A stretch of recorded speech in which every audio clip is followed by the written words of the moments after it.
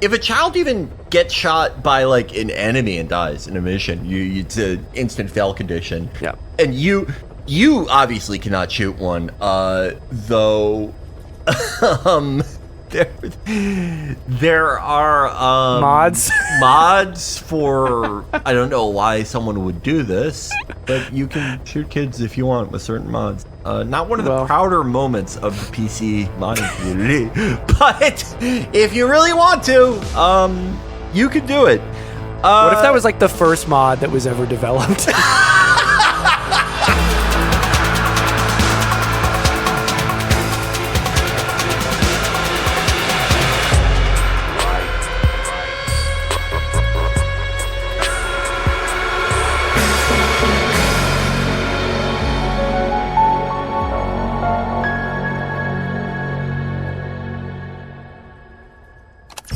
New mission available. Hey folks, it's Brendan. Welcome back to our discussion of The Phantom Pain, the second part of our two-part conversation, and the final episode of this season of The Players Club about the Metal Gear Solid series.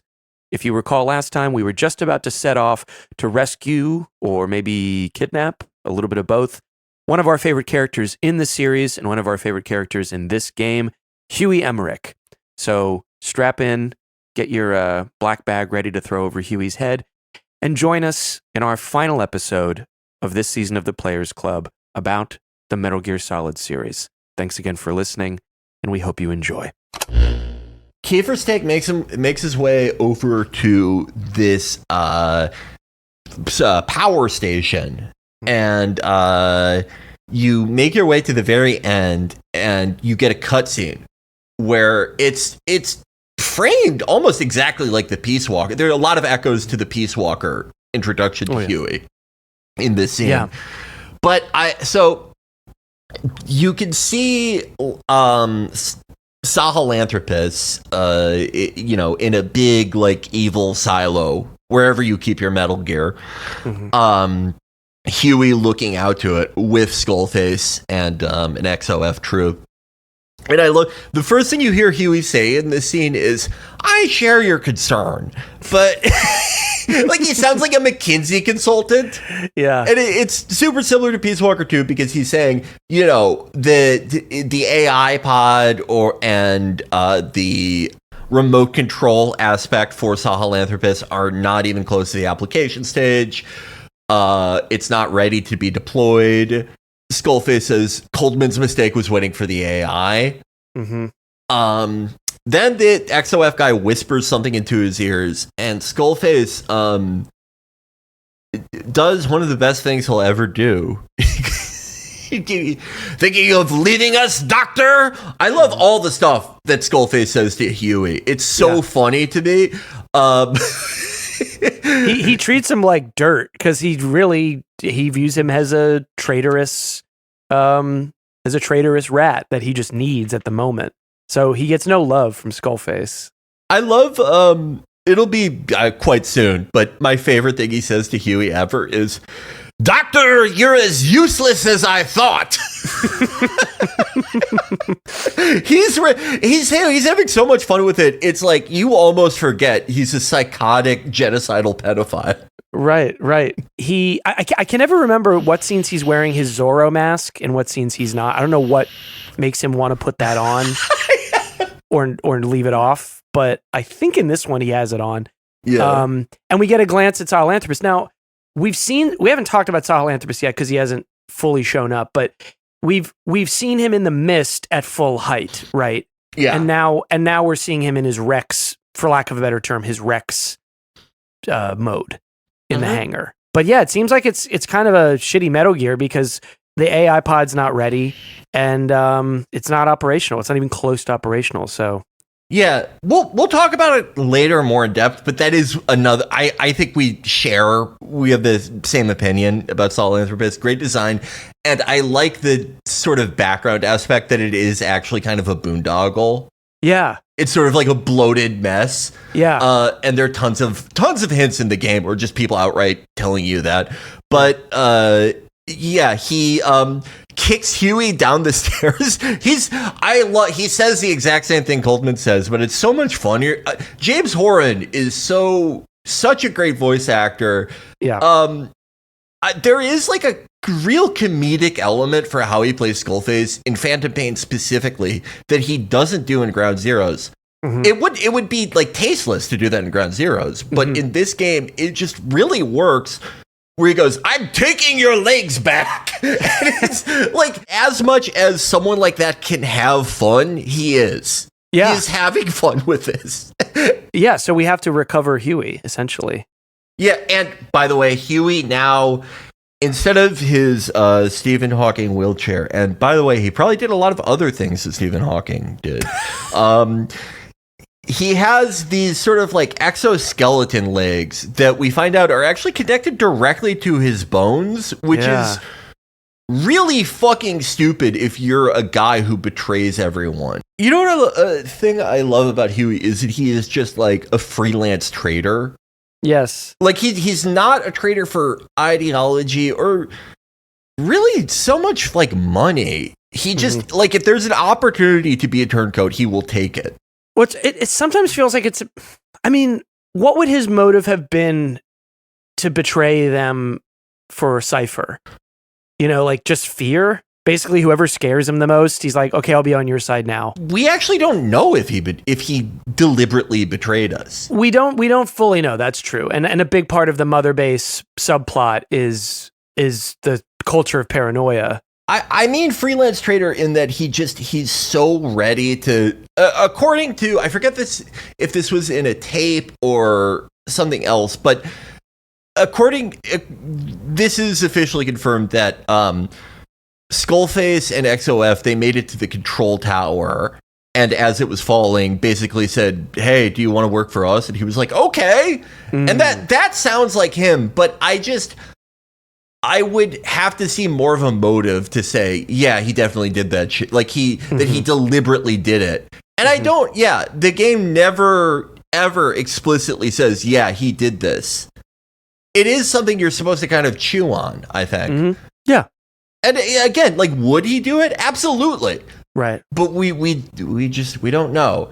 Mm-hmm. I just like the idea of someone who is just biologically a traitor. Like, if you put him in a post-apocalyptic world where like beavers and badgers had like 10 million years to evolve and they became like Redwall, he would constantly be like aligning himself with the rats and then betraying them for the badgers, and like any situation he will become a turncoat and work for every side. It is just and all like get maimed and beat up and intimidated into peeing himself by everyone.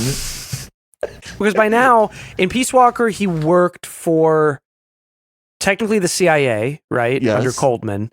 Then under I suppose you could say, terrorist mercenary group, MSF. Technically for the Soviets, kind of, but also for Cypher. Yeah. Which is pretty much every single side in the Metal Gear universe at this time. Yeah. That's pretty much everybody, you know, like every major player, you know. Yeah, no, he is an accomplished trader. Analyze the transmission. He's been in contact with Big Boss. Right.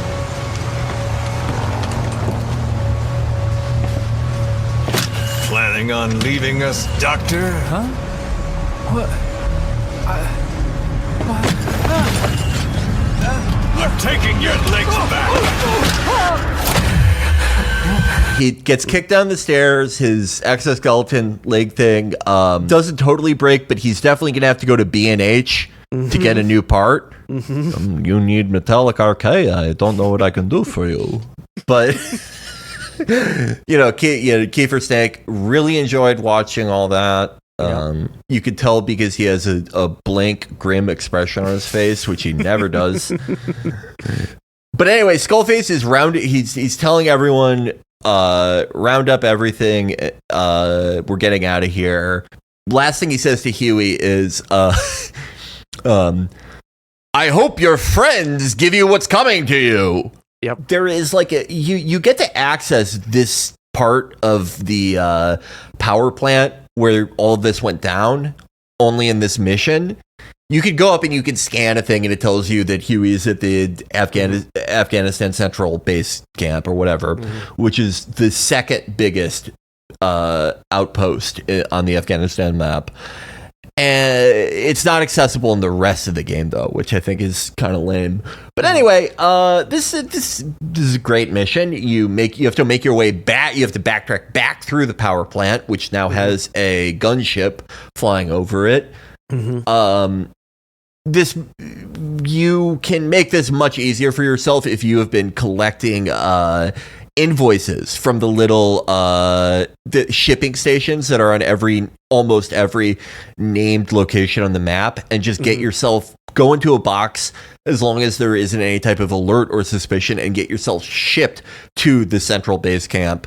Right. But this mission that starts as a side op, but as a proper mission, is called Hellbound.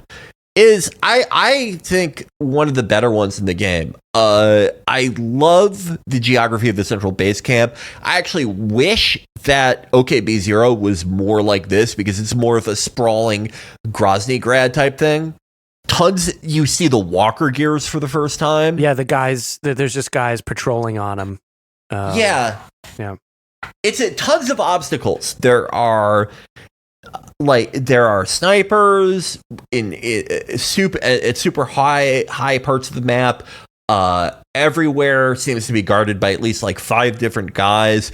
It's a pretty tough test if this is your first playthrough, and very fun to go back to. But anyhow, you find the part of the camp where Huey is in detention, being forced to work on evil robots, which is what he was doing already. Not a very good punishment. But True. He really likes it, apparently. Yeah.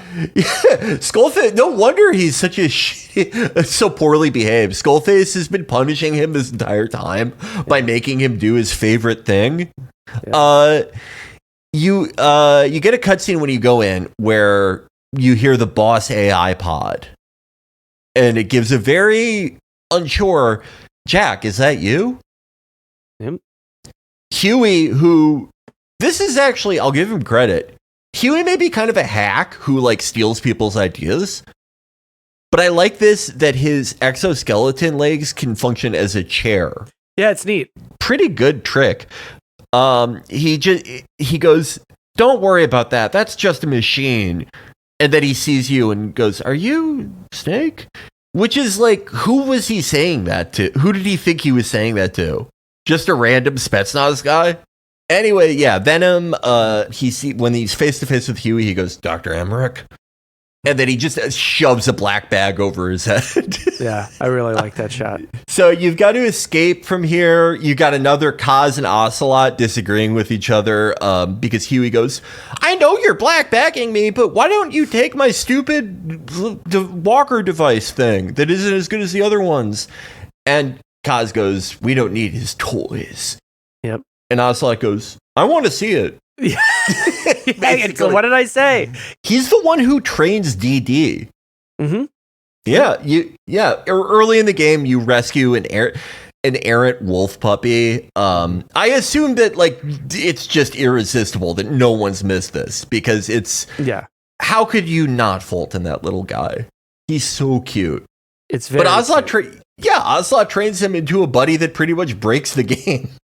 In early concept art, you can find it was supposed to be a literal dog initially. Yeah, a Rhodesian Ridgeback, yeah. Yeah, he's called D-Dog, but he's really a wolf. You can get a mod that turns him into a Rhodesian Ridgeback. See, there you go. You are supposed to escape the central base camp. Kaz very stupidly calls in Pequod to basically the front gates of the camp like an idiot. We finally are going to meet our titular Metal Gear for the game right around there. I was trying to do something. I wasn't trying to get no traces for this, because it's impossible to get no traces on this one. But I was trying to do something, and I got so mad at Kaz calling in the helicopter here, because I was taking a while, and they shot down Pequod, and it's what did you think was going to happen? Can you I know there's a mission where it might be Phantom Limbs actually, where you can just redirect the chopper. Yeah. Which is how you, I think, can skip the skulls. Yes, correct. I should have said that in that mission, but I think in this one you have to accept the helicopter where it is because it's where the boss fight needs to happen. Yeah, there's no other way. But I really like this escape segment, very Grozny Grad-esque. Tons of... It's a great map, like you said. I really enjoy this map. Yeah, one of the best. I like OKB0 a lot, but I wish it had been more like this. But right as you get to the gates, right as you get to the stupidest landing zone in fucking history, you know, it's really if Kaz didn't lose his arm and leg in the Mother Base attack, it's no wonder he lost them after that, because that's probably how he was operating all these 9 years. Kaz planned Operation Eagle Claw. I was about to say. Yeah. What a fucking dope. Screws us over a little bit in this case. Yeah, so you make it there, and Sahelanthropus, like, jumps out of the fucking sky. Mm-hmm. Skullface, another hilarious thing Skullface does, I love how in now two of the scenes, he is just hung out on the hand of Sahelanthropus. Yes. He's being carried around like kind of like King Kong would carry around a lady. Do you think that, like, that's why he likes Sahelanthropus so much? I finally feel petite. It's doing something for him. But I didn't even mean to, but Sahelanthropus, of course, is on the continuum of apes. Yeah. So, you know, there could be a little bit of a King Kong reference there. I don't know.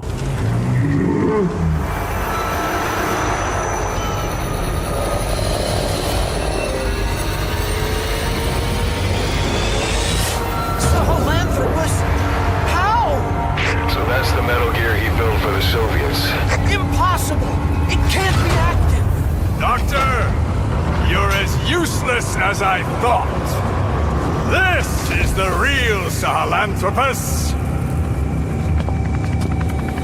You and your friend will die here.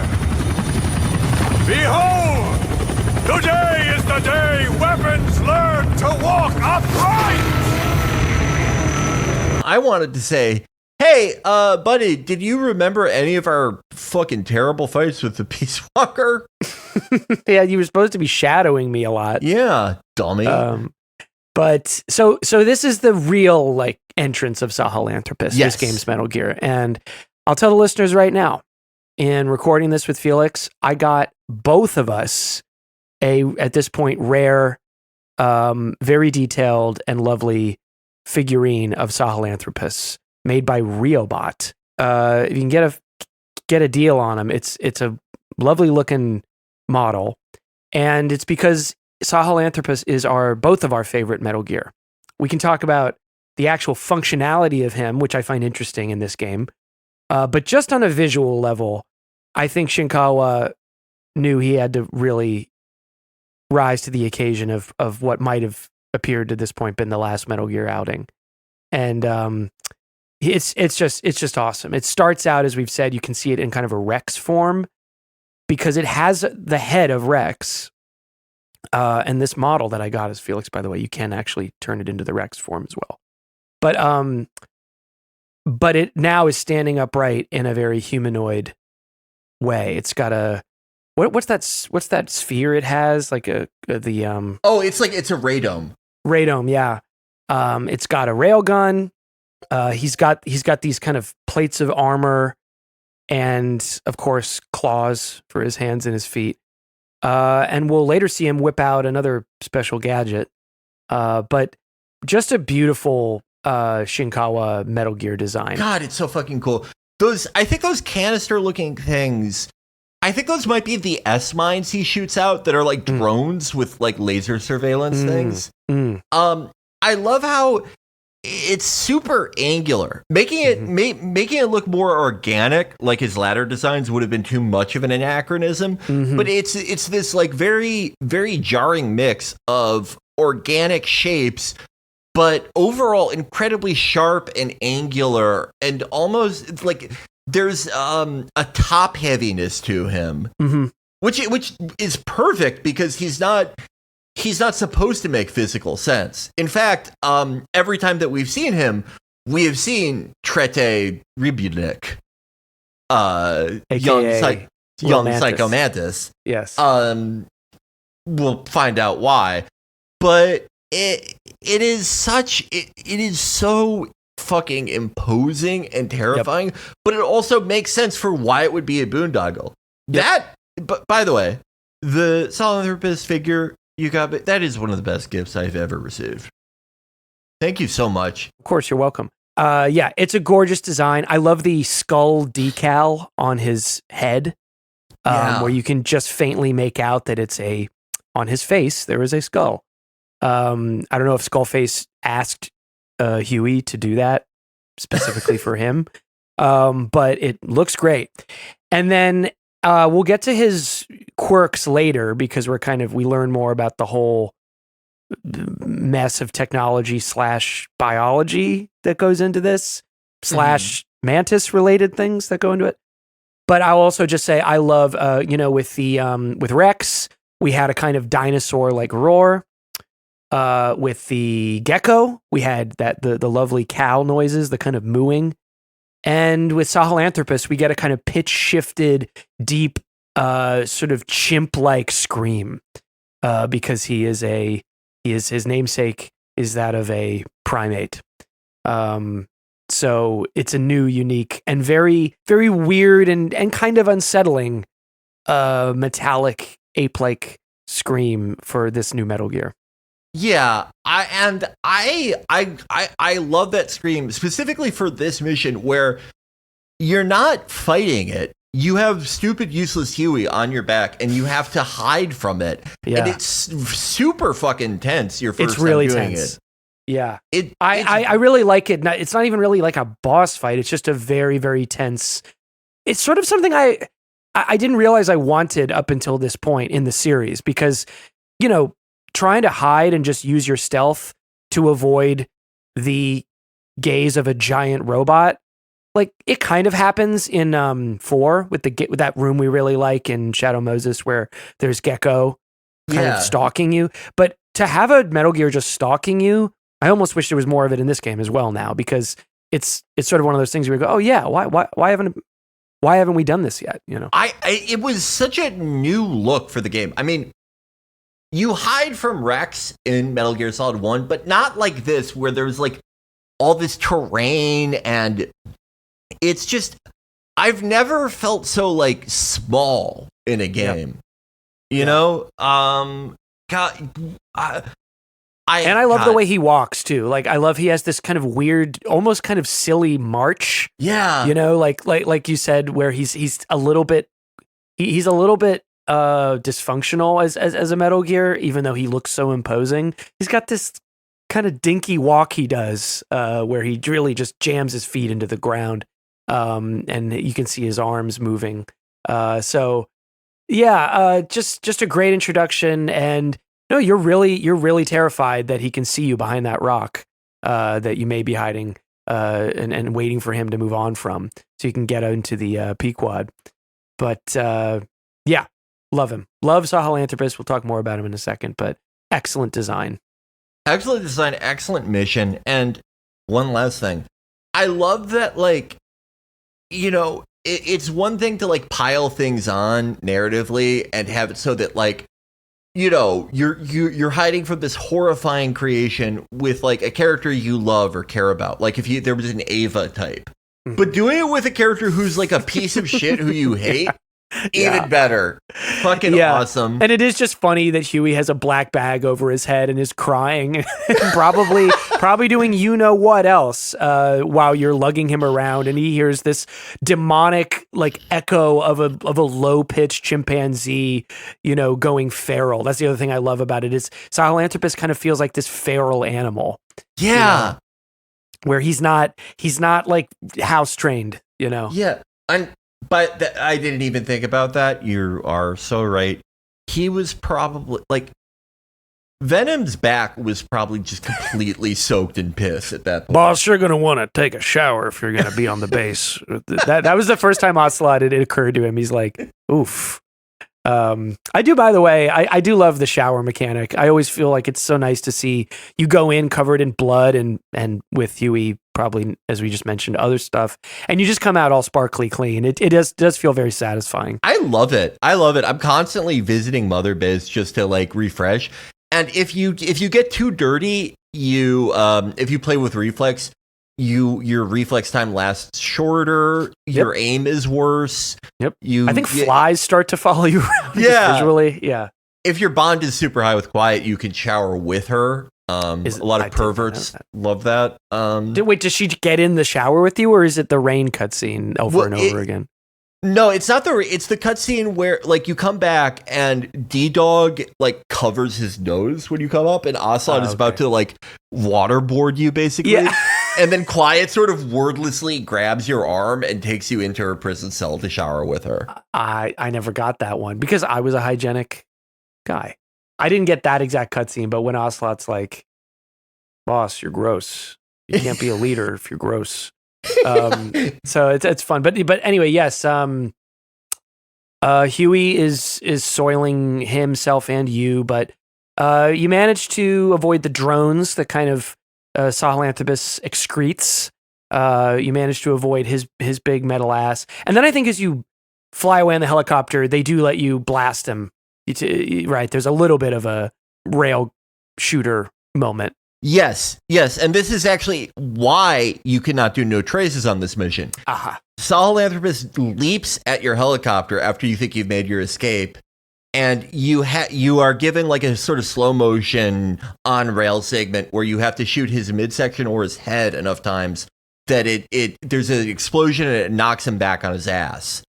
Yep. You also you can shoot the drones out of the sky, which is good practice because in your boss fight those things will chunk Pequod. Yep.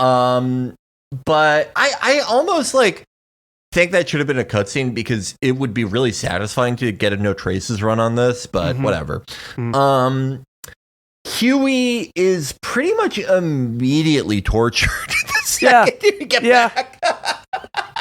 It's not a warm welcome he gets at Mother Base. Do you think he was like, at first he was like, "Oh, they're just hazing me." Yeah.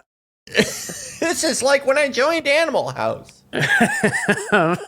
Yeah, because is this the one? Did they just go straight for the sodium pentothal? I can't remember which, because he gets tortured a couple times, right? They start by electrocuting him, and this is something I love, to power up the electrodes and clamps that they're putting on him. They're winding up the like cute little co-op box from Peace Walker, and it's so cool to have this like adorable co-op thing from this cute funny game used for this horrific almost like Ocelot is rock hard torturing this guy. Yep. I remember thinking, like, even on my first playthrough, I'm like, oh yeah, they're doing a good job, showing how this is not the idealistic operation that you see in the very beginning of Peace Walker, or in the apple in the eye of Naked Snake back when he was in a 20-something-year-old Green Beret. Yeah, I completely agree. I honestly, people who say that there isn't a satisfactory this is when he was bad moment, which obviously the point is not to have a single moment he turned bad, but they don't feel like it told the story well enough. I do not know how you could pay attention to anything in this game and think that. I don't even know if you played the game if you said that. It's sinister. It's just very obviously sinister, even though you want to collect the information. There's just an obvious grotesque theater, and Kaz doesn't care, and Ocelot, as you said, is loving it, and Big Boss approves of it in every sense. So yeah, Huey gets electrocuted, and they do give him the truth serum eventually. At one point, Ocelot goes, he might have training to resist drugs, and it's like, oh yeah, Huey went through like SEER training, sure, yeah, but Huey, in typical like whimpering, contradicting himself fashion, admits, what Sahelanthropus is, and that Skullface and XOF have absconded from Afghanistan for the most part, and they are working on something in Africa that is supposed to be way bigger than Metal Gear. A weapon to surpass it. Yeah. And Kiefer Snake goes, I'm guessing this isn't another nuke. Thus ends you go back to Afghanistan, but this is the end of the Afghanistan chunk of the first part of the story. Yeah. Yeah. Campaign. Just a few other things to note of in this part of the story. Some point after mission 6, with this being mission 12, if you go to the medical platform, you will notice that there is one door that you are able to go inside of. Inside this door is Paz. What? So, Paz is in this room in the medical platform. Ocelot and Miller explain to you that she somehow survived the helicopter crash from the end of Ground Zeroes, but either due to her PTSD or head trauma from the event or both, she still thinks that it is 1974 and will just not accept or process any information that contradicts this. And the only way you can get through to her is this new category of side mission that starts popping up. Find the wandering mother base soldier, where you have to go around the map finding former MSF guys who move around super erratically, are a huge pain in the ass to tranquilize or CQC. They'll throw stun grenades at you. They're really fucking annoying, but yeah, they're sort of skull adjacent. They're like in a trance, just wandering around, and they will. Do they attack you or do they just run away? Well, from you? They don't like kill you, but they'll throw a stun grenade at you, and you have to do the annoying like left analog stick plus Y thing to regain consciousness. Yeah. But every time you rescue one of those, there's a finite number of them in the game. I think like 8 or 9.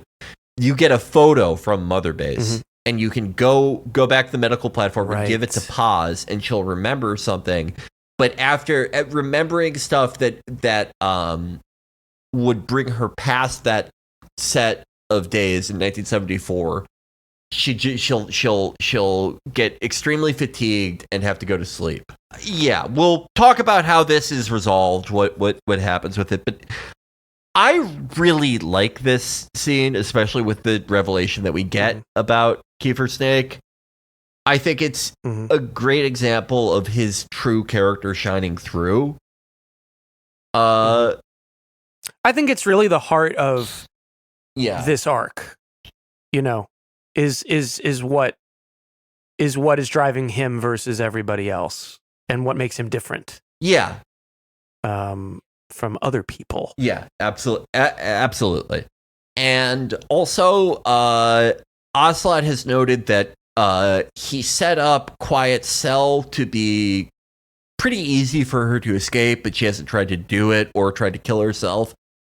And again, against Kaz's wishes, says that you should start bringing her out on missions. Which now you have D-Dog, D-Horse, and Quiet. And D-Lady. Christopher Moltisanti going, you fucking D-girl. I should have said D-girl, yeah. I'm glad I didn't, though. Yeah, the buddy system. We talked about it earlier. I mean, personally, folks, I don't really... Like, once you really get into the game, I think it's more fun to not have help from a buddy. Yeah. It can be fun in different ways, especially with Quiet, to kind of play with like the strategy around how you can use her. Definitely. We discussed D-Walker. It's like, do a crazy run with that if you want. But D-Dog, to me, it breaks too much, which leaves D-Horse, which, yeah, if you need to get somewhere quick, just use D-Horse. But most of the obvious buddy picks are now available to you with Quiet in the mix. Yeah. And you can get her better. You can get her better rifles, and you can get her a tranq rifle versus a lethal sniper, and so forth. As you upgrade your own weapons, you can upgrade hers. I actually really like Quiet as a buddy because I feel like there's more balance with her, at least at first. Because she will eventually she'll just automatically shoot anyone who spots you. Mm-hmm. And if you're trying to get the highest score possible, you don't want that. Mm-hmm. But the thing is, if there were more missions that were like Mission 46 with Quiet, mm-hmm. or whatever mission Quiet Exit is, but if there were more like that, I would use her way more. But unfortunately, you aren't put up against overwhelming odds that often. So she has the same problem that a lot of buddies have, which is trivializing things. But that doesn't mean she's not fun to play with. That about covers everything we need to set up for this portion of the game. We are now going to Central Africa. We're going to the Angola-Zaire border region to figure out what Cypher is up to. Our first mission here, Pitch Dark, is ostensibly our employer for this. The people that have hired Diamond Dogs are an environmental group, a radical one who I guess they don't want to get their hands dirty. But if there were if in real life environmental groups were this hardcore, there would not be. I don't even think the ozone problem would have happened. No, a few years ago, because they are contracting like the most well organized, deadly, and effective assassins and mercenaries on the planet for their environmental causes. Yeah, which is impressive to me. What is the most evil, morally compromised mercenary group that has penetrated both the Soviet and American military? Yeah. It's called Pitch Dark. Mm-hmm. Is this? I'm trying to remember which. This is where you. This is the first one with child soldiers, right? Yes. Yeah. Yeah. It's a great mission. Is this the one where it's the oil field or whatever? Yeah. I really like this mission. This is a great mission. You are supposed to stop the water transfer pump and blow up this big tank at this oil facility because it's polluting downriver. Saner, the company that ostensibly owns this oil field, is connected with Cypher. So that is another reason for why you have decided to take this job. I love in the intro to this mission, as you're making your way into your first steps ever on the Central Africa map, Kaz is talking about how MSF was hugely influential, and all these people that used to be in MSF are in these PFs, private forces that are all over the Angola-Zaire region because of ongoing conflicts. And something very interesting he says in this is, these guys who used to be in MSF are now fighting these pointless wars and dying meaningless deaths, which is very interesting to say, knowing the full context of this game.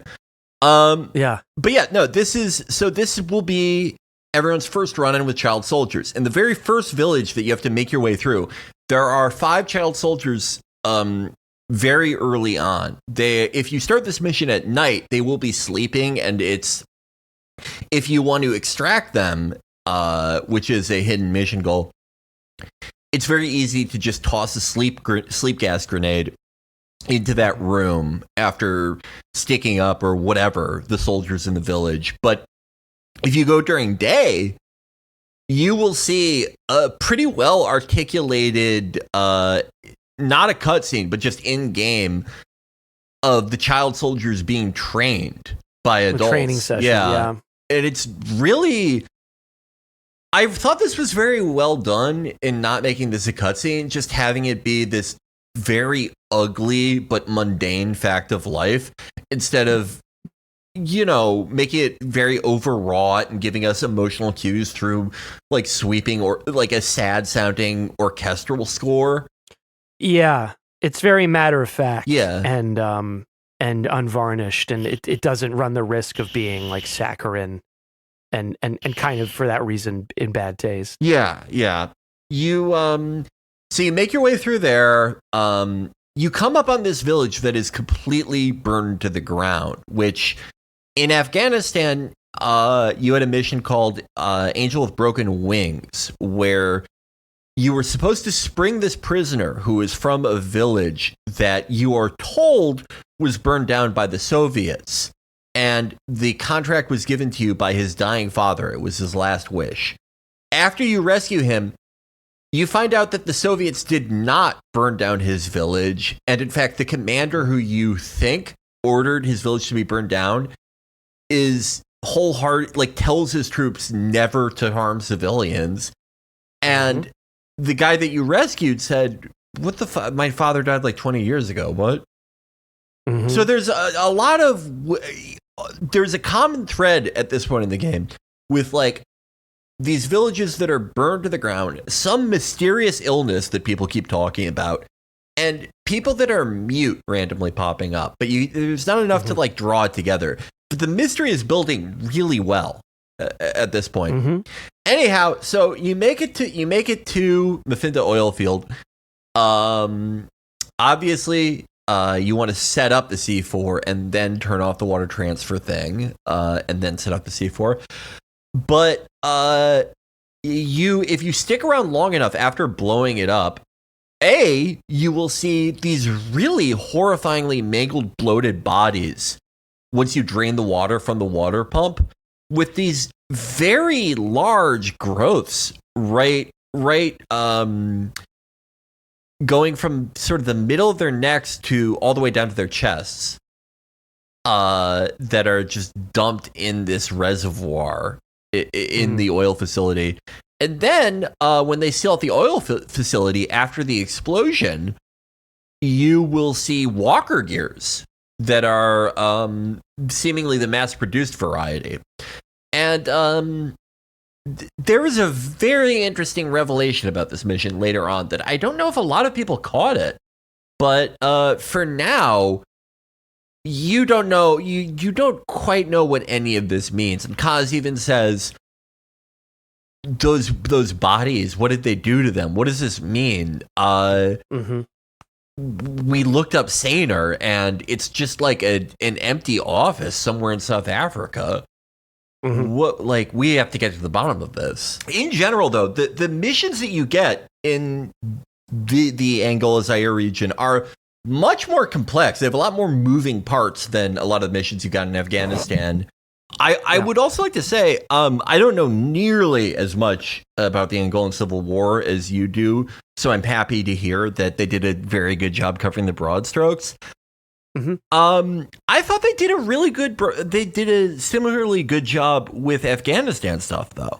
They didn't go super deep into it, but they didn't really need to. I don't think it's really the province of this game to talk about, like, the politics, the political environment in Pakistan in the 1980s, or like Saudi Arabia's foreign policy necessarily. After King Faisal, there was one funny line in a tape that you noticed about an unnamed ally, right? Didn't you text me about that?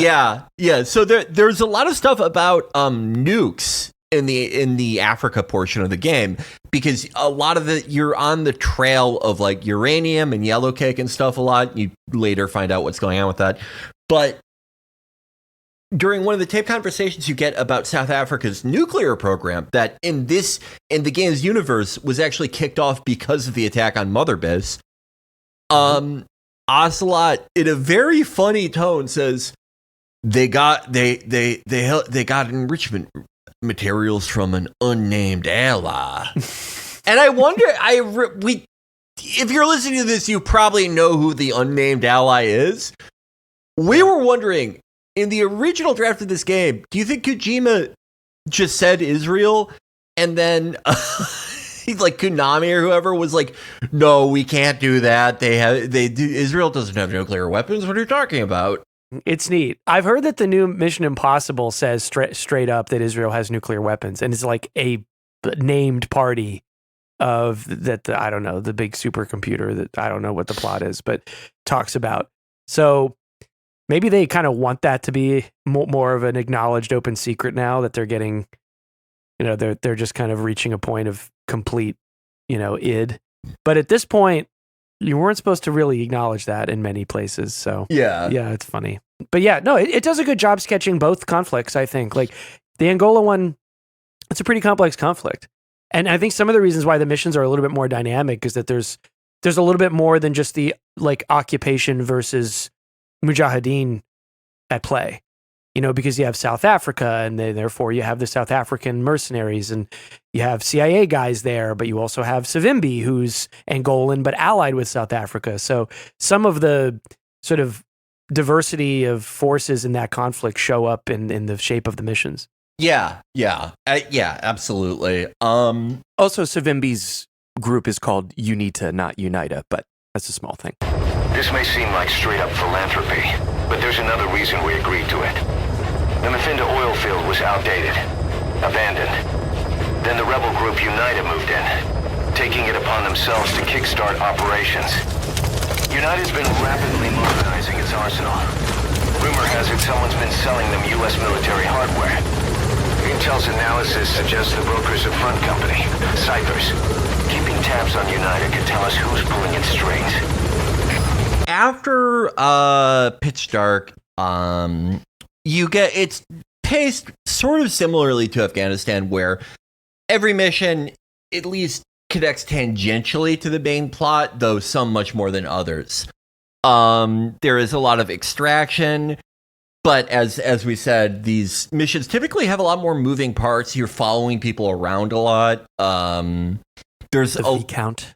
The Viscount is I love that mission because it's just like I've done it in the way where I've only rescued him just to hear what the cutscene is, but he's your target for that, your VIP that you're protecting is, I think, in the running against Huey for slimiest guy in the game.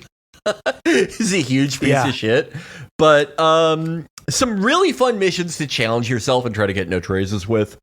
But eventually you get a more child soldiers centric mission in Blood Runs Deep, where this has one of the few non-larger story related mid mission cutscenes. You are basically, all you're told at the onset of the mission is an Mbele group, a former commander of an Mbele group that joined one of the PFs, wants you to take out members of his old squad so they won't spill the beans on him. The first guy you take out is in this one outpost. You can obviously abstract him or take him out, but he's just, like everyone else that you have been given a contract to kill in this game, he's just another adult soldier. The 5 others are working in this mine that's about a kilometer away on the map. And it's a very well-protected camp. Tons of sentries out there. Can be difficult your first time playing. But once you make it all the way down into the mine, going deep into the depths of it, you get a cutscene where it is revealed that these are all children. This scene is very interesting because it almost... Kaz is not... He's not suggesting that you kill them, but he is sort of reminding you that that's the contract. Mm-hmm. And he sort of justifies the idea of doing it when he says they have nowhere to go. We'll put it in, but it's either heaven or hell for them. Mm-hmm. And Snake goes, no, there's another choice. And he just opens fire, but it's revealed that he emptied a mag into a bucket so they can give their client a recording of gunfire and children screaming and say, okay, we took him out. Obviously, Venom is not going to kill these children. Unfortunately, these must be Eva's kids because they are fucking terrible escort mission target. Like they do not do fucking anything you ask. Yeah, this is not a stellar part of the game. Something I really don't like about this mission is I've tried to do it in a way where I take out the guys who are in that sort of tributary you have to go down with the kids ahead of time. But it turns out they actually spawn soldiers into the game so that there's no way to prepare yourself. After you get a better Fulton that's capable of extracting kids, you can just tranquilize all these kids and do it that way. But you're not going to have that your first time ever playing this mission. You just aren't. I think the story would have been better if it was like, this guy wants us to kill all these kids for being bad kids who don't listen. And then it's like a moral conflict because you're like, oh my God, he's right. They are really bad kids. They don't listen to me at all. and then you get the cutscene where they arrive at Mother Base and they kind of square off with Kaz, like squares off with an 8-year-old basically. Well, to defend Kaz, okay, you get back and Kaz says something. Well, they'll need to work. Which is a hilarious thing to say about a bunch of like 8-year-olds who, by the way, gave you like $2 million in diamonds. That is true. They gave you so many fucking diamonds, and God's like, well, it's not free to live here. and the boss says something along the lines of like, well, they're already soldiers. And Kaz actually kind of balks at this. He pokes one of the kids with his cane. Yeah. And the kid grabs a gun from him. And boss goes, see, he's a natural. Mm-hmm. And Kaz does one-armed CQC and grabs it back and says, he's no natural. Mm-hmm.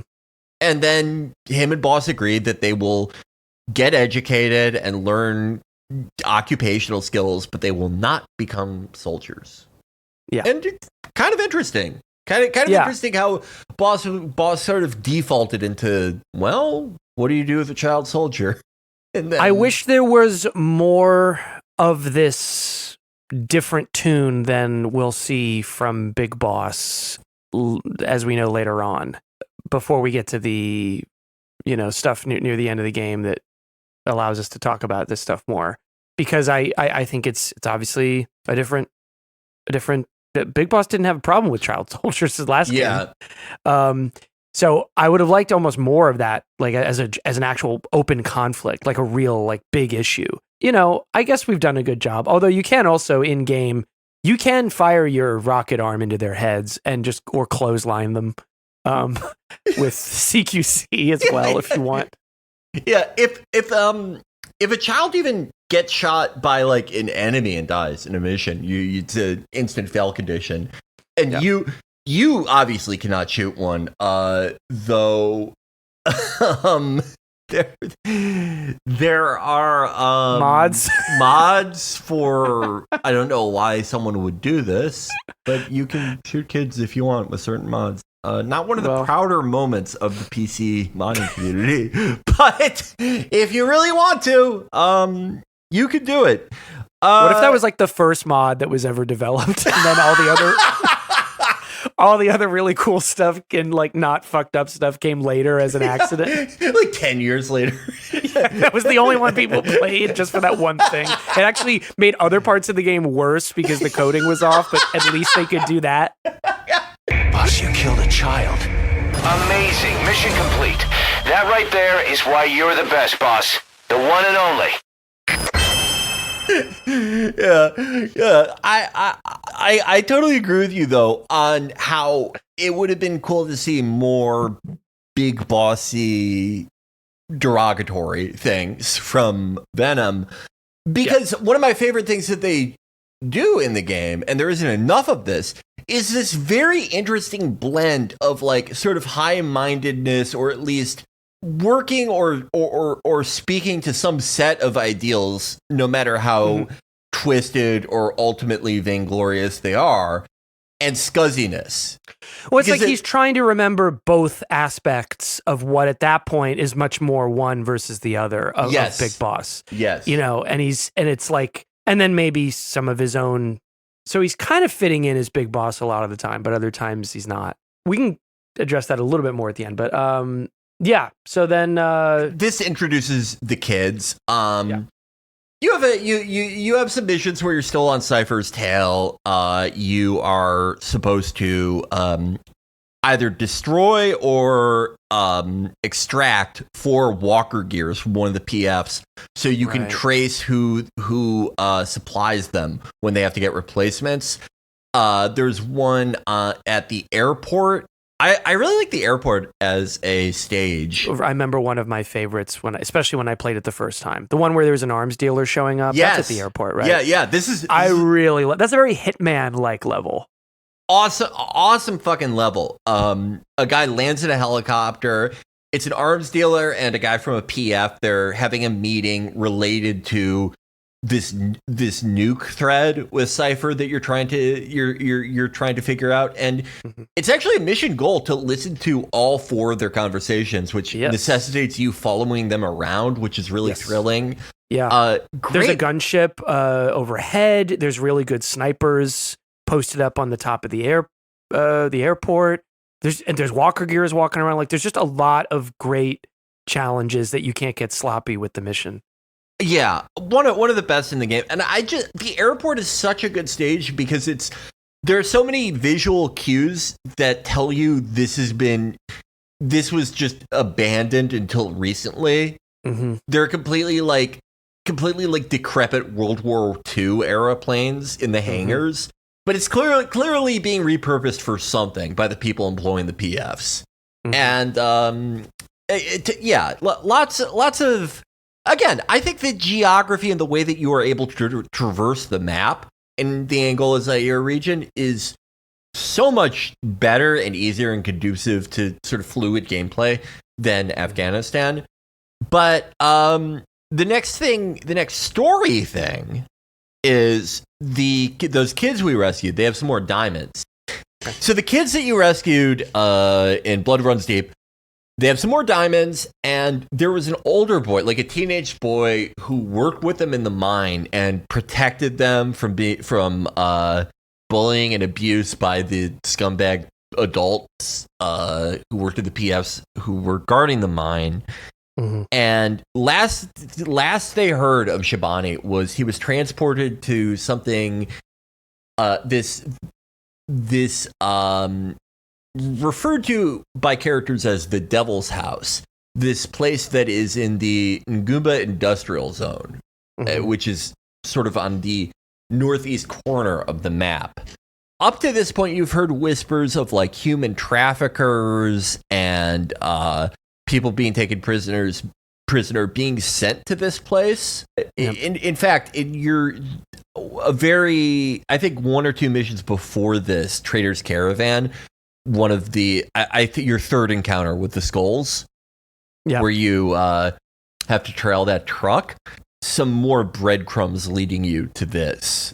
But anyhow, you start out pretty far away and you have to traverse some pretty interesting geography. You have to basically follow a river that ends in a waterfall. And there's a really heavy fog. It's not the same as the Skulls fog. It's just a natural, regular fog. Mm-hmm. But it's very tense. You're always like 10 feet away from the guys you're sneaking past. And you make your way all the way through this cave into this cliff face with 2 buildings on it.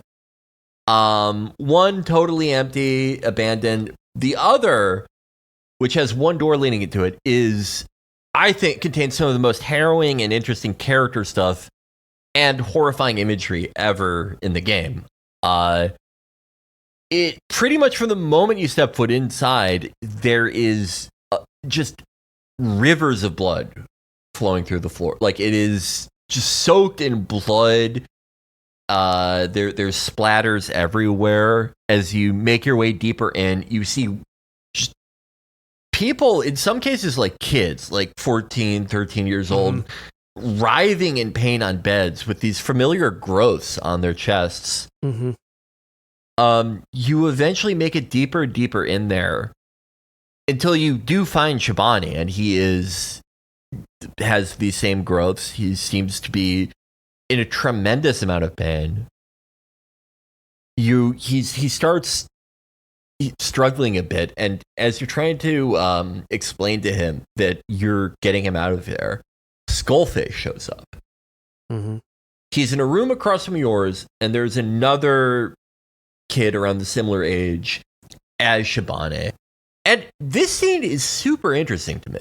Skullface says something to the effect of like, okay, you can die now. Takes out his sawed-off lever-action rifle and shoots him. But then he says a prayer in Hungarian and then puts his hat over his chest very solemnly. Mm-hmm. And I found that incredibly interesting. I mean, we will talk about Skullface's character later, but this is an angle of him I find really underexplored in the game. I mean, basically, Skullface is in some ways like a genocidal maniac and a lunatic driven by very sort of ill-defined revenge, though it does kind of make sense. In his plans necessitate the deaths of like millions to even be able to come into effect. Mm-hmm. What's interesting, though, is he doesn't seem to relish in killing of the innocent just for its own sake. Mm-hmm. In his own, like, very twisted, evil way, he does seem to think that he should and that he does honor their sacrifices.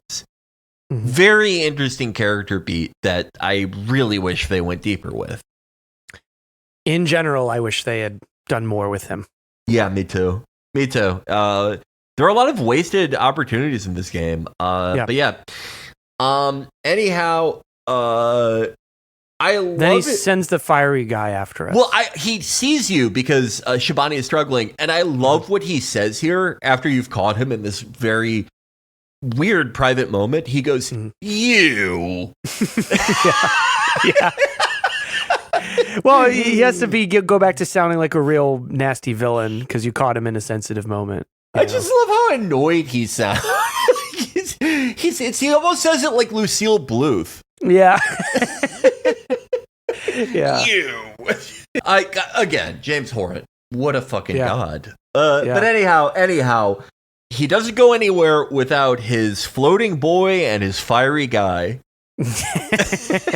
Yes. So, that man on fire that you like, he's back in style and he's chasing after you. I love how when you get control back, Kaz goes, "Get the fuck out of there!" Because you never hear him swear like that over the command radio, and it really imparts the tone that you should be freaking the fuck out. Yeah. You have to escape from here. Oh, sorry. One last thing. Very interesting scene with Shabani as Skullface is going, "You." Mantis, the third child, whatever you want to call him, notices Shabani is in pure misery, and it kind of imprints on him, and he kind of euthanizes Shabani. He realizes what agony he's in, and he's briefly imprinted onto him, and he kills him with smoke inhalation. Very interesting. Yeah. Anyhow, yeah, you sprint out of the devil's house. You try to make your way back to the cave. This man on fire shoots some fire at you, and it blocks off the cave. I really like this. Is like the only real puzzle fight in the game. I really like it. I recently did something where I tried to get no traces on this by tricking the man on fire into blowing up a water tower, and I was able to do that, though I think you only fully get rid of him by extracting him. And if you have a normal Fulton, you can only extract him if you hit the floating boy, which you can only do by dropping a supply drop on him. Right. But if you have I remember trying that. You have to order it pretty quick, and hopefully your support unit is advanced enough to drop them quickly after you order. But if you have the wormhole Fulton, you could just suck them up in there. You don't even need to hit a child with a box. Right. which is less satisfying but easier. Yeah. And what do they say when you try to extract? I almost said his name. When you try to extract the man on fire, don't they say something like, "Boss, he's too fiery"? There's some reason like why he's not fucking on Mother Base next time you're there. I love Boss. He's too fiery. Boss, don't you know that a fiery guy can't be? Well, I was going to say earlier, actually, if there's one thing that's surprising is when Kaz like, "Boss, get the fuck out of there." It'd be funny to hear Osset like, "Boss, I'm thinking maybe we can use this fiery man." Like he's always usually up for it, but I guess in this situation he knows who it is, so he doesn't. Boss, he's never actually said that he doesn't like you. Have you ever tried talking to him? Yeah, but boss, what if he's just shy? Yeah, he doesn't end up. You can extract him, but they say something like it doesn't work. The out. line snaps is what they say. No, it's fun. I think it's there's pretty conspicuous water towers there, so you can put it together pretty quick. Like, as in the beginning of the game, we saw if a guy's on fire, water might be the thing that chills him out. Yeah, and then you extract, right? Or isn't there a cliff nearby? Isn't there something you can do with the cliff? You can. There's a Jeep just sitting around, and you can hit him with the Jeep and knock him off the cliff. And that's another way to take him. There's tons of fun things you can do to him. Yep. If you have the highest upgraded water pistol, which you are only able to get the blueprints for that after Blood Runs Deep, or from Blood Runs Deep, you can incapacitate him with that, though it takes a really fucking long time. Which I kind of love because it's a squirt gun. So you look so silly doing it. I love the squirt gun, and I love that it's not just a gag; that it actually can be used in certain situations that a squirt gun would be useful for, including if it's upgraded, putting out a giant fiery guy. If you want to pass C2W without using explosives.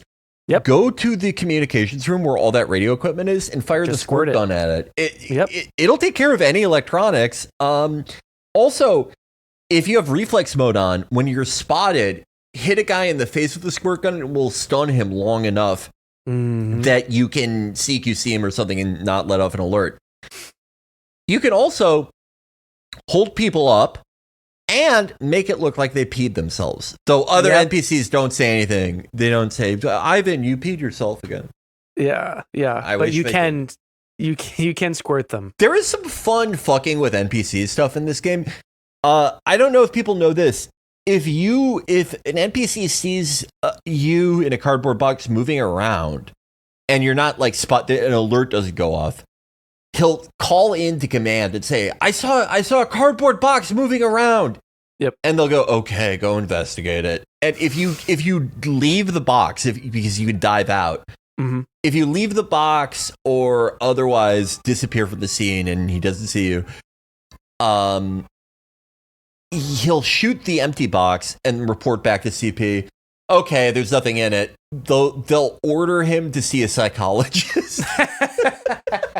Good. There's some really funny gaslighting you could do. Again, this is such a grim game, but I really appreciate that there's like silly stuff like that. It really goes a long way.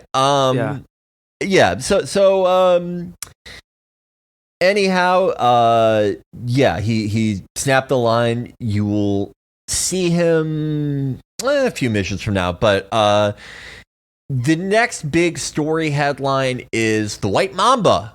Eli.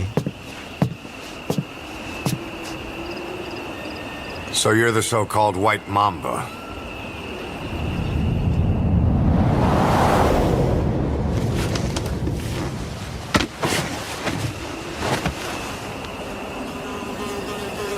Something tells me that's not the name your parents gave you.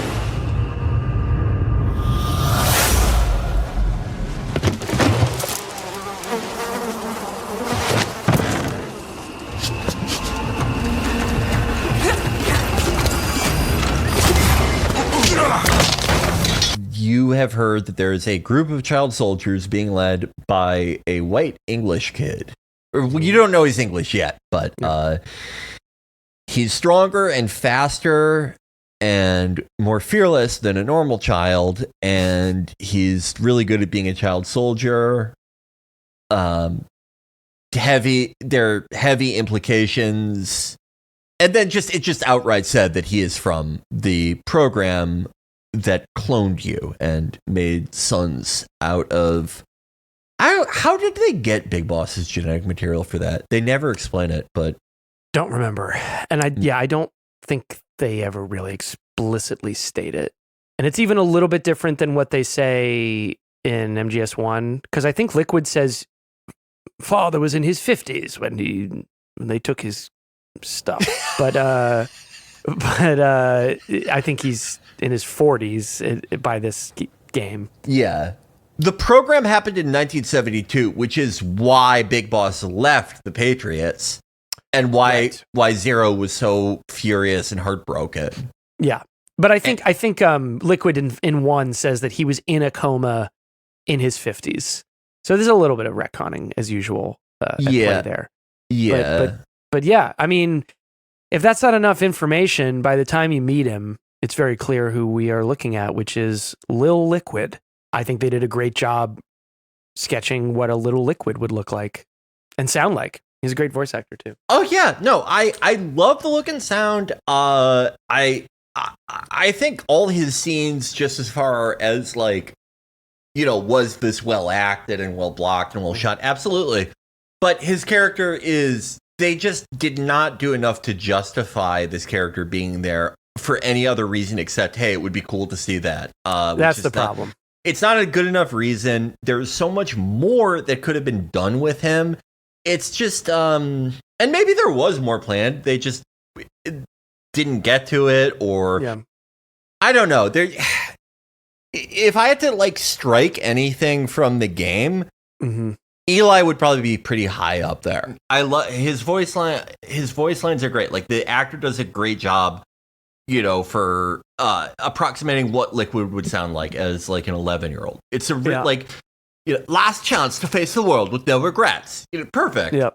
But yeah, it's just okay. So to explain what Liquid's story is in this game, basically, from the moment that he meets Venom, he fucking hates you because he knows about his origins. He exactly like in MGS1, he blames you for how he's inferior, and he fucking hates you no matter how straightforward you try to be with him, no matter what you try to do. He just fucking hates you no matter what. He wants to fucking kill you because he hates himself. Yeah. I just don't think this makes sense at this, like, they don't. This is why it's a missed opportunity, right?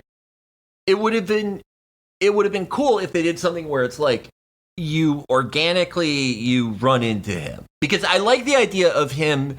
They kind of shuttered the cloning program in shame, and Liquid, the like brattiest, most unruly one, like just hitched a plane ride or something to Central Africa, and he's just such a bad seed that he wanted to be involved in like whatever war he could find. Have it be like either he ended up in the clutches of Skullface because Skullface would know about this, and Skullface is the one who tells him, "Oh yeah, you're inferior and it's your dad's fault." Because that would actually give us a good concrete example of Skullface perpetuating the endless chain of retaliation through the system, like he talks about. His whole thing. Yeah. B, it would give a reason for why he knows that. Yep. Because why else would he know that? Like, was Zero trying to raise him and he was just so annoying that Zero was like, "Oh, yeah, by the way, you're the shitty genes." And I mean, certainly no one tells him on Mother Base. No one tells him on Mother Base. And it would have given like an actual origin point for his character that we see in MGS1. Or, you could. There was a great suggestion I saw. I forgot who said this. It was in the video MGSV, a messy masterpiece, which I will also link. This was a review I really liked, but they suggested that it would be. No, it's from Pliskin Boys. Pliskin Boy in a video about MGSV talked about this, and I thought this was a really cool idea. Have it so Liquid or Eli actually really likes you from the moment that you meet, and it's sort of like quiet, like he's sort of enamored or charmed because you're the first person to actually like treat him fairly, and to kind of the first person who's ever like been nice to him. And then somewhere along the way, like somewhere near the climax or the end of the game, because of like a vocal cord parasite infection or something, you have to make like this heartbreaking decision. You have to like either like kill someone on Mother Base that he really loved, or even one of the kids. And it makes him it drives this huge wedge between you two, and it sets him off on this path. I thought that was a cool idea. There's just so many if he starts pissed off and ends pissed off, it's just not that. There's just like, okay, what have we really said about this character, Yeah, in fact, it makes him an MGS1, it makes him a shittier character, because it's almost like you're saying, okay, he was just a bad seed and he was always going to be bad. Like, okay, then genes are important. Like, right. Yeah. Because he just got all the evil ones. Yeah, I don't know. I mean, as he appears now, I would absolutely take every part of the game that he's in out if it meant we got more of other stuff. He is the least essential. He adds the least. Nothing with his character fucking changes, and it actually takes away from a character who was great in other games, in another game. I agree. There is so much you that could have been done with him, and they just, for whatever reason, they didn't do it, or were not able to. I don't know. I will say I like the boss fight. It's funny to call it a boss fight, but you do get this boss fight against this 11-year-old in the mission, and it's fun. I love CQC fights. I think they're super fun. And he's so mad about that when you get back to Mother Base, he tries this on you and Ocelot. He grabs a knife from someone and tries to stab you. And you both slam him on the ground and like dislocate his arm. Here's another fucking thing. This is why, like, you there's so little you could do with a prequel sometimes. It makes it so weird that Ocelot is Liquid's number 2 in MGS, and they just never. Hey, wasn't that weird when I was a kid and you took me to that oil base and you snapped my arm? Yep.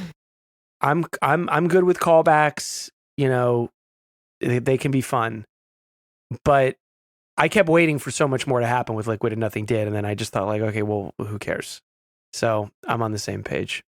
It's just so weird because the point of Liquid's character in MGS1, the game where everyone fell in love with him and everyone had the same opinion, which is like, damn, it sucks, it's such a great character, is killed off in this game. And Kojima felt that way, and he felt that way so strongly that he kept trying to bring him back. And he was probably so fucking excited that he's like, oh my god, I can actually show actual Liquid, not like as an arm on the weirdest guy in the world. Yeah. But it's like, in the course of doing that, he forgot what the kind of the point of his character was, which is that you can't, like, your genes will rule you to the extent that you let them. Right. It just, God, like, it's a small dose, and I wouldn't say that Kojima has too much of this, but it is a small dose of the George Lucas effect. Absolutely. Where the creator forgets in his excitement over being able to do things with more freedom. He forgets what the actual point was of a certain beat or character, you know. Yeah, and I'm a stupid fucking piece of shit who should die, who loves it. You know, loves hearing an 11-year-old Liquid go, "I'm not like you." Yeah, that's fun. It's super fun. And who does Liquid's voice in this game? I always forget that. Eli voicing actor, Piers Stubbs.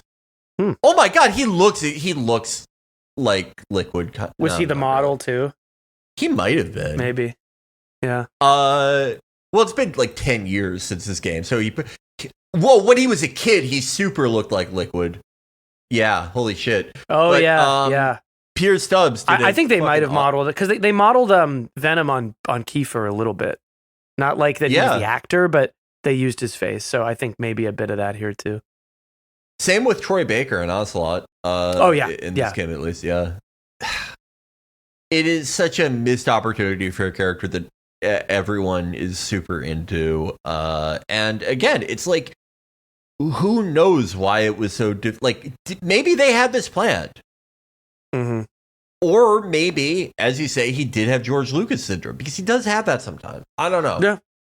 Anyhow, Eli is going to continue to be a terrible influence on the rest of the kids on the base. His mischief will go from just regular bullying to just killing one of them at one point. But just like his storyline, the storyline with the kids ends up being kind of lacking and incomplete. But the one scene that he's a part of, the one that I would be really sad to lose if you just excised him from the game, is, do you remember the scene where the kids drop that?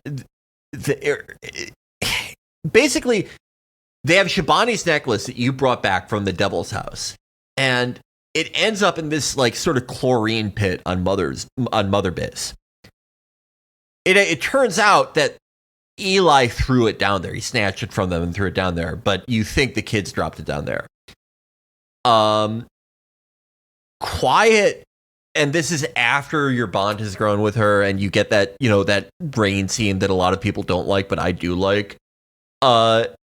Jumps down there and is maimed by the chlorine, but still rescues Shabani's necklace for them. Mm-hmm. And Venom just wordlessly carries her off. I really like that scene. Yeah. I think it's a really cool scene. It's really sweet. There's sort of almost like a Deadwood thing of how, for however fucked up and scummy mercenaries, and especially these mercenaries are, there is this civilizing, humanizing effect of community, no matter how slapdash that community is. Yep. Again, that's what I like most. I like that scene too. Really, the only quiet scene that isn't good is Ocelot saying that she does photosynthesis. Yeah, that's really it. Yeah. No.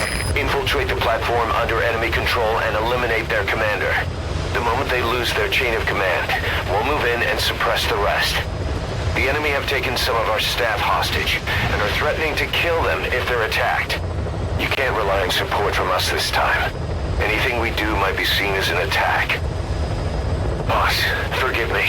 Can't believe I let an enemy force in right under my nose. Next big story beat after all of that is retake the platform. Mosquito, who was an MSF soldier who was on the helicopter with you and Kaz at the end of Ground Zeroes, he has formed a PF, his own PF, and he has invaded Diamond Dogs. And this mission is basically like a fun tutorial that explains how FOB gameplay works, how invasions and defense works.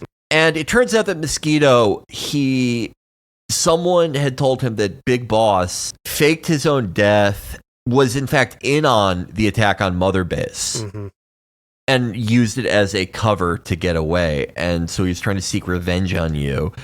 after you apprehend him, he's like, oh, my bad. It's funny, you can kill every single one of his guys and leave him as the only survivor. And it's like, yay, happy ending.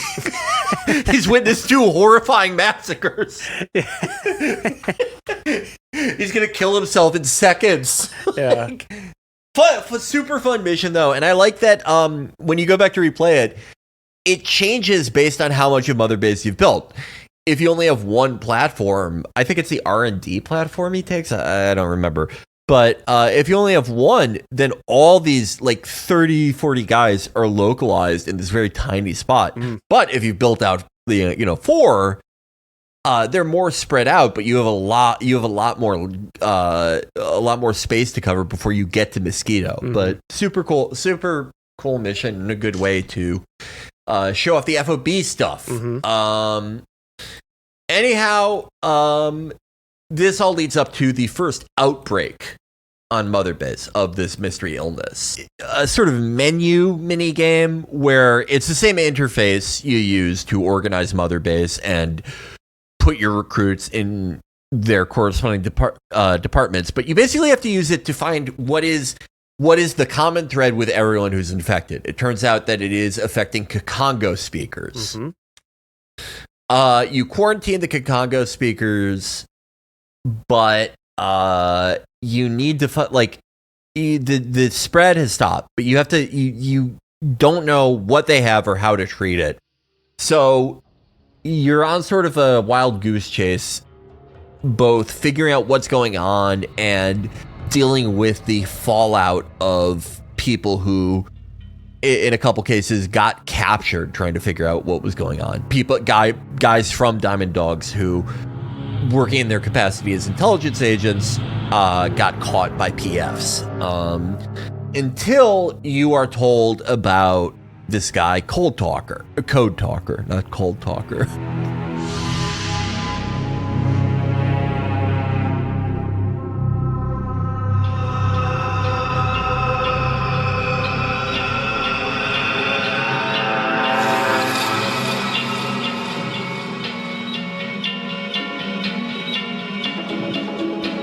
He is a cipher researcher who pioneered all this research into parasites and vocal cord parasites. At this point, you know these are vocal cord parasites, but you don't know the neither heads nor tails, where you would even begin with this. This kicks off a trio of pretty exciting missions. Code Talker is, I think, all around one of the best missions in the game. This is where you storm that villa, basically, right, to get him? Yeah. The Lufa Valley is the region this takes place in, and it's a very fun geography. Tons of verticality, waterfalls, cliffs, like mountainous regions. And you, not even like 2 minutes into the mission, you're surrounded by a mist, and you think, oh, great, the guys with the candy shell again. No, you're fighting the sniper unit. And they are the most fun skulls to fight, I think. Definitely. So, like, really satisfying if you can take them all out without raising an alert. I think that I love the challenge for that. I don't get why they only use them once. They are so fun. Any path that you take with this is super fun, intense. The most optimal thing for your mission to try to do is to try to take them all out without raising an alarm, because you can kill them and go into like an open combat state where they're alerted, but that will put the guards at Code Talker's mansion on full alert, and there's already so many of them. Or you could try to sneak by them. If you sneak by them, they will turn all the guards there into zombies, so they'll be really easy to avoid. But they will also be on your ass when you're absconding with Code Talker. And he's 1,000 fucking years old. So it's not good for him to get shot in the stomach. Right. But it's very rare where like every option is arguably like equally fun, but just a great, I think it's really cool too to like kick off a mission with a boss fight like that. That's a fucking awesome choice. I still have not gotten a no traces on that. I feel like there's a pretty simple way to S rank it that I could do reliably, which is like take them out without raising a combat alert, and then like grab Code Talker and just hightail it. But no traces for that one seems like it would be really fucking difficult, but I'm sure people have done it. I also love that you spend this mission, a lot of it in a very well articulated interior. Yes, I really like this mansion. I like that it has sort of like a confusing layout the first time that you approach it. It's super well guarded. I love the process of like sort of scaling the cliff face and the waterfall to get up there. They do reuse it later on, but again, it's like, why didn't you put like 5 missions in Luflaw Valley? It's like fucking awesome. Yeah. But anyhow, you make it through the skulls, you make it into the mansion. There is a fucking 1,000-year-old. I mean, he's like 130 or 140 in the game. Native American man chilling in the basement. Well, he's not chilling. He was a researcher and a scientist. He was already pretty old when World War II started, but he helped turn Navajo into a cipher for the U.S. military in World War II. And he deeply regrets it because he says something very interesting about how a cipher is the opposite of language, because a cipher is dead. It doesn't evolve, but a language does. And he turned something that was living into a dead cipher. And they explore a lot of the themes of language and identity through him. But sometime like after World War II, he in his capacity as a researcher, he gets picked up by an organization associated with the philosophers. And he gets to examine the corpse of the End and the Fear. And he learns that they had these parasites that had gone... that were previously believed to have gone extinct. They had these parasites that gave them incredible abilities, to control bees or to, have superhuman accuracy and be photosynthetic. He got pretty far researching them on his own, but he decided that the best way to research it was to go to the RFK route and infect himself with the parasites. Which explains why he's so fucking old. Yeah, and leathery. And leathery does not need to eat, but he does. He loves hamburgers. That's basically he comes into contact with Skullface because Fox and XOF were successor organizations to philosopher organizations. Before he got to work on the parasites, he found out about this other thing called metallic archaea, which is a weird form of matter that can turn even depleted uranium into enriched uranium, weapons grade uranium, but can also clean the radioactivity out of nuclear waste. It can go the other way. And he wanted to use metallic archaea to de-irradiate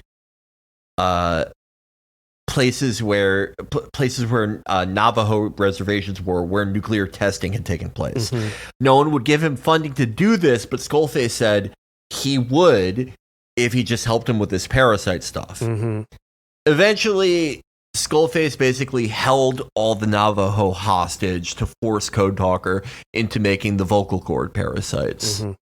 Metallic archaea is sort of, I would argue it's more of a unobtainium, it can do anything bullshit thing than the parasites are, which is saying a lot. But it basically is like the Green Lantern power. It can form shit out of nowhere. I don't know. They never even try to explain it, which is good. This is another moment where I wish for a second draft, because now we're juggling a couple maybe a couple too many things. There's Skullface wants to make Sahelanthropus a Metal Gear. Okay. We've seen that before. It's an awesome Metal Gear, but we've kind of done that. How he might be looking to get it running is kind of interesting because we know there's something going on with with Lil Mantis. But then he also wants to make units like the skulls and metallic Archaea stuff. But then he also has magic parasites, and he wants to make we'll get to it, but he wants to make a world scheme for some kind of global terroristic act or domination with those. And it's back to that thing of like, I'd rather we pick one thing that the villain can be after, and then we can have other stuff going on, like the inter-mother base conflicts, or if it were expanded, even Liquid, being involved. But the villain wanting to do 3 things at the same time, let alone, other characters, that's when I think you get people saying, oh, there's not enough story. Because it's not that there's not enough story, it's that so much story is being jammed in here that nothing gets enough time. And nothing gets enough of like, you can't breathe, with any one MacGuffin or unobtainium, as you put it. It's a very weird problem that I've seen in other things, but very rarely. The problem of spreading great characters too thin across too many shallow story points. Mm-hmm. And by the way, with all that you mentioned that Skullface is trying to do and his plans, keep in mind, he is trying to do this because he worked for like the evil deep state for like his entire life, and then presumably one day was like, you know what? Fuck you. Yeah. Like it's not there was so much that like should have taken priority for them to figure out in the story. Like that is, I mean, we'll get to his speech, but like, yeah, I don't think his speech adequately reveals stuff like that about what we're to think of him, Yeah, it's like, again, there's, once we get to that, we'll talk about how that could have been done better. But like, if you're going to have a guy who's doing so many things, his fingers are in so many pies, and he's working night and day on all this like evil shit for an ideological reason, there has to be like a better point of origin than like, actually, fuck you, my boss. Yeah. Yeah. But anyhow, it's a shame. Kiefer Snake has made his way to the basement. And this is exactly like Red Zone Cuba when he met Cherokee Jack. Oh my God, you're right. Hi, Cherokee Jack. Oh my God. Yeah. Wouldn't that be so funny if there's like an interview where like Kojima's talking about influences and he's like, a lot of Michael Mann and of course most of the Coleman Francis catalog I was drawing from heavily. Yeah. We were after our Ground Zeroes episode, it just hit me like in the middle of the night. I was like, holy fuck, that's what he sounds like. And I texted Brendan, I'm so mad I figured this out now. Kiefer Snake sounds like Coleman Francis if he was like a good actor. Yep. It's not a criticism of Kiefer Snake. Like, we love him, but he does sound like Coleman fucking Francis. Yep. That's where the title for Ground Zeroes episode came from. I mean, it all crystallized after that realization. And I'd like to think, we're just fans. We've talked about a lot of stuff that, it's inevitable to talk about. Well, we've tried to stay fresh and talk about some things from our own, special point of view. I'd like to think we're the only game in town comparing the Metal Gear Solid series with Red Zone Cuba and films like it. I'd like to think no one else has quite scratched that particular itch. So anytime it comes up, I'm happy we're doing it. But yeah, he goes to meet Cherokee Jack, so to speak, in the basement. And it's very atmospheric. And again, one of those things where I'm really intrigued at the beginning of this mystery. And then it kind of goes into the whole language stuff later. And I tune out. Yeah, I also like, we've also had like in pretty much every game, right, there's a scene where whoever the snake is, he's happening upon like some old man who is going to tell him what the deal is with like the technology at the core of whatever game we're playing. Right. But seeing it represented more as like a personal crisis than like a mission is very interesting. Because the thing he says to him is, this parasite shit you made is affecting it's hurting my men. What do I do? And there's something very grounded about it that I really enjoy. And yeah, it's just cool imagery. There's a reason for him hitting the pipe too. Code Talker says that he is at risk for activating these parasites, but hitting this pipe that Code Talker is smoking temporarily deafens them. So he'll be safe. Anyhow, you get another exposition scene as you walk out of the basement with Code Talker on your shoulders, and you are forced to walk incredibly slow because Code Talker talks incredibly fucking slow. Yep. But this is...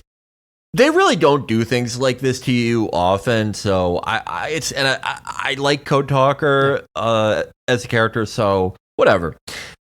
Super tense escape, regardless if you took out the skulls without raising an alert or you snuck by them. In any event, you're going to be evading tons of patrols, and it's going to be kind of a bitch to get back there. But just a great mission. Yep. Front to back, structured incredibly, amazing terrains and interiors to traverse.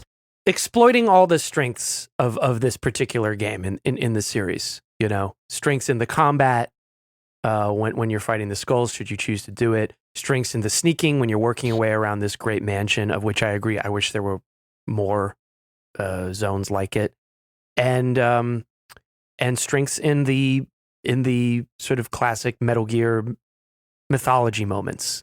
You know, even if I don't love where all of the language stuff goes, I think this is a very, very intriguing and really fun cutscene as a reward for your getting through the mission, and you get to meet a cool character.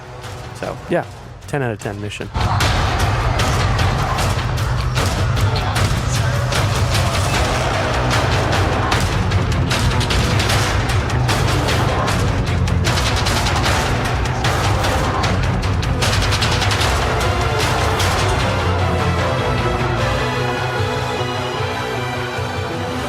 Well, it's out of the frying pan and into the fire, and I hope none of you went on sportsbets.com and said, oh, I bet we're going to have the same Pequod the entire game. I bet he'll never die. That Pequod's going to live forever. It's not like Morpho. Bad news. You're in the helicopter with Code Talker. He's explaining to you, you know, some of what the vocal cord parasites are, that they're activated by language, and specific strains are made for specific languages. You relate the information to him about what you saw in the Mission Trader's Caravan, where you were absconding with that truck to figure out what was inside of it, and he becomes incredibly alarmed when you tell him about this. Which alludes to another part of Skullface's plan. But almost immediately, Pequod is like, bad news, I'm about to die soon. Because there's a ton of like rusty mist on the horizon. The helicopter crashes. Pequod is fucking dead. Code Talker, who is 8 trillion years old, is just like fine. Yeah, he didn't even like sprain his ankle. He's really... Those are good parasites. What can I say? But anyhow, this is a mandatory Skulls boss fight, and you are not fighting the pussy-ass mist unit. You're fighting the armor unit, who are just the mist unit, but with a candy shell, and they can hurl rocks at you that hurt really fucking bad. Yeah. I like this fight. I will say, for anyone who's having trouble with this mission on their first playthrough, very heavy, like anti-materiel sniper rifles are actually one of the best things you can use against them, depending on how far along your R&D department is. But all the rocket launchers in this game, except for like one, are very good at like almost everything. The Carl Gustav Mark II, the one with the grenade conversion, just destroys people. Yeah. The CGM, the highest upgraded CGM, is like, it actually makes like the Metal Gear fight kind of unfun because it's too good. But the problem with fighting the armor skulls with them is like this shit will chunk them, but it's very easy to get caught up in the blast. Some of them have a huge blast radius. Whereas using an anti-materiel rifle like the Serval or the Brennan, or if you're using some type of Infinite Heaven thing, the Molotov, the Monologue, whatever the fuck it is, you have no risk of blowing yourself up, and it just fucking annihilates their health bar. But I remember my first time playing this when, I didn't have a ton of stuff because it really takes way longer to level up your teams than it does in fucking Peace Walker. How tense it was just to have like Code Talker in the ruins of that crashed helicopter, even though they very courteously do not instantly gun him down like they do with Kaz in Phantom Limbs. And also like how many times I found myself just sprinting and like diving into a dumpster. Yeah. Because they got me down to like one hit. Yep. Ocelot comes in a second Pequod, which, I mean, you can have like 500 million Pequods die every mission, and just another Pequod comes back. Same voice as Pequod. Yeah. There's the real cloning experiment that's going on. How many of these guys are there? There's some a guy on YouTube who does challenge runs of this game. He does really funny, like torturous challenge runs, and he's a really funny guy. This guy Klee, I think he's a Mancunian, judging by his accent. But he recently did something. He did a challenge where you can only take out enemies via Pequod. Wow. And he pointed out that like that's the true les enfants terribles, is at Mother Base they've just made a billion fucking Pequods. Yep. You know what I love about Pequod is he like the only reason he won't land at an LZ, like it won't be on your map, is because there's an AA radar. But if you take out the AA radars, he will just land in like a military base with like 500,000 guys with like man pads and shit and be like, all right, get ready for a bumpy ride. Like he has no regard for his own life. I love him. We queue up another Pequod. I'm thinking of StarCraft, where you just click on the airport building and then just hit 5 Pequods and get them building. And we get back with Code Talker, and now Code Talker is part of the team. Yeah. Code Talker is debriefed by Ocelot and Kaz, though they don't torture him. I think it's because Ocelot's kind of woke in this game. If you listen to one of the tapes, this line always makes me laugh.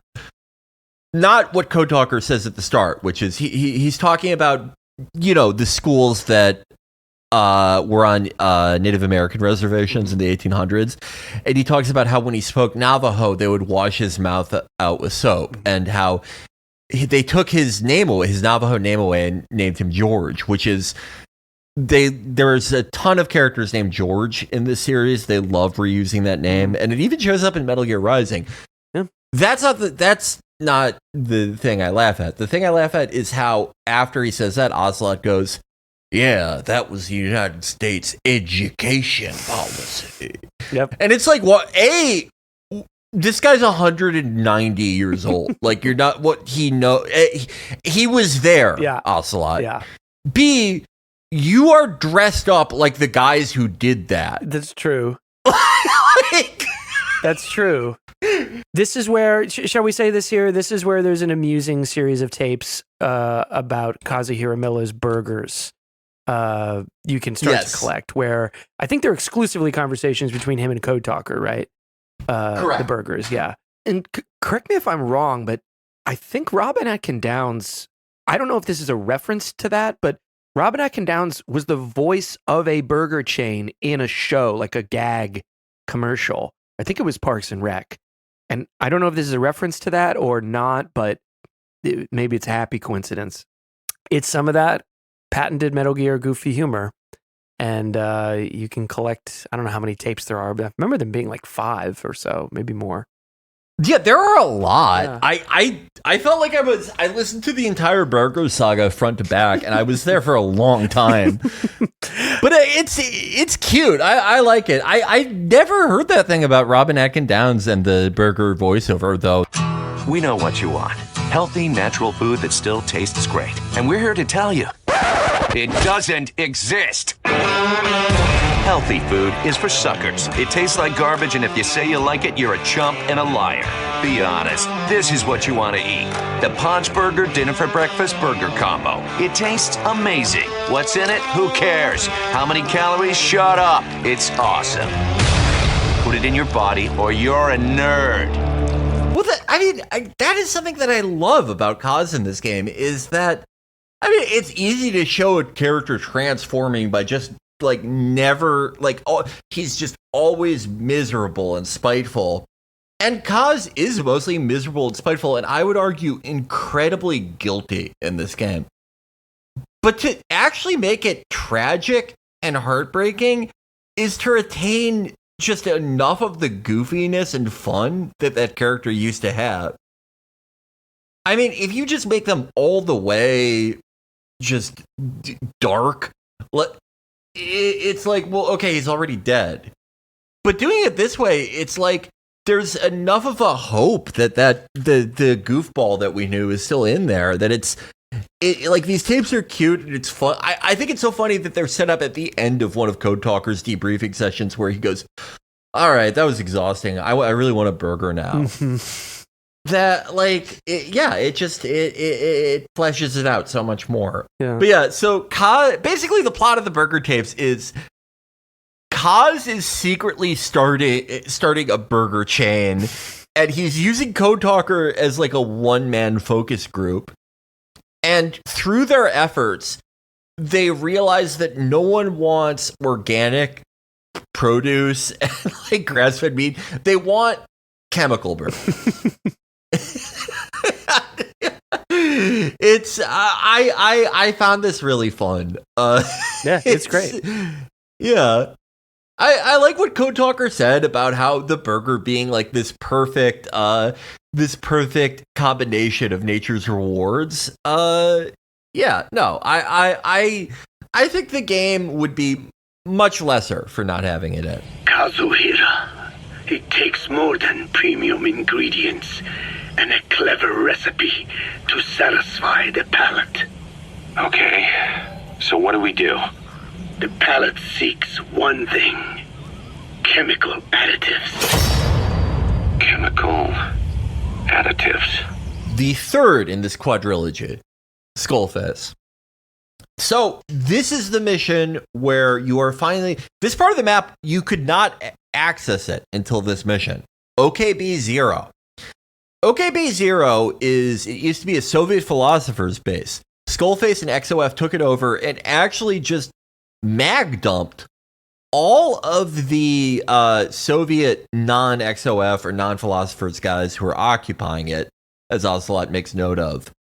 And even the name OKB-0, it is per the Soviet naming convention of design bureaus, the places where weapons and planes and other vehicles were designed. That's just not their naming convention to name it one of those places 0. And it was Skullface just trying to make it sound like how they would name it, which is an interesting little throw to the concept of something being technically correct in a language, Right. while also betraying yourself as an outsider. And there's tons of stuff around this mission that I like. I like that Huey is on the call, annoying the fuck out of everyone. Yeah. Like, the call starts where Huey goes, no one knows this place better than me. Mm-hmm. I'm going to show you that I've always been on your side, Snake. Yep. And it just, like, it is pure chaos and, like, the incompetence of Diamond Dogs that not only Huey is on this call, but fucking stupid-ass Eli snuck onto the fucking helicopter. Yep. Like, I love... These guys are such shitheads. Like, it cannot do anything right. But, the thing I don't like, though, and I love how this mission plays, and there's so much in this mission I love, story and gameplay-wise, it's never really explained why they're doing it this way well. Like, it is explained, but it's not a good explanation for why they're just, okay, you have to make your way through this base and go to Skullface's helicopter, landings. What the fuck is that called? Helipad, sorry. Yeah. You have to go to Skullface's helipad and become incredibly outnumbered by all his XOF guys so he can talk at you. Don't worry, he's not going to start shooting because we know all of his plans now, and he doesn't want a world war on his hands. Mm-hmm. And it's like, he kind of does.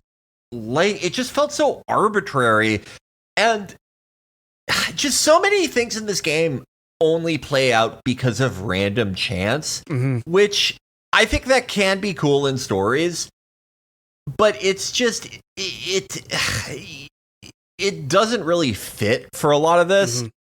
I don't. If they wanted to have a scene where Skullface monologues at you, which I'm not against at all, but I think it would have made way more sense to have it so that you're captured in a more conventional way, as different stakes have been captured in these games, because we've already shown Diamond Dogs and Snake as just sprinting headfirst into tons of traps. Yeah.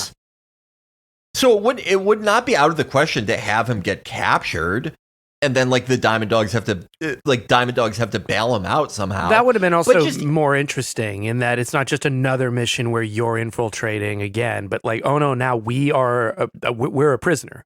We're a hostage. I mean, we've done that in the games before, obviously, yeah. Yeah, but they could have offered, there could have been some new look on it. Instead of this, which is it's just so fucking stupid and arbitrary. Like how you go to the helipad. The objective of this mission is to have this stupid conversation with Skullface so he tells you his plans. And he would only do that if he thought you were going to die next. And Kaz is like, no, don't worry. We'll just open fire if he kills you. Yeah. That's your plan? Easy. And the dumbest thing of all is that it works out. Mm-hmm. That's what's so stupid about, it's just... And this is the send-off for this guy who is so menacing and so well... What the fuck ever. Anyway, OKB0 is a very fun obstacle, but seeing as it is sort of in the way that all of MGS3 was sort of leading up to Groznygrad, this stage not even being open to the player until this mission... I think that it should have been much bigger and more sprawling, or at least had some more to it. But anyway, this is the infamous Jeep scene. Yep. I was born in a small village. I was still a child when we were raided by soldiers. Foreign soldiers. Torn from my elders, I was made to speak their language. With each new post, my masters changed, along with the words they made me speak. Words are peculiar. With each change, I changed too. My thoughts, personality, how I saw right and wrong. War changed me, and not only my visage. Words can kill. I was invaded by words, burrowing and breeding inside me. A philosopher once said, "It is no nation we inhabit, but a language." Make no mistake, our native tongue is our true fatherland. My fatherland. My truth was stolen from me. And so was my past. All that's left is the future. And mine is revenge. You make your way all the way up to that helipad. And I do like the design of the area that is only available in this mission, where the helipad is, where there's all those weird like vents and shit going everywhere. I think that's really cool. I wish more of the level looked like that. Skullface gives his infamous, "You too have known loss. Makes a man hideous inside and out. Wouldn't you agree?" Like he's James Horn is incredible. And he is, I think people would fucking hate this scene so much if not for him.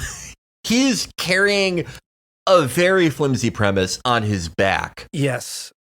The performance is great, but it can't hide the fact that this is kind of word salad to me. Like, I don't really know. Now we can say it. Like, Skullface's plan is to release a virus across the whole world that will essentially inhibit people from being able to speak, right? Or speak English. Yes, speak English. Because that is the lingua franca, right? That's like the language of, I guess you could say, the modern empire. And he views it as a way that that level of control will break down. Not only the American majority language in America, but also the language of David O, of Major Zero. This is no ethnic cleanser. It is a liberator. To free the world from zero. Let the world be. Sans lingua franca, the world will be torn asunder. And then it shall be free. People will suffer, of course. A phantom pain. The world will need a new common tongue. A language of nukes.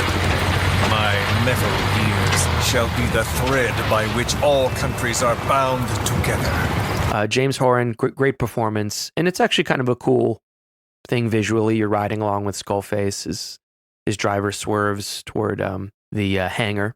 But I'm going to submit this is the speech and the ideas laid out by Skullface and what is supposed to be his grand master plan is probably the weakest writing in the game and some of the weakest writing in the entire series. No matter how goofy things could get in previous games, more often than not, the goofiness and the silliness added to the interesting folds in the characters and the plot. Maybe, like, most notably, we talked about the boss in MGS3. Her speech is kind of gobbledygook, but it's an interesting thing that she was worshipped by people, so they tried to turn it into something coherent, and it didn't work, which is why you get this war between Zero and Big Boss. That kind of works out. Not so with Skullface's speech. It's, as I said, word salad. As you said, the premise is flimsy. It's gesturing towards some kind of grand, lofty, villainous dialogue, but just does not pass the smell test, unfortunately. Yeah, I think every part of the plan is something that I think is like either at least conceptually interesting or something that could be incredibly juicy and interesting if done better, and if his character was given better articulation in his motives and his grievances. So the other parts of Skullface plan, we've detailed the language thing, him wiping out the English language. He is first going to scare the world into heightened nuclear tensions by revealing the existence of Sahelanthropus. That's part one.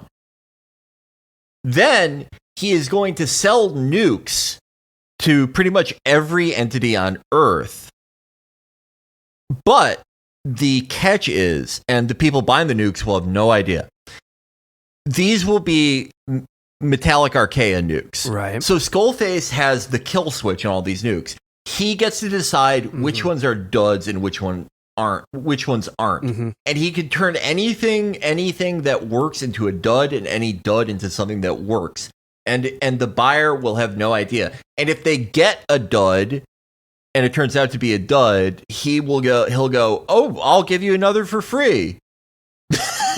And sounds like a deal.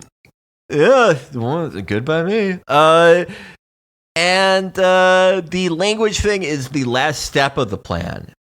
And basically, his idea is to force, to make it such that anyone who is trying to establish a globe-spanning empire or a sort of post-nation state group like Cypher would run headlong into the problem of no lingua franca, every nation being nuclear armed, one man who is consistently ideologically diametrically opposed to such a concept holding the keys to every nuke on Earth.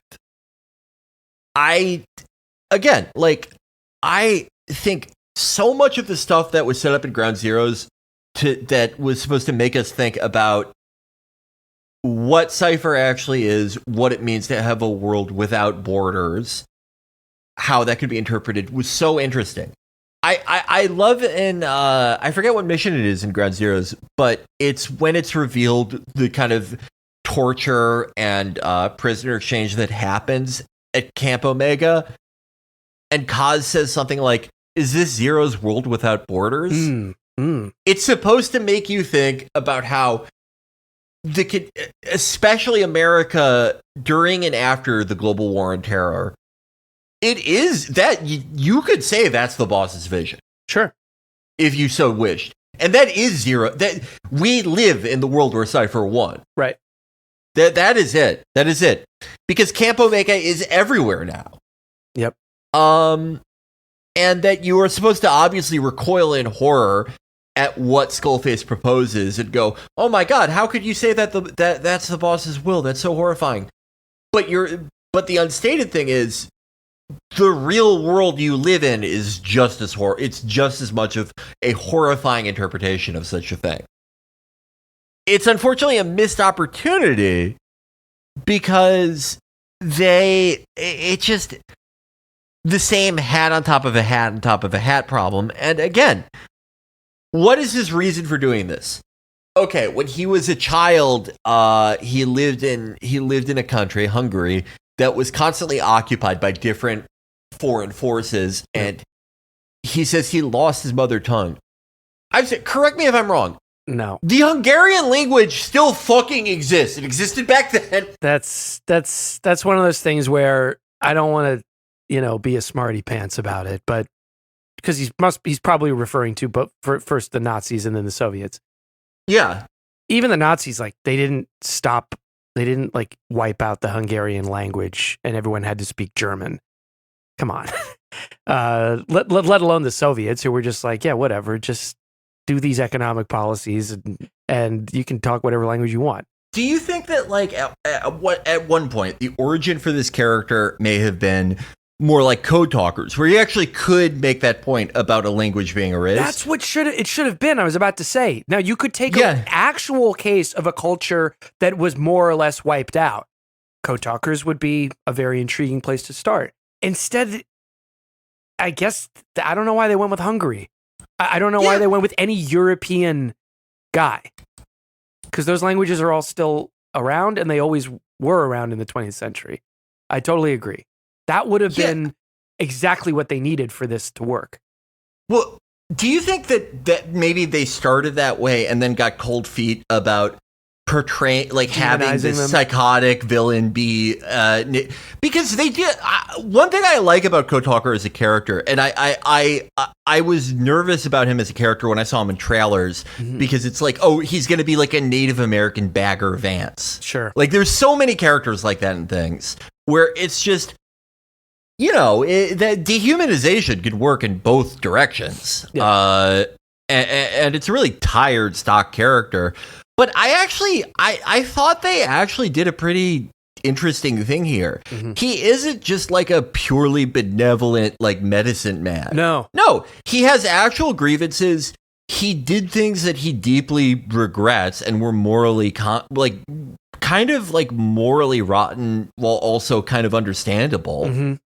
And he is like way more fleshed out than I think I and probably a lot of other people worried. But that just goes to show that like they were more than capable of creating someone with a compelling origin story and motivation, and it's not this fucking guy. And it's such a waste of such an amazing performance. Yeah. I mean,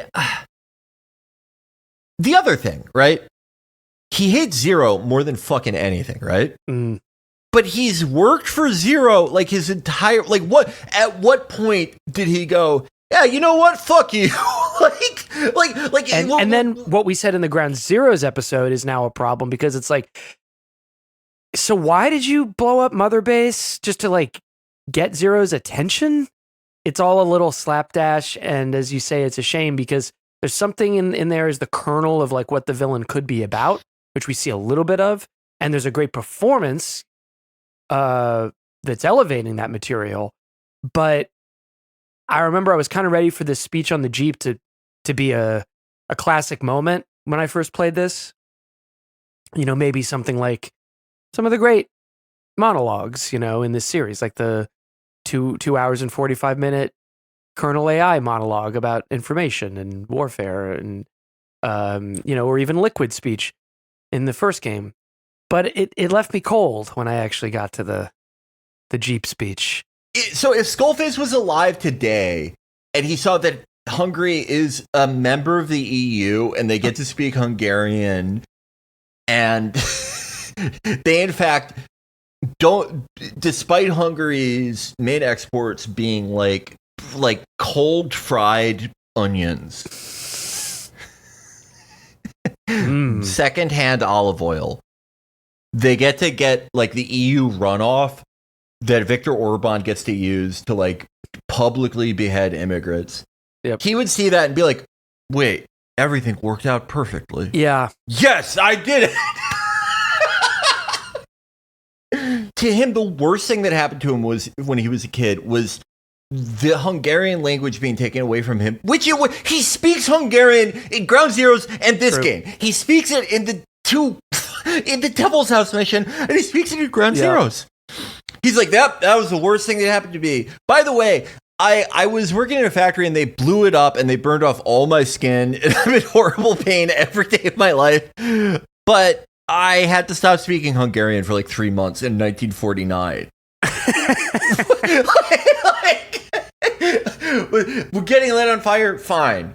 Well, that's the thing. Oh, you made the XOF backstory was more promising to me than the Hungarian stuff. Yeah. Okay, say it's just like almost like a classic Bond villain thing where he's a rogue agent because he got, in his eyes, screwed over by HQ, you know, and now he's back for revenge. It's kind of stale, but there's cliches all over the place in this series, and the question is how fun you make them and how far you take them. And so if it was just like, I hate you personally, Big Boss, and Zero, because now you guys are enemies, but when you were friends, you both fucked me over because I was shadowing you during the Snake Eater mission. And remember that part where, I don't know, the Fury made a big face of flames? He fucking burned my ass up when he went into the ceiling. One thing that I like about his character is this idea that he actually doesn't really care about Big Boss. Yep. And one way to solve that problem and to actually make it a pillar of the character's strength, have it so. I also really like that idea about him getting maimed in Operation Snake Eater, and he gave up his face, his skin, for the legend of this guy. Right. But then he's still like a loyal servant. And have it be so, no, like Zero did order the attack on MSF because he's furious and heartbroken. But like it was worse received than he thought it would be, or it like looked bad, something, whatever. And he makes Skullface a patsy. Exactly. Yeah. Because before that, there's some like bureaucratic struggle within XOF and Cypher referred to, where Zero like just relegated Skullface to South Africa, and Skullface was he wasn't exiled or kicked out of the group, but he was at a low point of having no political power in the group, and he was just in what is a backwater for the organization. We have this thing in the plot that contradicts what is otherwise a really interesting part of this character, that he doesn't really care about Big Boss. Mm-hmm. It makes that make sense. And it also, this is another thing. Okay, obviously he would torture Paz to figure out where Zero is, right? Mm-hmm. But there's this inherent problem, right? He hates Zero more than fucking anything. He goes out of his way to make Paz miserable and humiliate her and just break her soul and Chico's. Mm-hmm. It almost seems like he's doing that because she went against Cypher. Mm-hmm. Mm-hmm. And it's okay, do you like him or not? Yeah. Making it so that we have a better reason for why the attack on Mother Base happened, and that being the straw that breaks his back. And I don't know, you could also give him a way more compelling origin than fucking Hungarian. Maybe he's from a group of people that actually is having their language erased and not fucking Hungary. Yep. Then you would have a character and a story that's much more coherent and much more interesting, and you wouldn't need to pile, because in all these hat on a hat things, there are so many interesting things. One of the things with Sahelanthropus that I think is interesting is it's made out of depleted uranium, and part of the thing with it is because it uses that metallic archaea shit, you can turn it into a giant suicide bomb. Mm-hmm. And that is clearly a concept that they really are interested in this game. Mm-hmm. The soldier itself becomes a weapon, either a biological or nuclear weapon. Mm-hmm. Sometimes in individuals, other times in actual Metal Gear, like Sahelanthropus. But it ends up being I always think about the way that Brace described the Stephen Paddock stuff on the episode of True Non I did with them, because I thought this is one of the best analogies I've ever heard. That there are so many conspiracy angles and threads with the Stephen Paddock thing, but none go deep enough to where you can confidently or honestly say, okay, this is probably why it happened. This is what happened. And that there are so many different and oftentimes contradictory things that it is like getting a cup and filling it up with 2 inches of every soda at the soda fountain. That's what Skullface's plan is like. Yeah. Every part of it is an idea that I think is cool or has huge narrative potential. Much like Stephen Paddock's ideas to you. Yeah. It's just like Stephen Paddock. Every part of his thing was cool. I just wish he had picked one part of it to focus on. Yeah. No, I totally know what you mean. It's what we're coming around to with this game's story in general, is that there's just too much going on. There's too much going on, and I think that's a sign of creativity going into the project and going into this title, but that there wasn't enough time spent on refining it. And it's a shame, because that's where we started with the Ground Zeroes episode, and now basically here we are with the Jeep speech from Skullface, and then him being like, I'll make everyone mad at each other all over the world. That's basically what he says. And when Sahelanthropus gets free, which we'll get to in a second, it's the final boss. When Sahelanthropus gets free, Kaz, I think it's Kaz, it's Ocelot or Kaz, is like, we can't let the world know about Sahelanthropus because it'll just kick off a really bad week where everyone will be pissed off. And I was just like, can you just slow down for a second? And it's a function. I'm being a little funny, but like it's a function of not having like a clear motive and a clear message at play here with this character. Yeah. Kaz is basically like everyone's gonna have a case of the Mondays if we don't stop this thing. I also agree with what you said about how, you know, it is a sign that like the creative juices were flowing. And like I just want to say, I hate when people say that Kojima like phoned it in this game. I really don't think, do not think that is the case at all. I don't know if these issues could have been solved by more time, or if, you know, I would imagine if you were having a falling out, like a huge conflict with like the studio you have like busted your ass for, and to be fair, been probably well remunerated for, over like nearly 30 years, that's probably not very conducive to ironing out the finer details and plots like this.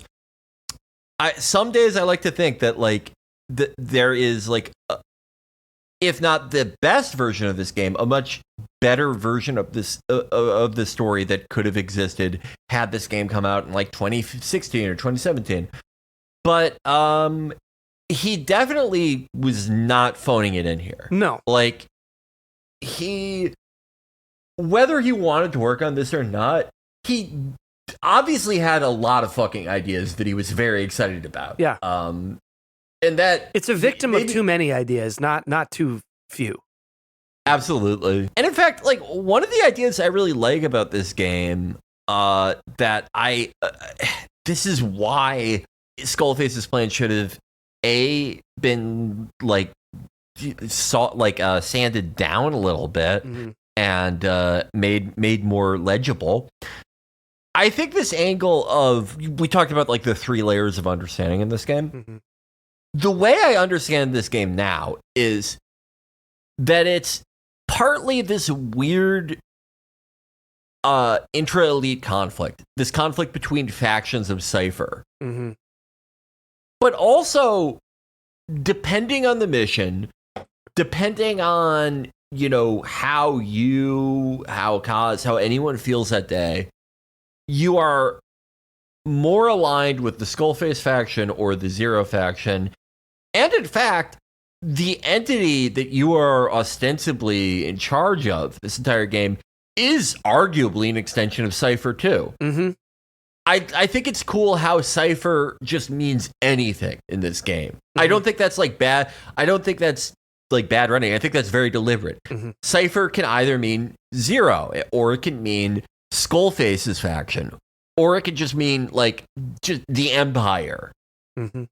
Those things are used interchangeably, even though all those sides are like diametrically opposed. People even being connected to a thing that's connected to Cypher is enough for Miller to like demand that they be killed right there in front of you. Right.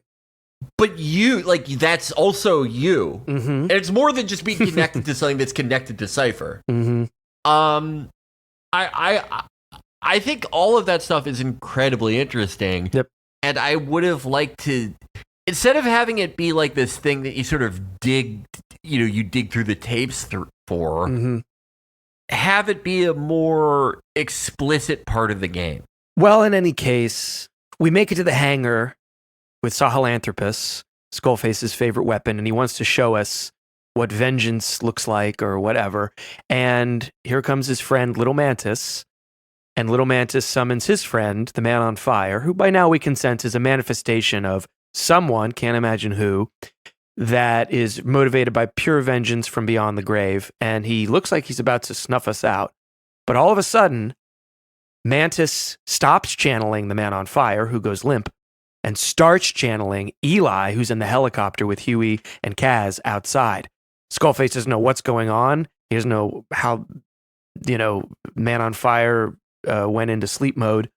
And Sahelanthropus is now animated by the vengeance inherent in Eli, aka Little Liquid. And things start to go a little crazy. Like you, Vengeance is all he has. It's man's thirst for revenge that drives the times. Just as you live because of me, he lives because of you. Show him!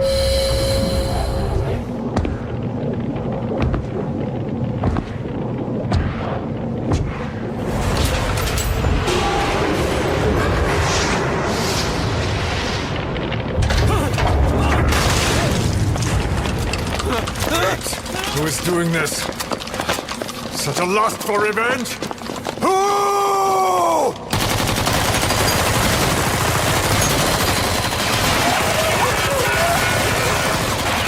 So this is the infamous "such a lust for revenge" who scene. Yeah. Okay, so Yeah.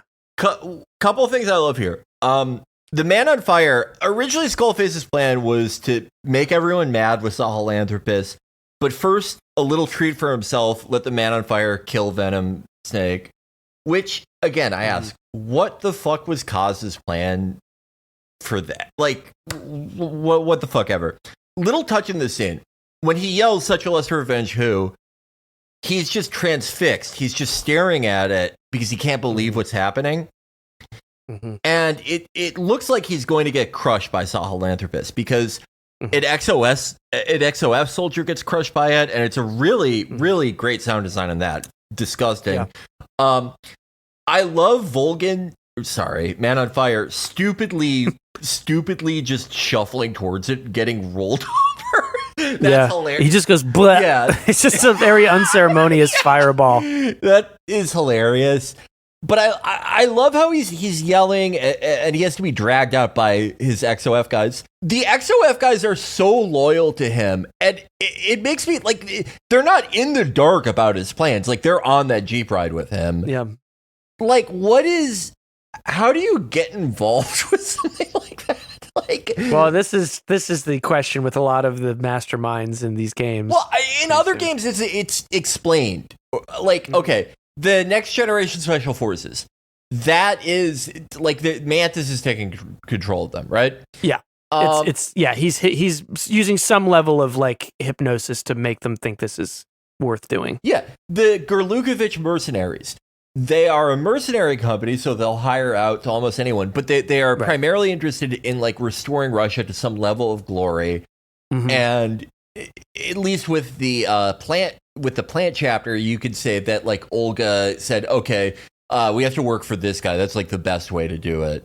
Right. When they had her kid hostage. Hitting a geopolitical enemy where it hurts, yeah. Doesn't hurt. With these guys, like they were presumably at one point like regular like Marines and Spetsnaz and shit.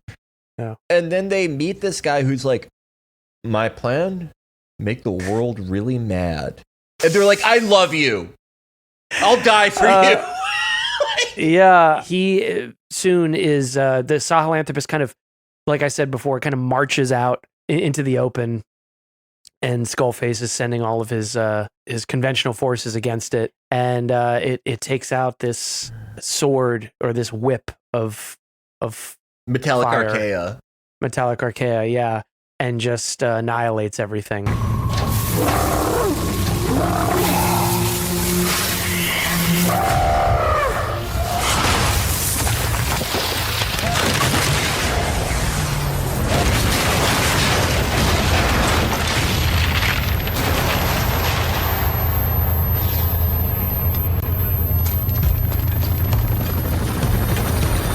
And in the process, he yells out to Major Zero. He goes, he says, "You'll get rid of me from the history book." Yeah, he says, right? "I'll be what Cypher will rewrite the history books, and I'll be scrubbed from human memory. But the lust for revenge that I implanted in the system, will survive. Major, I'm burning up." Like, it's a very good. Well, I just got back from the gym. Yep. You're all laughing because I'm going to be wiped from human memory, but the world's going to be pretty bad because of me. And he's right. Yeah, it's spiteful. Because the other thing, okay, well, so then we have to fight Sahelanthropus. It's the final, right? Technically, yeah, it's the final boss fight of the game. Yeah. I love this fight. For me, it's my favorite Metal Gear fight in the entire series. Oh wow, okay. I love I love that you get to fight him in such like an expansive you wouldn't even call it an arena. It's just the map, but like I love that there's like sort of a verticality you can use to hide from him.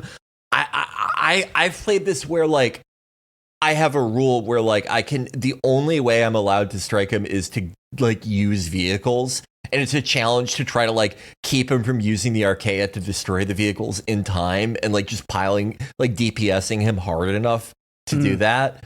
I love like the weird little mantis thing where you have a chance to shoot mantis out of the air. I do love that. And again, like I remember playing this fight when I didn't have nearly as many launchers. And I didn't have the ones that were good weren't. I didn't have the higher ranks of them, and I still really loved it. Because I felt like it's as much of an endurance fight as anything.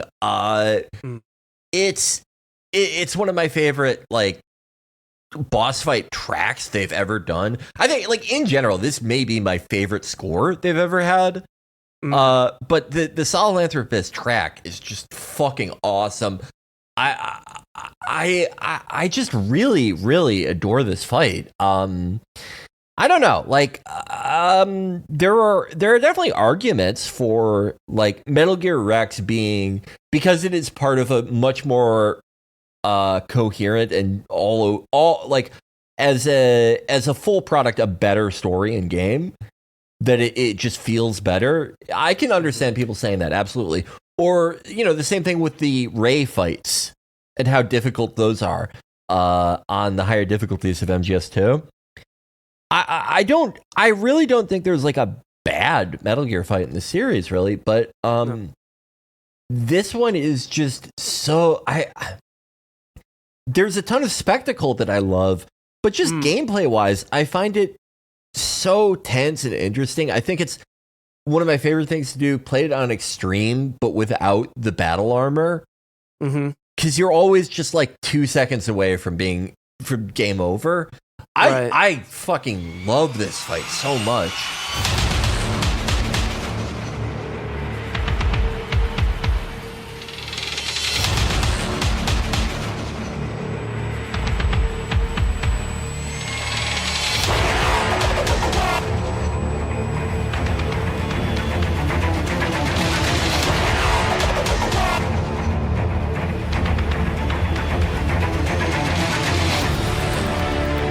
Well, it's a worthy fight for a worthy Metal Gear, and when you do best it, Sahelanthropus, does it collapse basically, or does it break apart? I guess non-canonically, it is then somehow it ends up in Metal Gear Survive somehow, which is just like, I don't know, insulting. Who let them do that? I mean, I guess it wasn't up to Kojima. They're like, well, we have the asset, let's use it. Obviously that game is not canon. We don't acknowledge that. One thing I'll say, I do like how I think it's open to interpretation, not necessarily filled in, or does it need to be filled in, but that by the time we're at MGS1, Sahelanthropus's memory has basically resulted in Rex being the shape and style that we see in MGS1. But at the moment, it's rubble, and Kaz shows up, or he lands, and joins you in walking up to Skullface. And this is a pretty brutal scene in which they just do not hold back. You just start to blow away his limbs, and with every blast of the shotgun, you get a flash on both you and Kaz of their post-Mother Base physical condition. Some kind of vengeance. But they don't kill him, they leave him there bleeding out, and they walk away, and then they hear a big boom, and it turns out that, again, rather shadily, Huey has snuck behind everybody and blown the guy away, and then starts cheering.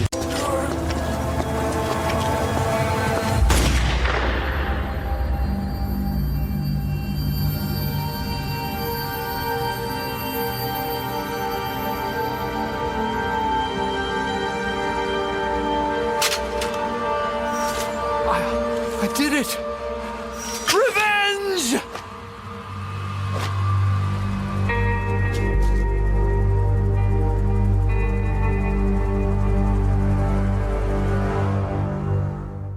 By the way, yeah, one of the most brutal things, probably the most brutal thing we've ever seen a protagonist do, certainly. Yeah. And by the way, the weapon that they use is Skullface's signature gun, the Mare's Leg. It is a lever action rifle with the barrel sawed off. But it looks exactly like a sawed off shotgun. But you just blow his limbs off. And this is one of the funnier things.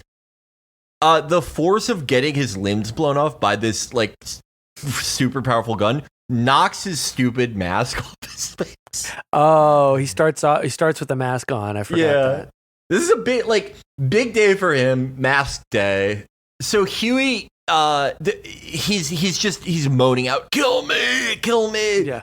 And Kaz just like pushes the empty gun like 20 feet away from him and says, do it yourself, like very spitefully. Mm-hmm. And it's not played as heroic, but it's like there's at least some small triumph in that they got their lick back, you know? Yeah. And that he's going to just suffer horribly. Then when you hear the bang and Huey goes, I did it! Revenge! That's so funny.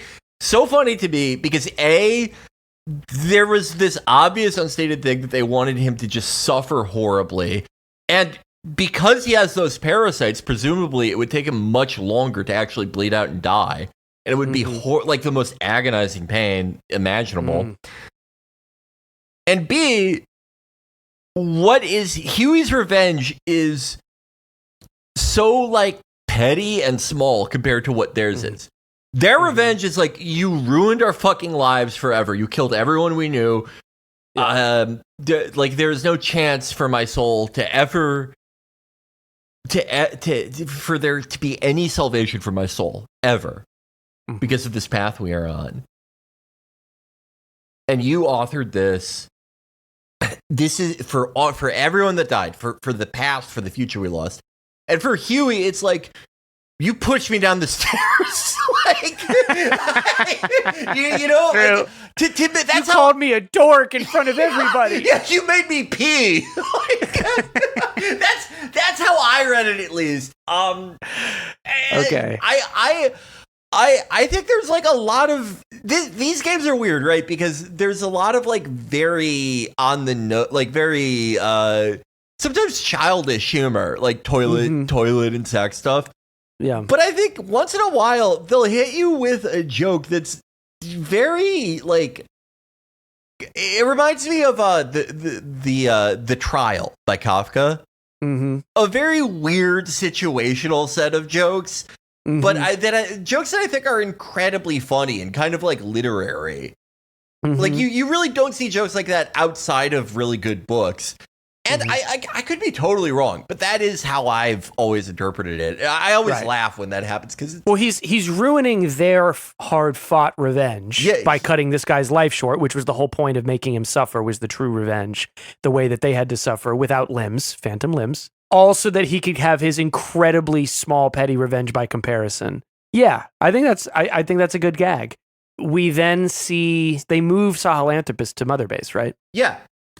And it's kind of this, feels like the end of the game, this big spectacle where I really love this shot where they kind of helicopter it in, place it on one of the struts of Mother Base, and it's this really wide shot, and you can see how huge Sahelanthropus is, and it'll zoom in a second to everybody looking up, like Quiet and Kaz and Ocelot. But you can see in the middle of the shot, Huey It's like his birthday. He's just like throwing his arms up, going like, wahoo, like, because I guess, he helped build it, or he is responsible for it, but he's just kind of so tone deaf. Everyone else has kind of like a 1,000-yard stare, about what it means to have this thing, how probably mixed feelings are involved in having this thing on the base. But Huey's just over the moon, and he's celebrating like a little kid. And then you get a little speech from Kaz, I believe, right? He's the one who's actually, talking about the Phantom Pain. We hold our rifles in missing hands. We stand tall on missing legs. We stride forward on the bones of our fallen. Then, and only then, are we alive. This pain is ours. And no one else's. The secret weapon we wield, out of sight. We will be stronger than ever for our peace.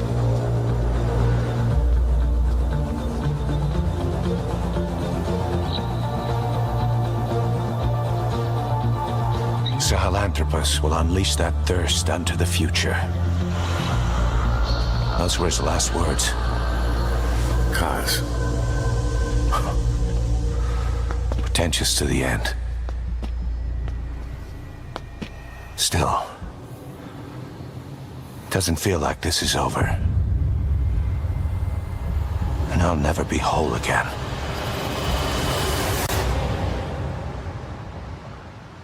I think there's some cool stuff in Chapter 2. It's a strange thing, though. It's like this weird epilogue that has a ton of different threads, at least attempted, threads being resolved. So yeah, it's a strange beat in the game. So Chapter 2, with Sahelanthropus being Mission 31, Chapter 2 has, I mean, depending on how you count things, 18 or 19 more missions. Of those 18 or 19 missions, the vast majority are repeats. That in and of itself, I really don't think is the biggest problem. I do think there are arguments for certain Chapter 1 missions maybe working better in Chapter 2. Maybe being recalibrated a little bit so there was more original content. But again, I mean, we come back to the fundamental problem this game has of, well, what was it always supposed to be that, 6 out of 19 missions were original or not? And I think the best argument for this game being unfinished is the fact that of the missions in Chapter 2 that are original, every single one of them is much simpler, has much less moving parts, much less of a story implication than anything you played in Chapter 1, except for except for the last real original story mission in the entire game. And I don't even think that's arguable. I mean, there are so many missions in Chapter 1 where they have a Chapter 2 analog. There's a version of them in Chapter 2. Back Up, Back Down has Proxy War Without End as its Chapter 2 analog. Between those two, Back Up, Back Down is potentially like a 30, 40-minute long marathon where you have to take out 11 armored vehicles, including a gunship. You are going from stronghold to stronghold. There are 6 prisoners you can rescue that are all throughout this gigantic map. It is so when you are done and you see that you've gotten an S rank sheerly by accomplishing all the mission tasks, it's thrilling.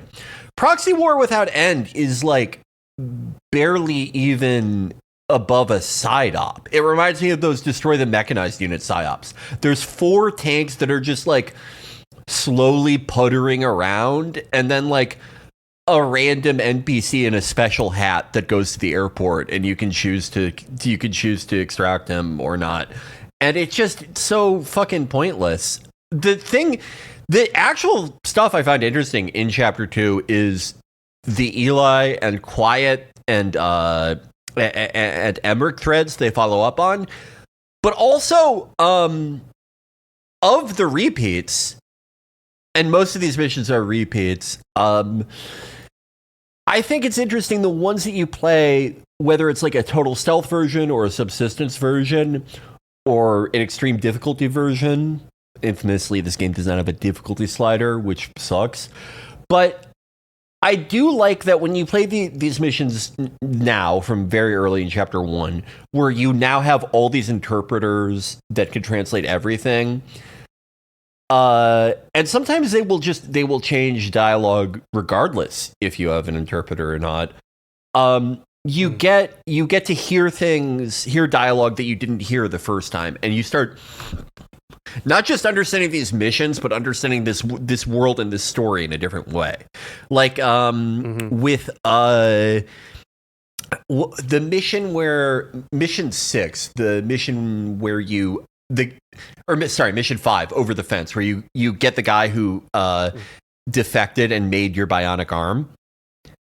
Yeah. When you redo the total stealth version of that mission in chapter 2, where you now have an interpreter, he will give you dialogue about how he wanted to defect because he wanted to make these like incredibly advanced prosthetic limbs, but they made him work on Sahelanthropus. And he starts talking about how Sahelanthropus is actually like kind of a shitty weapon, that it's a paper tiger. It actually reminds me a lot of what Solidus says about Arsenal gear, where it's impossible to deploy in a battlefield without so much support to protect it that it's kind of not even worth it.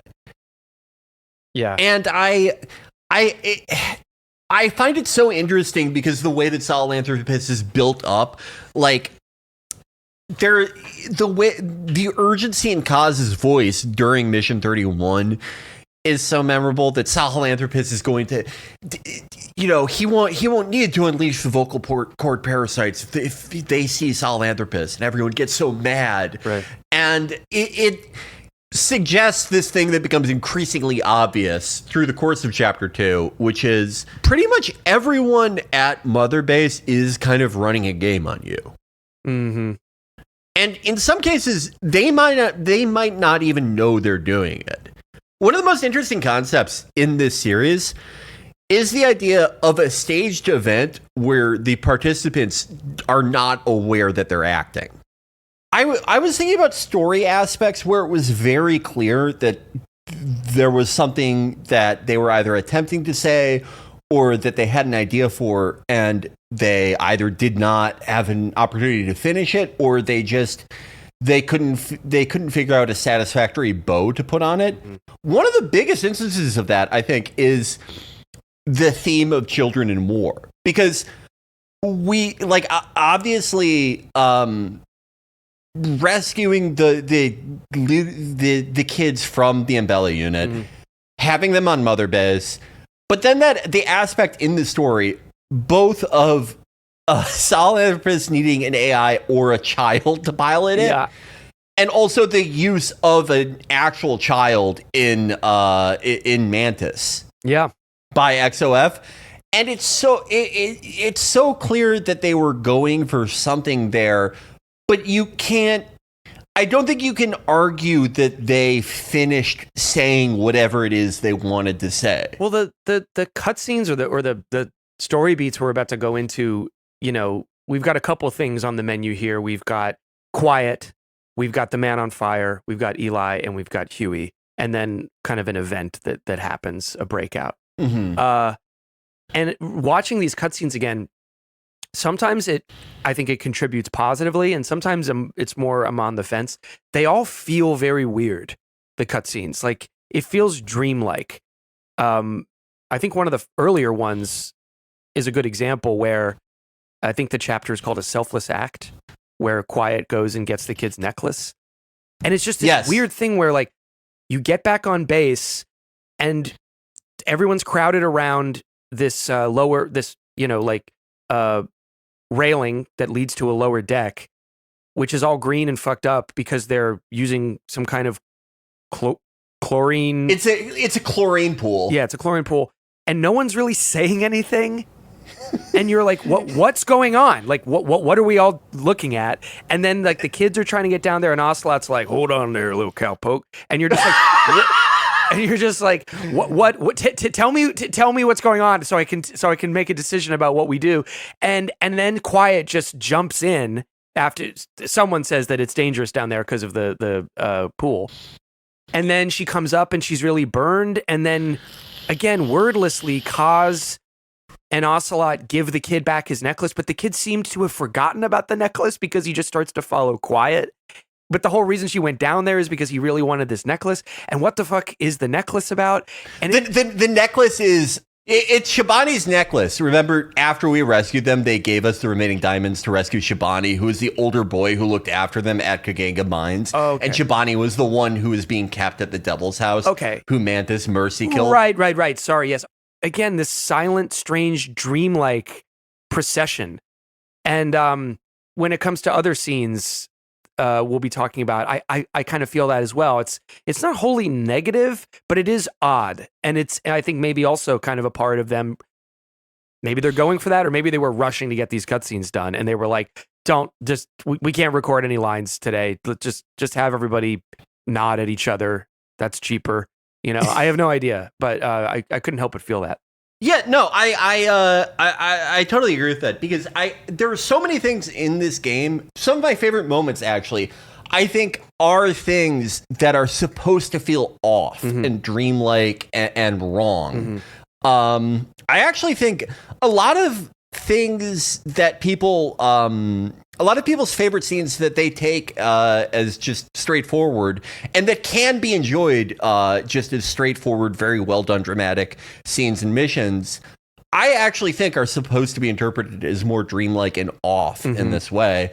But there are other instances, like with this one, right? There's this scene. I love this scene ultimately.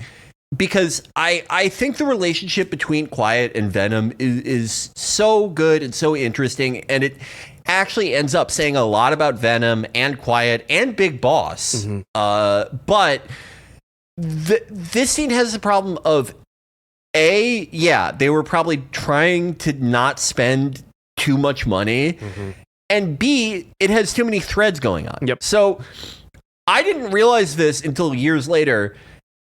It turns out Eli is the reason that the necklace was in the chlorine pool. Because you see a shot of him in the distance, and it's just heavily implied that was his fault, I guess. Yeah, but there's so many shots like that of just characters staring randomly that don't definitively say anything, like the infamous Eyes on Kazuhiro scene, or that they're part of something that never got finished. That you can't. I never read that specifically into it, even though it does make sense. But then there's this really fucking weird line of where after Quiet comes out and she's burned and Venom is wordlessly carrying her away, Kaz turns to the kids and goes, "How could you let it fall down in there?" It's like, what? Yeah. And then, I mean, this part I actually like is when everyone's freaking out because she went down in there, and Ocelot has to stop Venom from jumping in after her, and when she emerges like burnt and like barely breathing through her skin, Kaz says she probably pulled that stunt to try to scare us. Yeah. And it's like, what are you talking? You're such an idiot. But I actually kind of like that, because it's so like there's nothing she could do where he wouldn't be. That's all part of her plan to like make us crazy. Right.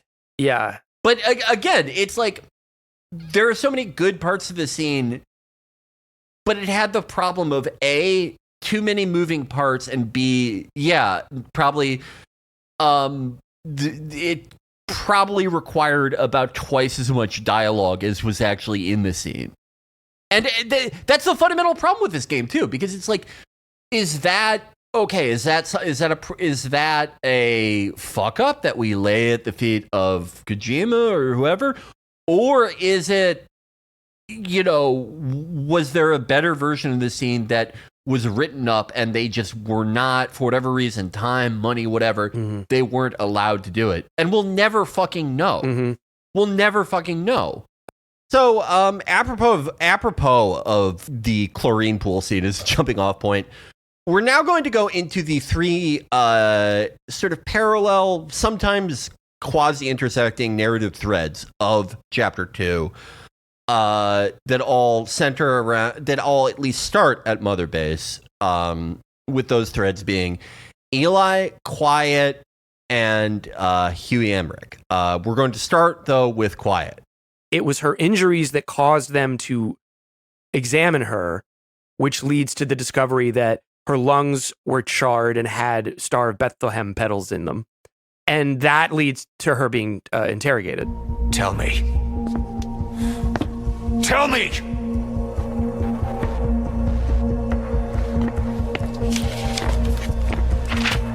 Your lungs have been barbecued.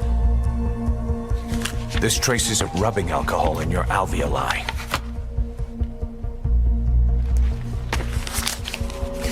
This was found adhered to your lungs, intact. A petal. White Star of Bethlehem. The hospital. Skullface sent you to Cyprus to kill Snake. You were burned inside and out. That should have been the end of it. But, all things considered, you look pretty damn healthy to me. We have Skullface to thank for that, right? Yeah, so she's in the Ocelot room, and a guy is hitting her with the stun gun or whatever. With the... Yeah, they're doing the electroshock thing where they use like the cute little co-op wind-up power box from Peace Walker, which I love that. Yeah. I think we've talked about it already, but I do love that they're using this cute thing from this fun, cute game for Ocelot's horrifying torture room. It looks like it should do a little dun, dun, dun, dun, dun, dun, dun, when he's winding it. And then it's being used to torture someone within an inch of their life. Yeah, it looks like it's like what are those things that you give a toddler? A busy box? Yeah. It's even got like kind of bright, but then also a guy pours salt water on her, which, because as we all know, she breathes through her skin now due to parasite therapy. That wouldn't be so good if someone poured salt water down your throat. So that's another, it's another wave of discomfort for Quiet. I mean, basically, Kaz is saying, you tried to kill Snake in the hospital because we found the, flower petals that were on the scene inside of your lungs, which were also toasted, which means that when the assassin was set on fire, that was you. So who are you working for? And this is, I'm sorry, but like, again, I don't know. I don't get the rules here. He's like, tell me the name. And then Ocelot's like, remember the whole vocal cord parasite thing that we're not supposed to, she can't talk. And he's like, a name won't trigger anything. Why not? Why would a name not trigger anything? Because it's not like, no, it doesn't belong to a certain language. That doesn't make sense to me. But we already discussed how she can't even write anything down, even though that has nothing to do with your vocal cords. So let's just move beyond that. Ocelot essentially sticks up for her and says, if she did have a mission or whatever, she clearly has abandoned it. She fell in love with the legend. I did too. And he leaves and Kaz is pissed. And then Quiet is alone in the room. Big Boss cuts her restraints, and he leaves. And then Quiet's alone with Code Talker, and I believe they're speaking in Navajo, if I'm not wrong. Yes. And he says, do you understand me? And she says, yes. And essentially what's established here is she was sent here by Skullface. He resuscitated Quiet after the hospital incident. Quiet still worked for Cypher, and her job was to go on Mother Base and spread the virus with, I think, English. And she refused to do it, which is why she's been mute this entire game in front of everybody, because she, I guess as Ocelot said, fell in love with the legend and doesn't want to hurt Boss. So I love this scene. I love the, what if I'm a spy? What if you are? It could go on all day. The thing of like, she fell in love with the legend. I did too. The look that Quiet gives after that, some of the best like facial capture acting that I've seen in a game. But here's again, kind of reminds me of Metal Gear Solid 4 First Draft Syndrome. Mm-hmm. I think the vocal cord parasites, I actually think in and of themselves as an answer to a mystery, they ended up being properly sinister and interesting enough conceptually to satisfy that.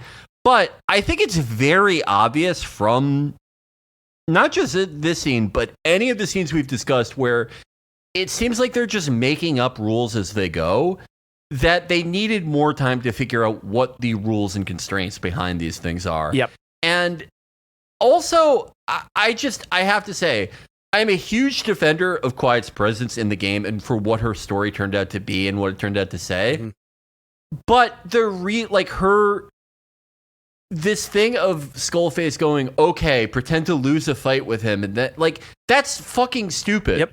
That's really fucking stupid. Why couldn't you just if your goal was to spread the vocal cord parasites on Mother Base, well, there's about 1 billion better ways to do that than to sacrifice someone who you have. It's probably really fucking expensive to give someone the abilities of a skull, but they're not brain dead like the skulls. Yep. She's the only one like that we know of. And he's like, oh, instead of being like, oh my God, I've solved the problem of how they're super strong, but they're like toddlers. Yeah. I should just, you know what? It may seem like we solved this amazing problem and that I could make 1 million people like this and just take over the world. Yep. Actually, though, we should use her like how the Mongols just catapulted corpses over city walls to spread disease. Yep. We'll just throw her. Call me Ray Donovan because I'm throwing this bitch in the dumpster. It's so fucking stupid. It's predicated on the idea that they would have this confrontation, that Venom would beat her, but in a way that doesn't kill her. I get and you can kill her. So this will just all be for nothing. It's so fucking dumb. With everything, and again, this reminds me of the Eva throwing herself into fire in MGS4, even though she knows that's not really the love of her life. In the moment when you, the viewer, player don't know that's the case, it makes sense. But the writer, if you know that there's going to be a reveal about this event, you need to kind of account for that this can be watched again or reasoned out later and still make sense, and it doesn't. I get so people now know this is an episode split into 2. This is such a hard game for me to talk about when it comes to these story things, because I really do start to get exhausted with what I want to say about it that I like versus what I want to say about it that I don't like versus what I want to say about the things I like that still don't actually work out and make sense, and have to then unpack that. It's real messy. And this is one of those things that I know exactly what you mean. Just for the purposes of recording this episode, it would be so much easier if this was another Metal Gear Solid 4 and I felt like most of it, that there was nothing redeemable in all these scenes where I can point out a major flaw or something that was wrong with, the pacing or whatever the fuck. The thing that makes me, not just us, end up, just having to split this episode now into three parts because it takes so long. The reason that people have been discussing and playing this game for 10 years and have been ruining their lives by, looking at fan blades and other games. Yep.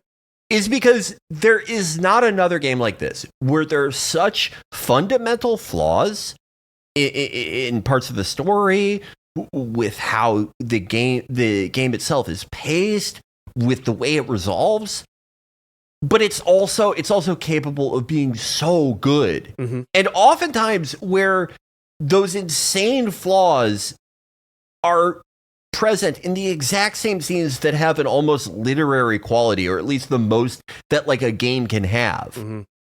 There is no other game like this, and I mean that both as a compliment and pejoratively. Yeah.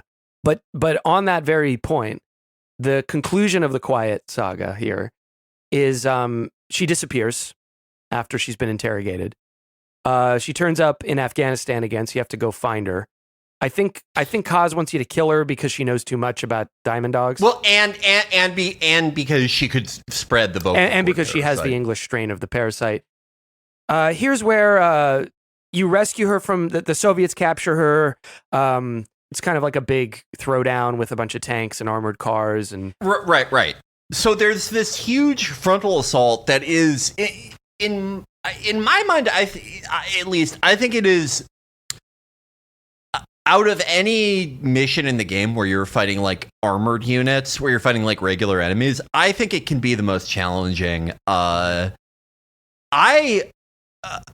actually think out of all the original missions in Chapter 2, this is the only one where, I mean, I think they put their whole pussy on this mission. Mm-hmm.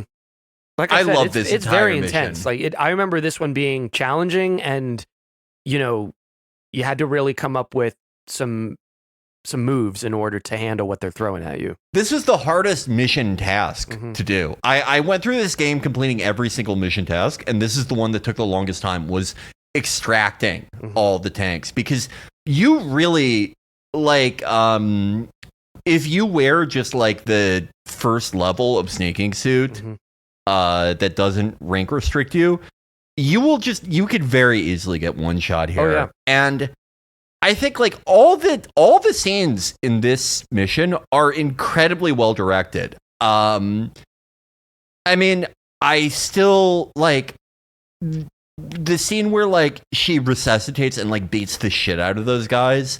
I still get excited when I see that. I love the wordless, like, okay, let's fucking kill these guys between her and Venom. Even though she does give you the shittiest rocket launcher. Yeah.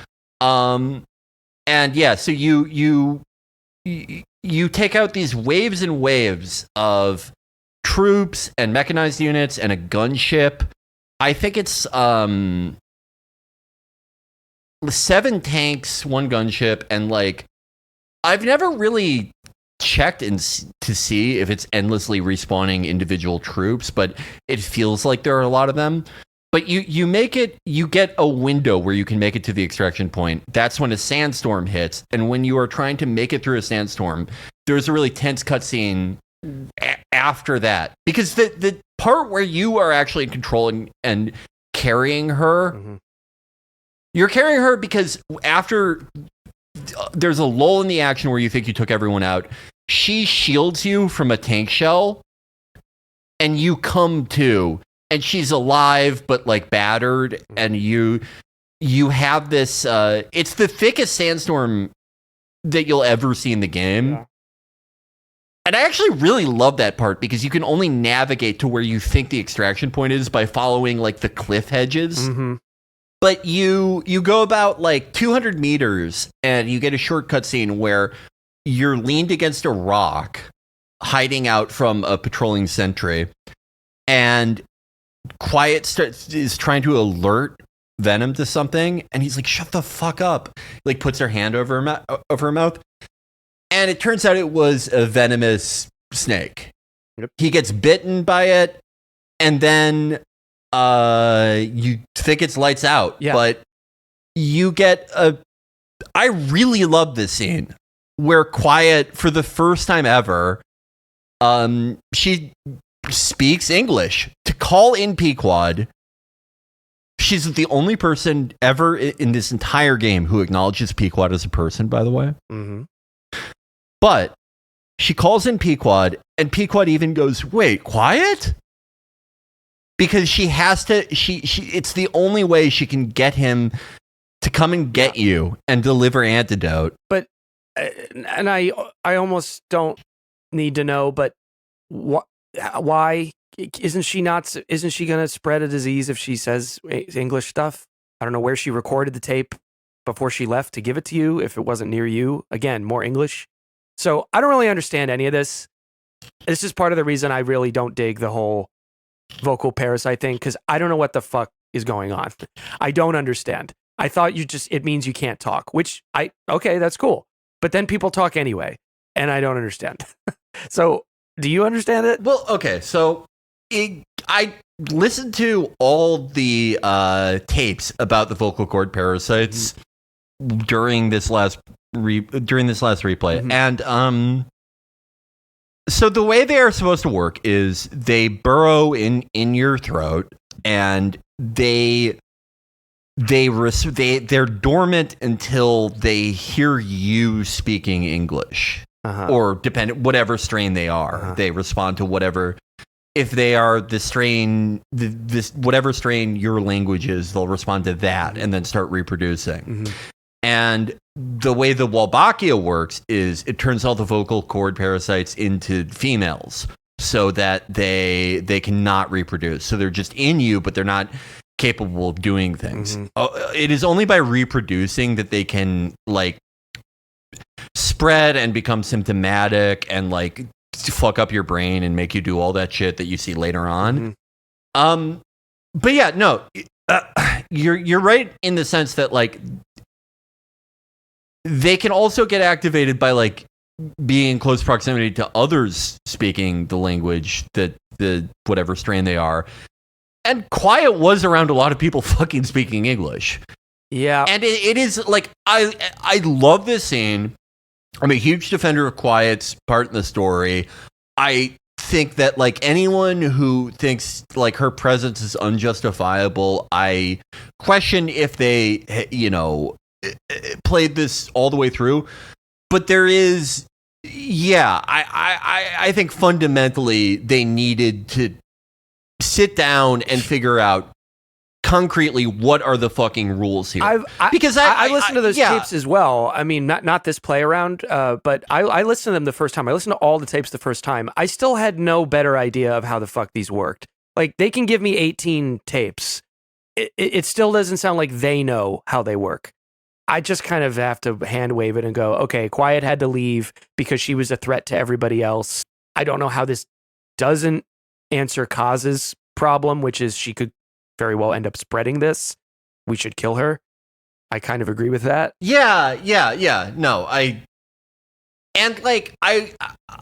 would argue that like it's implied that she's just gonna kill herself, but like if there wasn't a huge, very important mission with several scenes about how we have to kill people who are in the later stages of infection. Yep. Yeah, no, I mean, this is this is also something that you kind of, you cannot fully lay at the feet of Konami. Yeah. I will say. Oh, no. Like, this is figuring out the internal logic of one of the most important plot mechanisms of your game is that you don't need another $20 million to do that. Right. You honestly, you probably should figure that out before the game is in production. Yep. And look, we'll get off this topic now because I can hear people going, all right, enough with the vocal cord parasites. You don't like them. Fine. I think the reason we're harping on the logic of them and the insufficient thought maybe put into the concept is that it's not like previous games, you know, we've talked about in this series where like Metal Gear Solid 2, you know, Liquid's Arm, or the many, many identities of Solidus where we've kind of poked fun and said that it doesn't totally make sense, or, you know, any number of things that have happened throughout these games. It's not a goofy set of events or a crazy character turn that doesn't really make sense. It's a science fiction concept that the game insists you hear about the entire game and insists you follow and try to understand the idea behind the entire game. And I'm sorry, it just doesn't quite pass muster. And it interferes with other good parts of the game. And I think that's why we're down on it and why we are slightly picking apart the logic of it. The thing that is tragic to me about like the shortcomings with some of the internal logic with Quiet Story is that I think it shows such a real maturing in other ways. Because okay, I love how like they never try to explain the reason or the circumstances, the events that led to her being in the hospital in Cyprus, garroting nurses and shooting doctors in the head and massacring patients.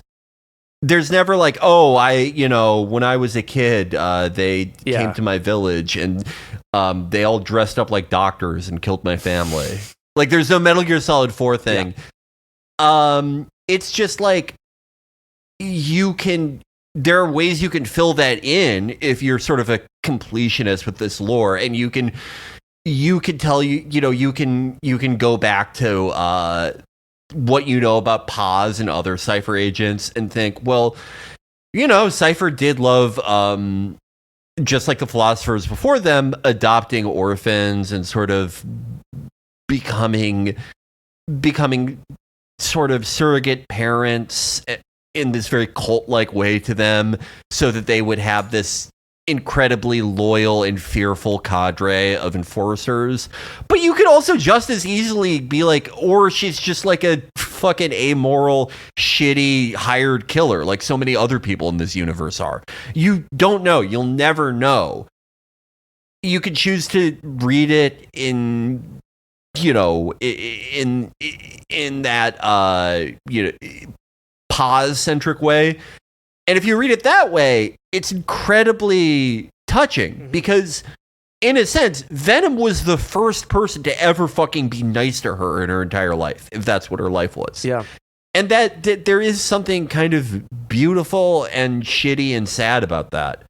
Or if not, there's also there's something I like about I like about the idea of her just being the shitty hired killer, because if that is the case, then just the same, this story is about all these people fully removed from the context of their previous lives, of their lives leading up to whatever moment, of their relations to the world around them. The only thing that fills in their existence and defines them as people is their relations to each other. Mm-hmm. And it is the closest thing any of these people will have to any type of redemption.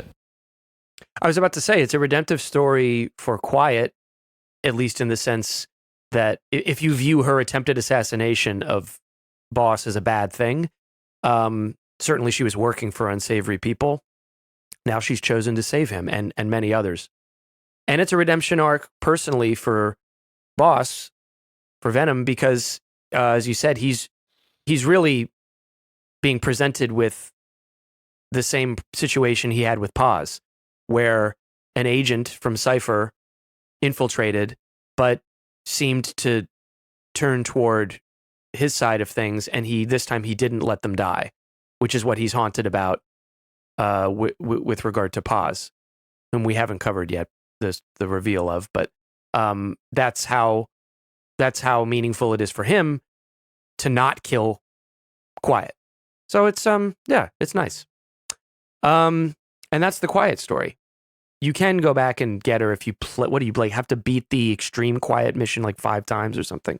You only have to do. You do have to beat Cloaked in Silence 6 times, though. If I remember correctly, I think you only have to beat the normal one 6 times. Okay. And don't kill her, but you have to do. You'll know you've done it the right amount of times because it will stop saying replay in brackets before it, and it will say reunion, and you do it that final time, and you'll get her back as a buddy.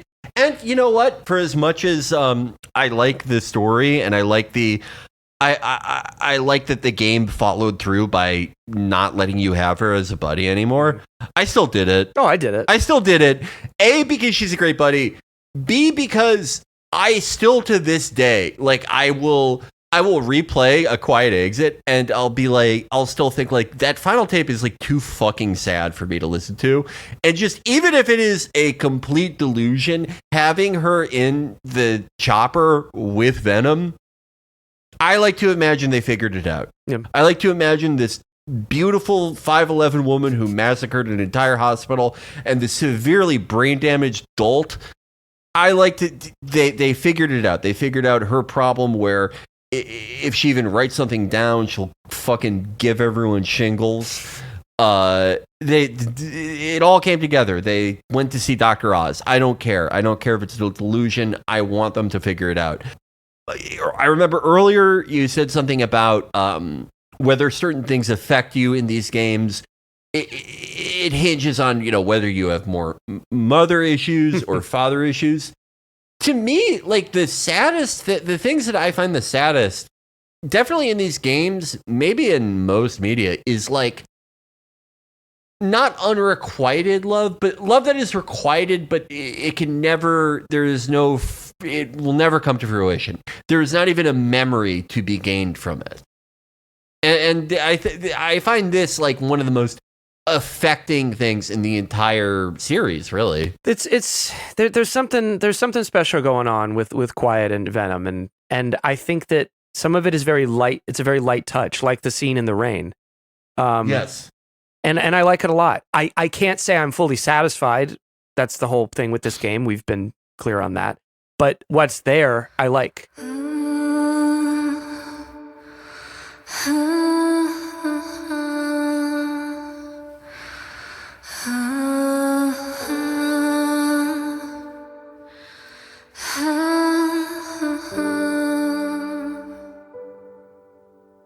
Before we move on to the other two strains here of the story, or however many there are, we should say that a more kind of cut and dry reveal is that there is a mission to go recover the body of the man on fire, because he was rolled over by Sahelanthropus rather unceremoniously. He got taken up by Kevin Kline in A Fish Called Wanda. I just realized they like die in the same. I mean, Kevin Kline doesn't die in that movie, but yeah. I mean, neither does Volgan. Yeah, well, that isn't what killed him. So, folks, you heard it there. We've been good about it this whole time, but guess what? If you didn't figure it out already, the man on fire is our good buddy Colonel Volgan from Snake Eater. Essentially, what went on here was Volgan. You remember Volgan? He was a pretty nasty customer and pretty pissed off when he was bested by Snake. And so when he died, he didn't fully die. He's a vengeful spirit. That's what's been following us. That's the man on fire, which I like. I think it's an interesting way to bring back a character, not make him the antagonist, the main antagonist all over again, but have something creepy and something, from your past that won't leave you alone. He's also enabled to do this by Psycho Mantis, right? That's how he's able to manifest. Yeah, that is the main thing. So after the events of Metal Gear Solid 3, he was alive but like comatose. He was which I mean, I really don't hate that at all. Sure. If we're talking about a more idealized version of supernatural and science fiction stuff in these games, I think this is the better form of it, where they don't go out of their way to try to explain a bunch of things, in the process creating a bunch of rules that will be violated. But it's just it operates within enough established facts of the universe that it goes down easy. Yep. It makes sense that like Volgan was always an inexplicable fucking lightning guy. Yep. They never explain that. They don't need to. And yeah, it would make sense that a guy who can get shot 500 fucking billion times and can control the Shagohod by just ripping the wires out. Yeah, it would make sense that he would get like burnt and exploded, but still have a heartbeat. Sure. And he's only able to become like a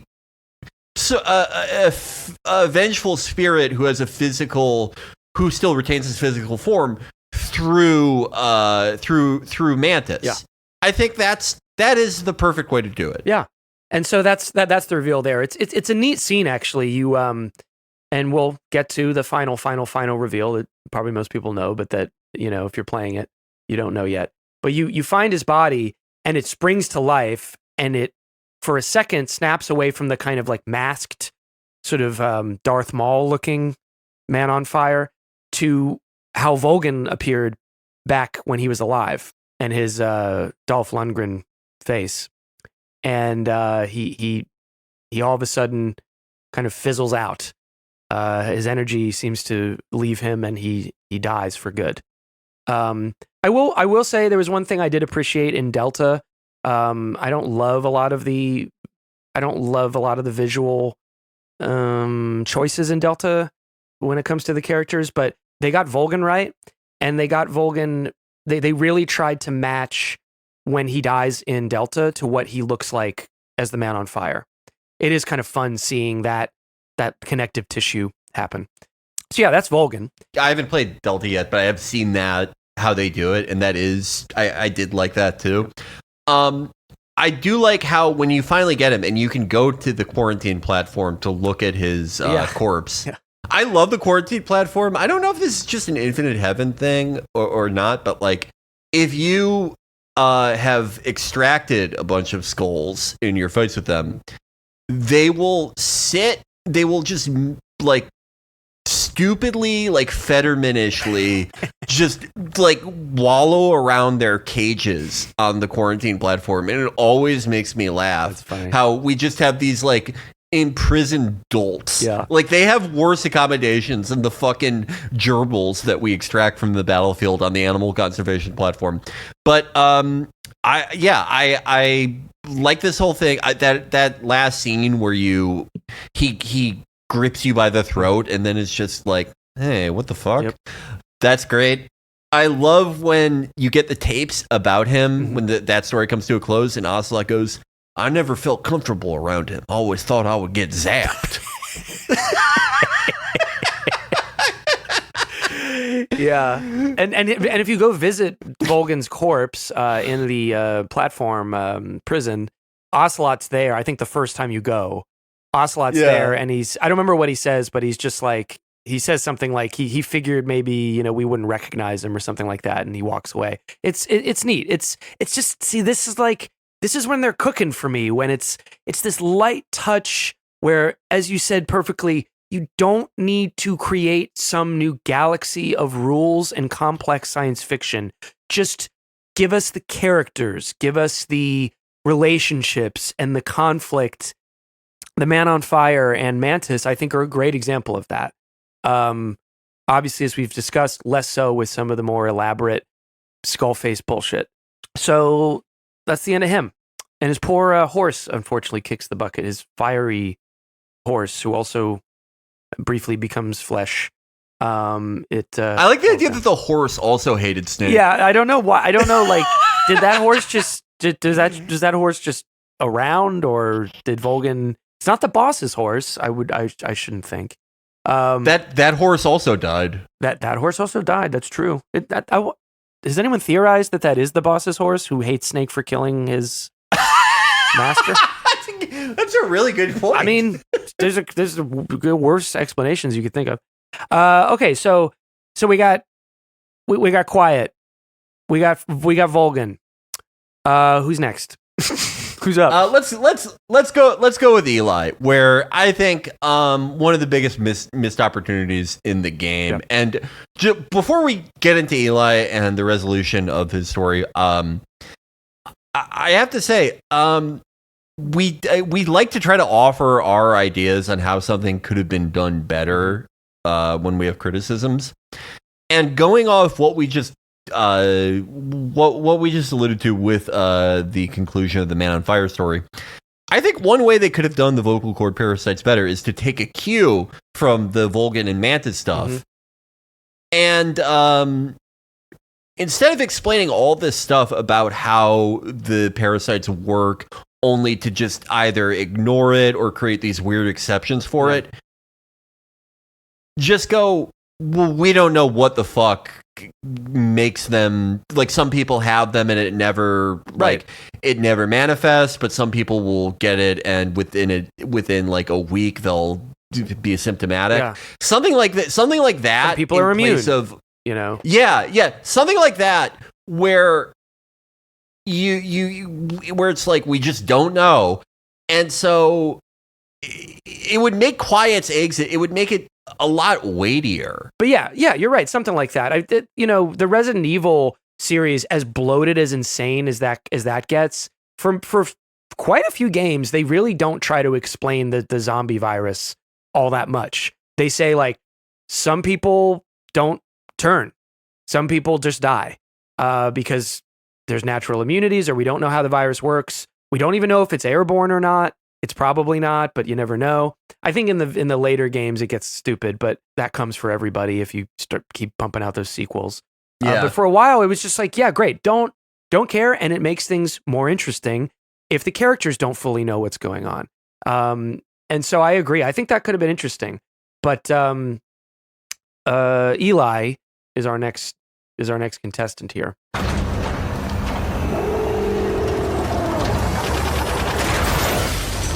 I'm not like you! Goodbye, Father. I don't need you anymore.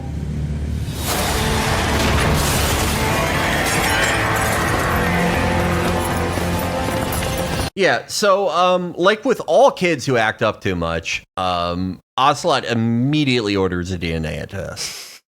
And because this is 1984 and they have to mail it all the way from the Indian Ocean to Utah, where all those DNA testing companies are, takes a while. Yep. You know, it takes so long that you even forget about it. They should have just taken a helicopter. That's you can get from Afghanistan to Angola real quick just with a helicopter ride, apparently. That is honestly one of my biggest complaints. The idea that you can fly from Afghanistan to fucking Angola by helicopter. Helicopters have a range of like 20 miles.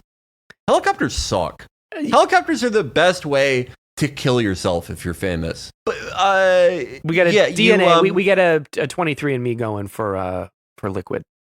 Yeah, and in that time there are a few liquid things that happen on base. We talked about the scene with Shabani's necklace and Quiet. There's a funny side mission called Eli's Challenge where Ocelot is like, heads up, Eli's been talking about getting a rematch with you. And because Venom is a simpleton, he's like, a rematch with an 11-year-old? I'll take it. And you have a pretty fun CQC boss fight with little Liquid on, I believe it is the R&D platform. And seeing as he's 11, you kick the shit out of him. You own him. Really funny that you not only fight him the one time, the game then prods you into kicking a child's ass again, just kind of while you're relaxing on base. It's the only boss. It's the only CQC boss fight in the game. Yeah. Yeah. You can do CQC in other boss fights, but it's like a boss fight specifically centered around CQC. This is the only one. Yep.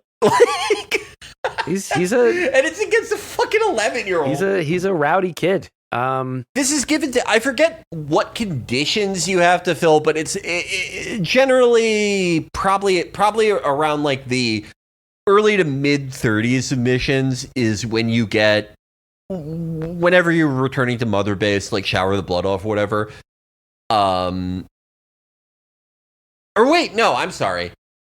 You find out around the same time as his big exit plan. First, one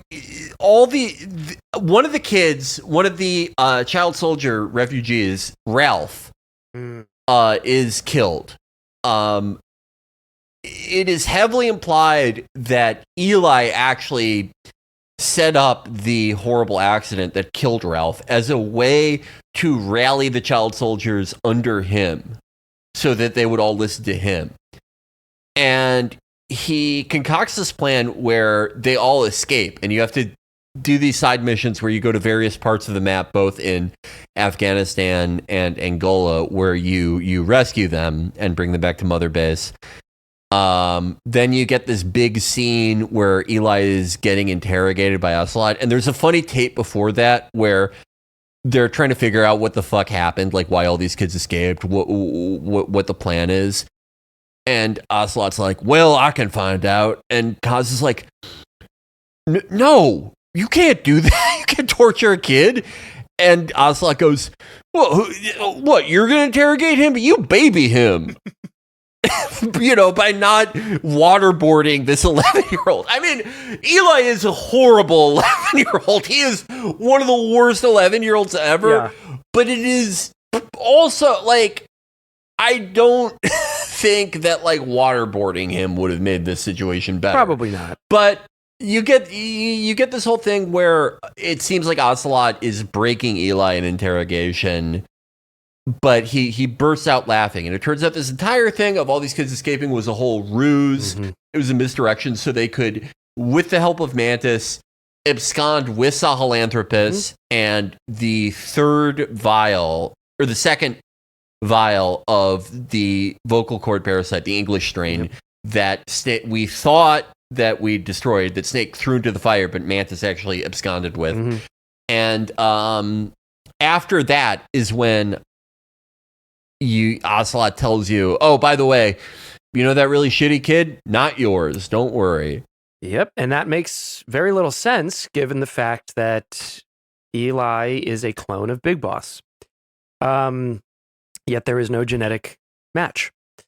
And as people probably know, we're so over on time. I think that we can't even go into all this, but there was another chapter called Kingdom of the Flies, I think. Yes. And we can sum it up for you real quick, which is that you pursue Eli with Sahelanthropus to some island or whatever. And you have another showdown with him, but he's piloting Sahelanthropus, and that's sort of the payoff of this. And its XOF is also after him, so they can requisition Sahelanthropus and the strain. And the way it was supposed to happen is Eli and the kids of Sahelanthropus fight off most of XOF, but one of the XOF guys shoots Eli after you have a rematch with Sahelanthropus, and it causes Venom to black out and slaughter all the XOF guys. There's this big scene where some of Eli's best lines are in this scene, actually. Yeah. I'll destroy your precious world. I'll kill Cypher. Oh, can I say... I'm not like you. Can I just say, I meant to put this in the MGS1 episode, but my absolute favorite... It's Cam Clark. It's not Little Liquid. But my favorite Liquid read of all time is in MGS1 when I think he's in the Hind D, so he's over a megaphone, which is always him at his best. And Snake goes, "Who the hell are you?" And he goes, "I'm you." It's just the funniest line to me. And Solid Snake is probably thinking like, what the fuck is this guy's deal? Who answers like that? I love that line read. I'm going to put it in here right now. I'm going to drop it in the audio. Why are you calling me brother? Who the hell are you? I'm you. It's so, yeah, goddamn. I mean, Cam Clark is probably 90% of the reason Kojima regrets killing off Liquid, and I agree with it. Like that, like he was a very well written character. I think Liquid's speech on top of the Rex is like, I think that changed what games are forever. That was shocking at the time it came out. Too. Shouts out to the translator Jeremy Blaustein, I believe, because he localized a lot of those monologues in a way that I think mattered. And I know there's like people pick sides on the translation stuff, but of course Kojima, wrote the game, but with others. But I think Blaustein was responsible for a lot of that those great turns of phrase and the Americanized versions of those speeches. So you got to love it. But yeah, anyway, sorry. I forgot to say that. I love that line. I'm you. Here with Eli. Yeah, you're supposed to fight him. It's a Lord of the Flies reference. And I don't know. I've seen the storyboards or the incomplete, cinematics for it. I just still, we talked about this already, basically. Like the Eli story here is, I think I would have preferred if they went a whole different direction altogether with it. Or even just, honestly, not have him in the game. Yeah, not a lot would have been lost if they took Eli out. And I say that as someone who, loves how all of his lines are performed in this game. Yeah. I think we already shouted out his actor. But the way that MGSV, what is his name? Looking up his name was Piers Stubbs. Yeah, I think the way that Piers Stubbs performs, kind of like I mean this in the most complimentary way, like Cam Clark Jr. is perfect. Yeah. It makes Eli's lines so much fun. Unfortunately, though, the way that they portray Eli in this game and the stuff that is just plainly missing from his story actively makes him a worse character. We've already talked about why. The fact that he just basically, it's like he came out of the womb knowing that, like, you know, the circumstances of his birth and, like, blaming Big Boss and, like, it's basically, they don't outright say this, but it really seems like he's just like a shitty seed. Like he was just destined to always be this evil little shitty murderous prick. Yeah. And that kind of kind of runs counter to a lot of MGS1, and B, it's such a missed opportunity. Because I think one of the most interesting things with Skullface was this idea of him propagating hatred and recrimination through the system. One of the ways they could have shown him as already doing that is by having him be the one who turned puts Eli this against germ of an idea in Eli's head. Definitely. Be like, hey, I bet you're wondering why you suck, kid. We're not saying that like it needed to answer every question, but there needs to be a better reason for someone to be in the story than, wouldn't it be cool to hear like a baby say their iconic lines? Yeah. And like, yeah, kind of it. I enjoy hearing him go, I'm not like you as much as anyone else. But it's like, okay, the entire reason he did Shadow Moses, obviously he was manipulated into it, but he was a prime target for manipulation because he had this love-hate relationship towards Big Boss. He idolizes him in some ways. He resents him more than anyone on Earth in other ways. Yeah. And we had this opportunity to see, like, you know, he could come to worship Venom. He could see Venom do these incredibly valorous, brave, selfless things that we see him do all throughout the game. And then there could be some moment where, you know, you are forced to make like a terrible series of choices, and that is what that is what starts germinating this hatred inside of him or something. As it is, it's just like, yeah, it's not just that we didn't see a new dimension to the character. It actively took dimensions away from him. It actively made him less interesting. It flattened his character. Yeah. So that's Eli.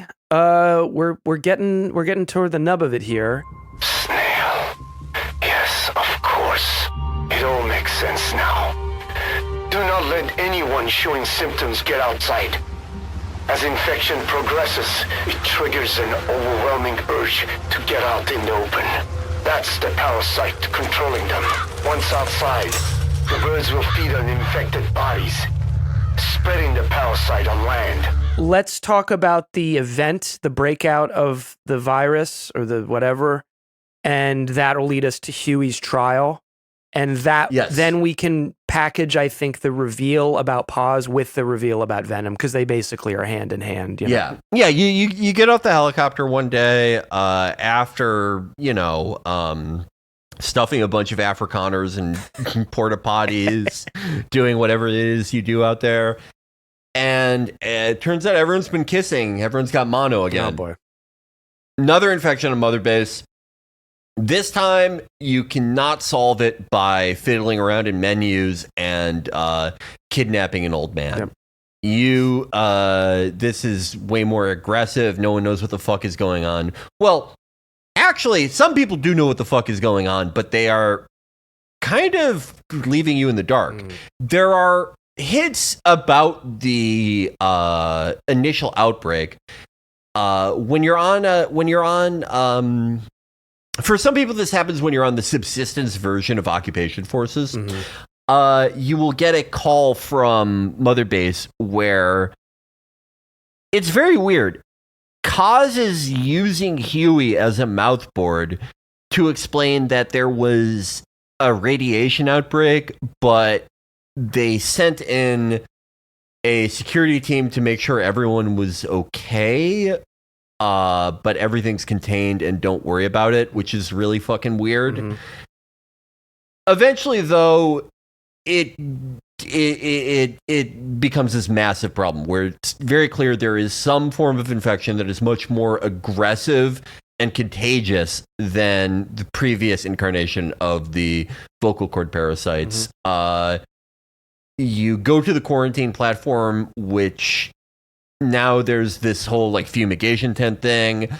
Venom basically over causes enormous objections, decides that he needs to go in there personally, that every security team they've sent in has fallen victim to whatever disease this is, or they're shooting at each other. Whatever it is, he has to go in before they lose any more people. And it's a great example of Venom like being very heroic and selfless. And what follows is one of the most harrowing gameplay segments ever in the series. Okay. This is really... I really like this bit. I remember when I first started playing it, I thought it was really interesting and really intense and effective and thrilling.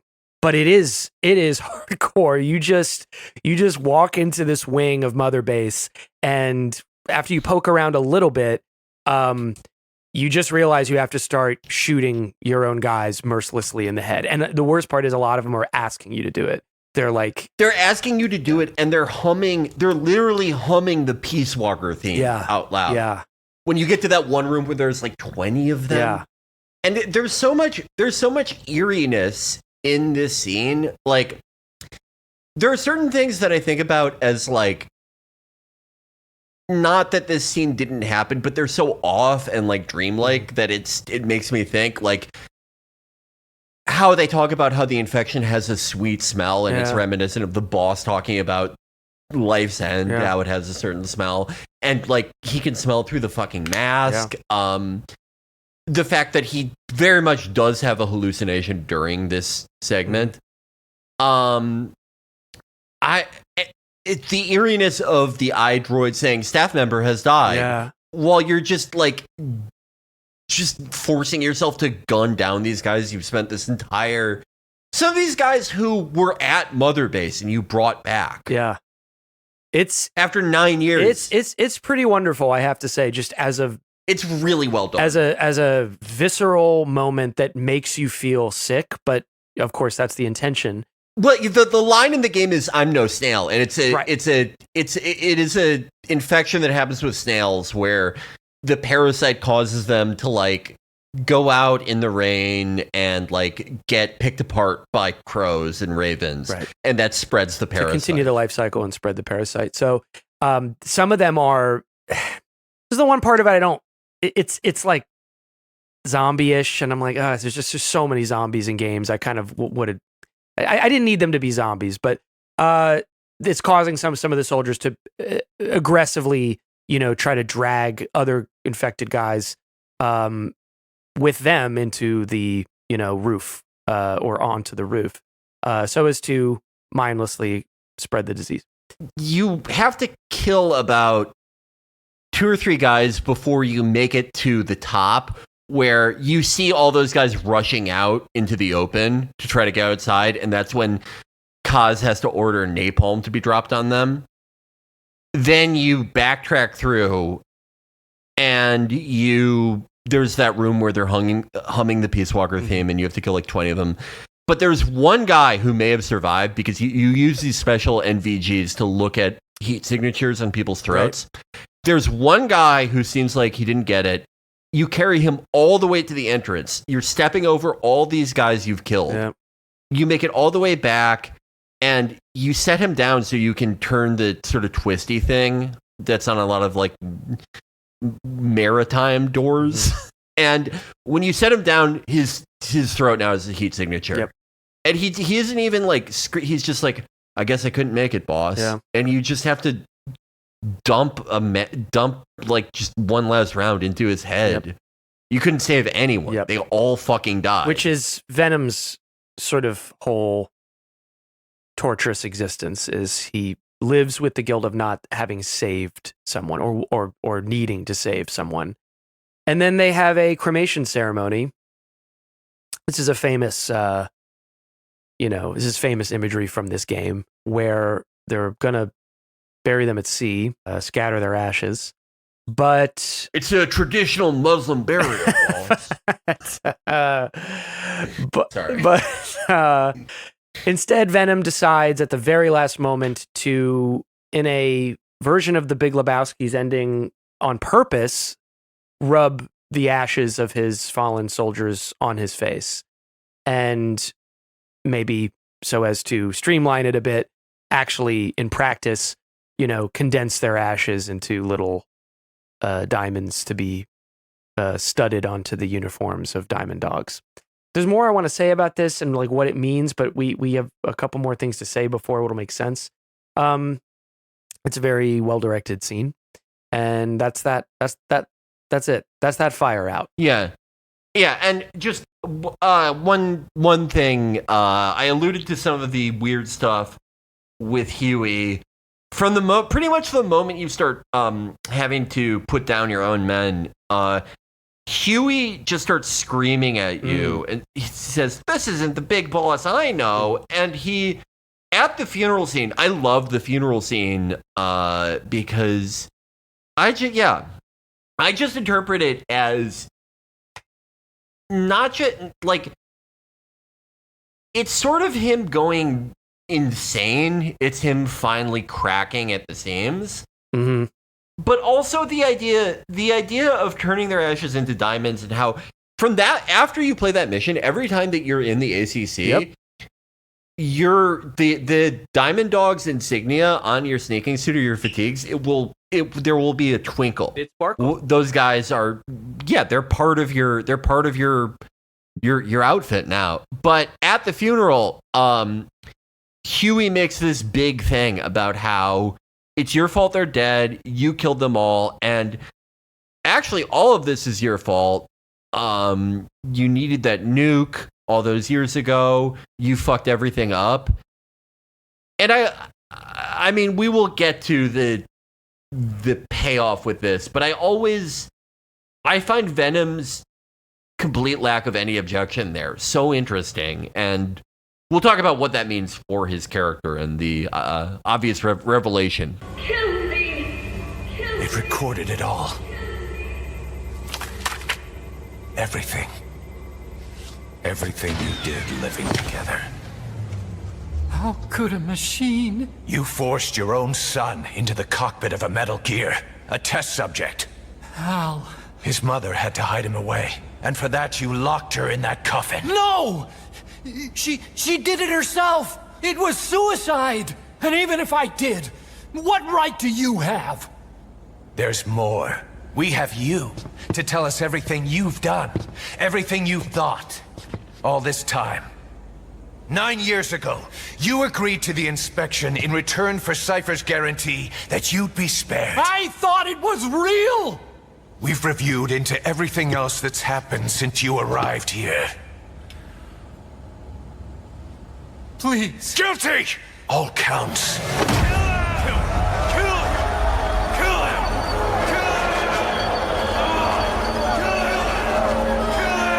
So this leads us to the trial of Huey Emmerich. For some reason, my favorite character in the game, and therefore the kind of thread I was most interested in getting sort of tied up at the end. I think Huey is one of the best characters they have ever written. I think for best character in the game, it's between him and Kaz, I think.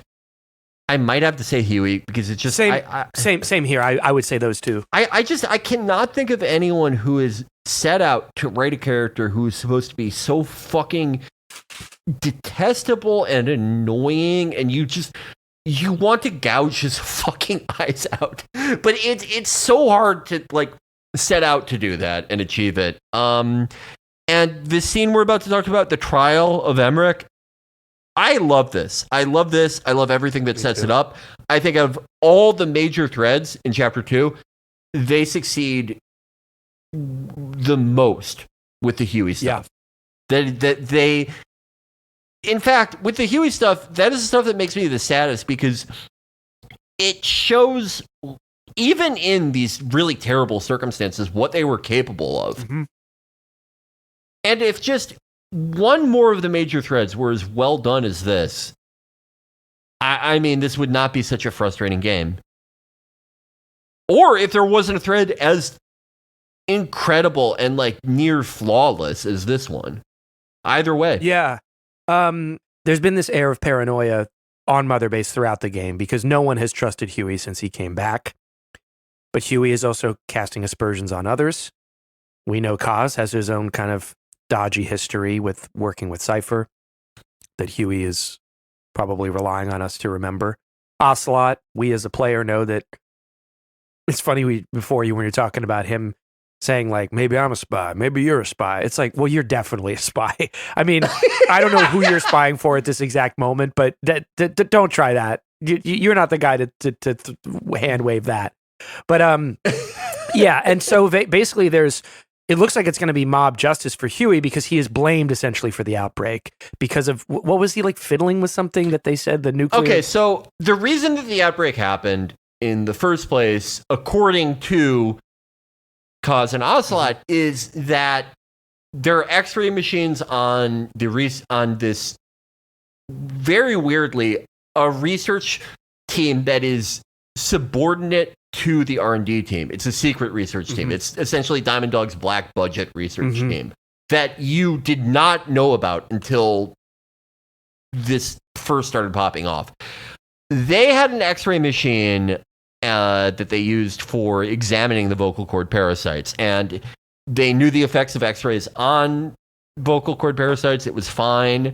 Someone fucked with the machine to make it emit beta rays, which are much harsher, and beta rays also have a much more dramatic effect on DNA, both for the vocal cord parasites and for the people on that research wing, which, keep in mind, pretty much everyone on Mother Base has like dormant, treated with Wolbachia vocal cord parasites.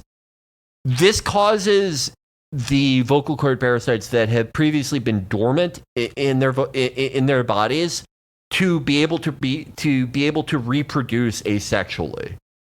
Hence, which defeats the entire point of the Wolbachia. Exactly, undoing the more or less, not cure, but undoing the solution to the parasites earlier in the game. Once you listen to all the tapes surrounding this, and there's a lot of stuff you get before the trial and after, it becomes very clear that like there is absolutely no way to definitively prove Huey did this. And what's more, I don't think you can say that Kaz is like knowingly did this, but he's as responsible as anyone. Kaz sent in the security teams because, according to conversations with Code Talker, he thought that the outbreak was happening because members of Diamond Dogs were sabotaging Diamond Dog. His paranoia caused him to send in a security team to potentially root out the traitor and execute them. Right. This caused the compounding infection and mini civil war on this research wing. The existence of the research wing itself that was being kept a secret from Venom, the ostensible commander of this entire thing. And there's so much stuff like this surrounding this entire trial. Like, the stuff they accuse him of, the thing is, with the stuff he's accused of, a lot of it he did, but then all the stuff surrounding his role in the infection, it's the things used as evidence are often contradictory, and it's just really well done. This is we talked a little bit about how well they did at creating the anticipation for a mystery. This is actually an instance of, I think, them setting up a mystery that has no real definitive answer in a pretty much perfect way. You're ready to think, oh yeah, finally, they got Hal. Sorry. Yeah. Not Hal. Huey. It's my turn to fuck it up. You're ready to think that.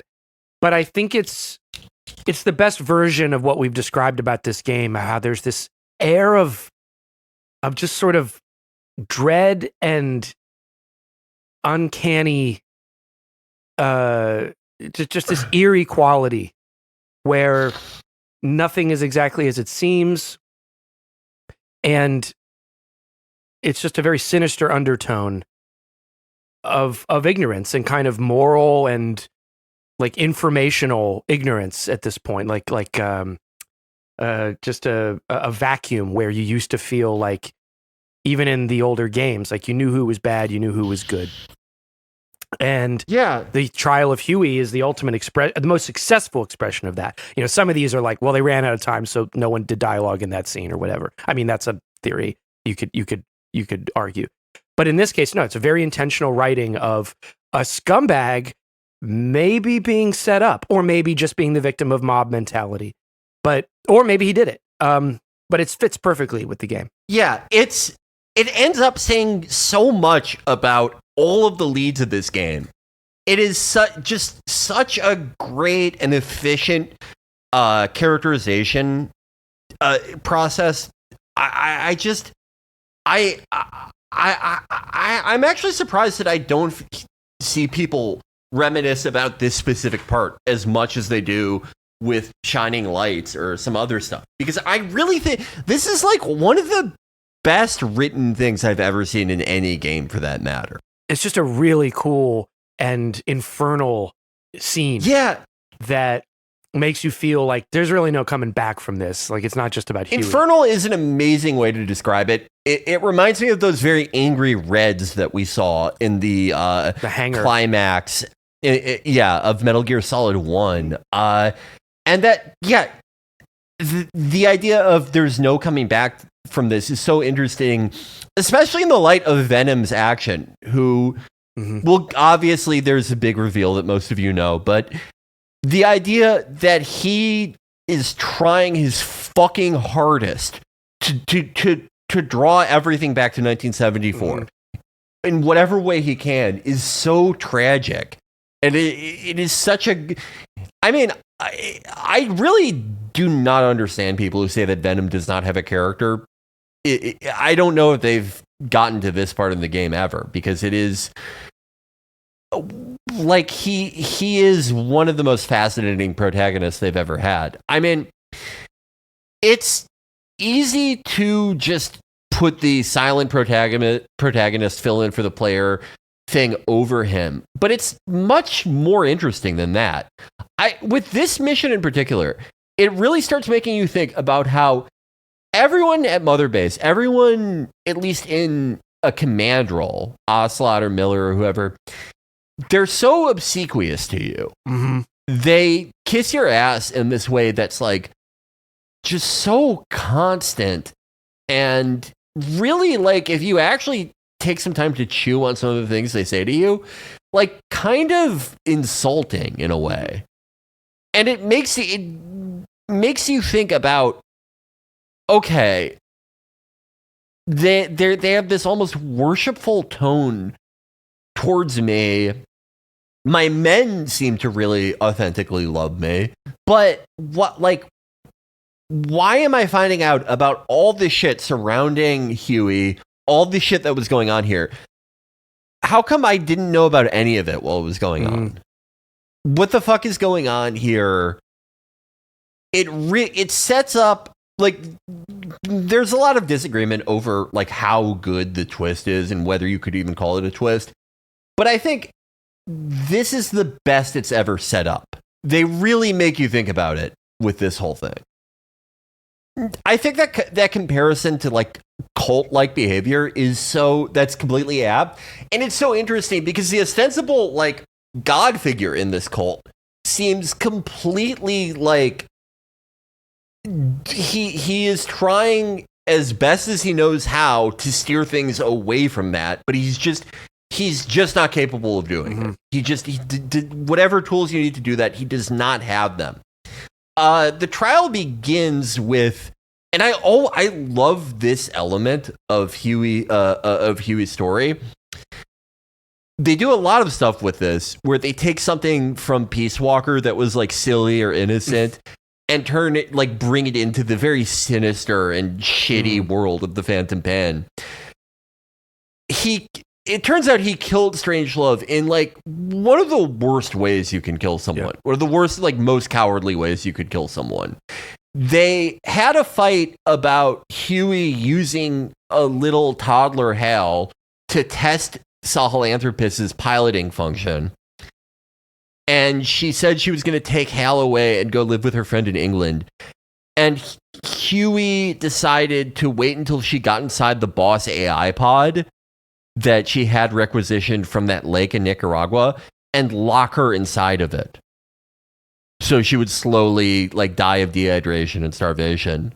I will say that you get the tapes recorded when Strangelove was caught inside the AI pod, and they are like among the most like horrifying things I've ever heard in at least the audio only format in these games. And that includes the truly harrowing shit in Ground Zeroes. Yeah. I would put these tapes of Strangelove slowly dying up there. But yeah, no, does Huey perhaps morally deserve to die? Yes.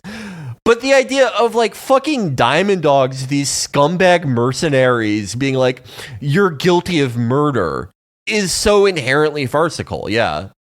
And also like he's on trial for the outbreak. And like, right. If you were trying to conduct an actual trial that actually fits like some standard of justice, you can't. That's not grounds to convict someone. No, this of the crime they're actually accused of, the crime they're actually on trial for. You can't just go, well, we have this other proof that they're a shitty person. Yep. Even if it is like 100% true, like in this case. No, this is like a Khmer Rouge trial where, and that's what I was thinking of, is near the end, like Pol Pot himself, but even before him, some of the leaders, they were accused of all this ghastly stuff that they did, but the people who were accusing them also did. And that's the fate of Huey. Yeah, and I think like the mammal AI pod is part of how they, like oh yeah, that's their key witness. Yeah, the mammal pod testifies against Huey. By the way, the thing that always makes me laugh, and I think this is kind of supposed to be like comedic in a very weird way, is the stuff you hear. You get a tape before you come back where Miller says things are getting really tense. You have to come back so we can have this trial. And you hear Huey go, you're all insane. You know that dog is a wolf, but you call him a D-dog because you cling to things like the boss.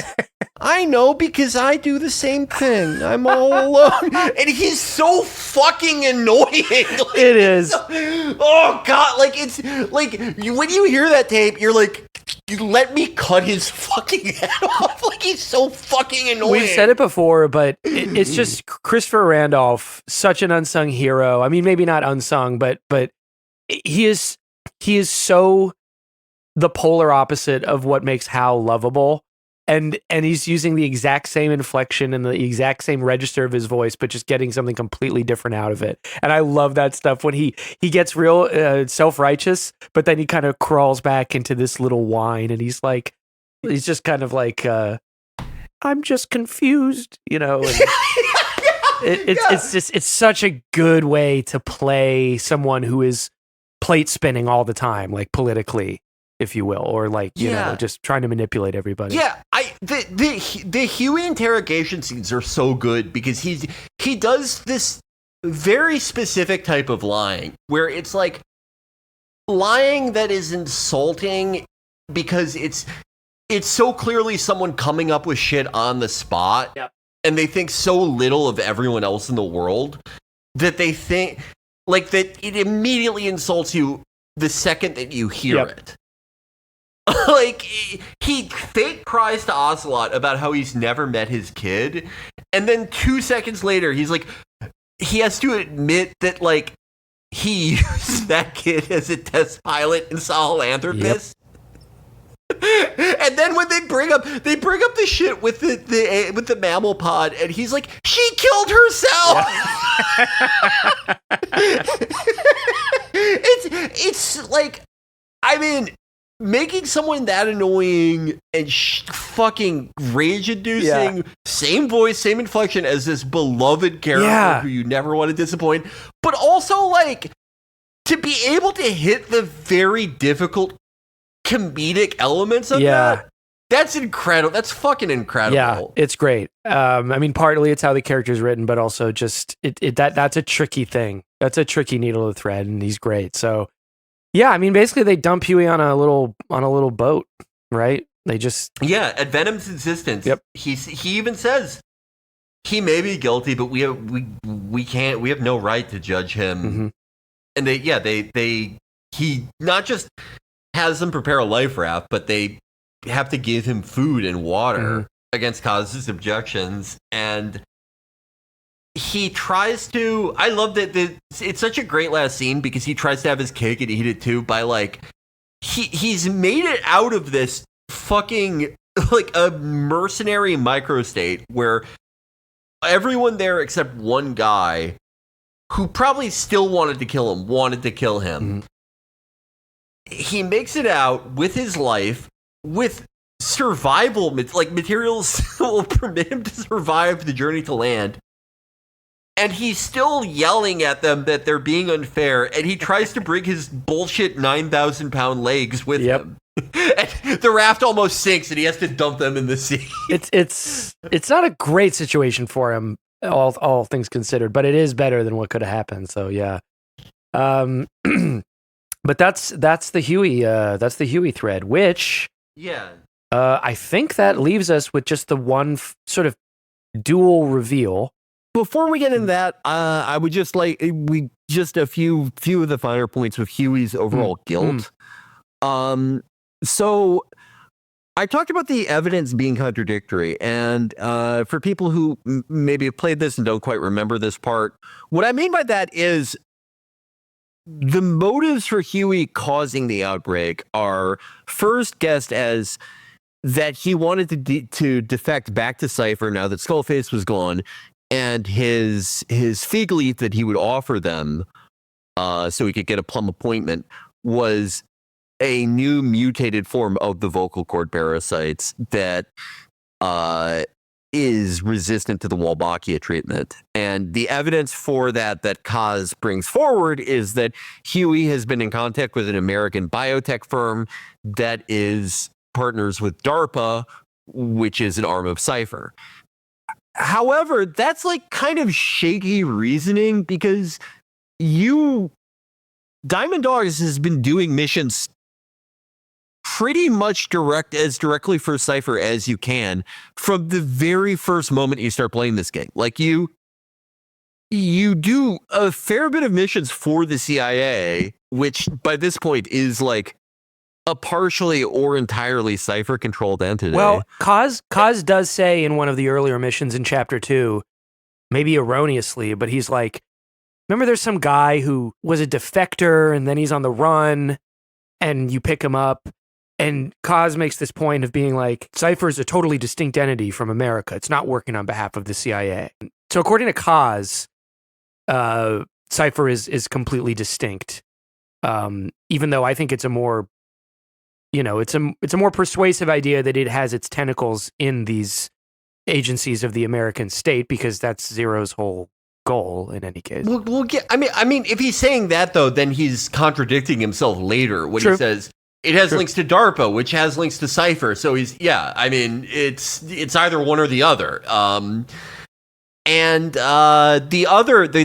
This contradicts himself when Ocelot's theory, and these are both presented as sort of equal accusations at the trial, that he was trying to develop a new cure for the vocal cord parasites through radiation and accidentally caused this. Again, with the information that we have, there's no way to figure out what he was trying to do, if this is even him, if he even did it. There's no way to confirm any of that. There's circumstantial evidence. There's the fact that he's a fucking awful person. And this brings us all the way back to, did Huey knowingly cause an attack on Mother Base? Which, again, is something we also kind of have no way of knowing. I mean, would it make sense that Huey would get scared? He would bite off more than he can chew. He would suggest that you get a Metal Gear and a nuke, and then you do it. And then he realizes, oh, this is a lot more realer than I thought. I'm going to try to go back to Cypher for my own safety. And because he doesn't know, like, the intra-organizational conflict in Cypher, he winds up reaching out to Skullface or XOF, likely through, like, a series of cutouts, never talking to him directly, and secures, like, immunity for himself as part of this whole inspection ruse. Or he just as well could have thought it was real.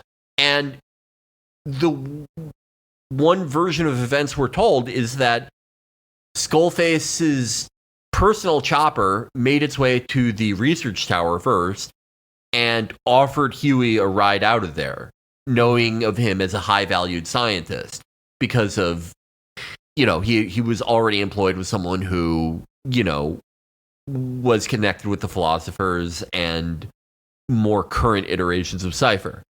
Again, with the information we have, you cannot definitively say. And I really like that. I really like that a lot. It's one of those instances in the story where they actually really do thread the thematic needle quite well, while also retaining a very well told and well plotted story. And actually quite a self-contained story in Emmerich's case. Costa Rica means rich coast. Please, get them out of my country. Them? Huh? Who was I thinking of? It was... And then No, that is not right. But I am an angel of peace. I am a student. I guess that leads us with our final kind of twin thread in pause. Yeah, so as we made mention of earlier, throughout the entire game, is it on the medical platform? Yes. You are checking in with, apparently, Paz, whom we all thought we saw die in the events of Ground Zeroes, which led to this game. She was supposedly stuffed with a couple bombs and then exploded, which caused, alongside the destruction of Mother Base, the coma that afflicted Big Boss and probably Kaz losing his limbs, but at the very least, losing the lease on his life. But she's there, and she's apparently an amnesiac. She is very docile and sort of friendly and is trapped in that state from 1974. But the more you, throughout the game, you collect these from the former soldiers or recovered soldiers from Mother Base, the wandering soldiers, you get photographs. And when you collect all of them, you get the reveal about this return of Paz, which is that it is, in essence, a hallucination. A complete, you're hallucinating not just Paz, but the actual room that you're in. You're there with her. Like after this reveal, when you go back, you see that it's an unfinished part of the platform. You're also hallucinating Kaz and Ocelot, explaining like Paz's condition to you this entire time. But you're also you get 4 tapes. The only way to get all the tapes is to give her all the photographs, and you get a final tape. And the final tape you get is like one of the most like heart-rendering things in this game. And it really kind of surprised me that it's Tara Strong doing her Latino accent. And in this incredibly I found it incredibly affecting. Yeah, all the tapes you get before this reveal are just Paz is trapped in. She has this terrible form of amnesia where it's like she's convinced that her cover is her, basically. She's just acting as the Paz that we first met with Zadornov. And slowly she starts realizing she's in a Groundhog Day type thing, because her delusion manifests in this way where any information that suggests anything that happened after the events of Ground Zero, she will just not process. Anything regarding her taking command of Zeke or anything like that, she'll just get a headache and go to sleep. And very interesting for people who remember Peace Walker and remember Paz's diary, which, I like the narrative thing they were doing there with her trying to harden her heart, but actually kind of dreading the job she had to do, though I think it could have been done better. This, I think, was so much just such a better instance of them writing her and writing her as a delusion in the mind of a guy who actually does not really have a complete picture of her.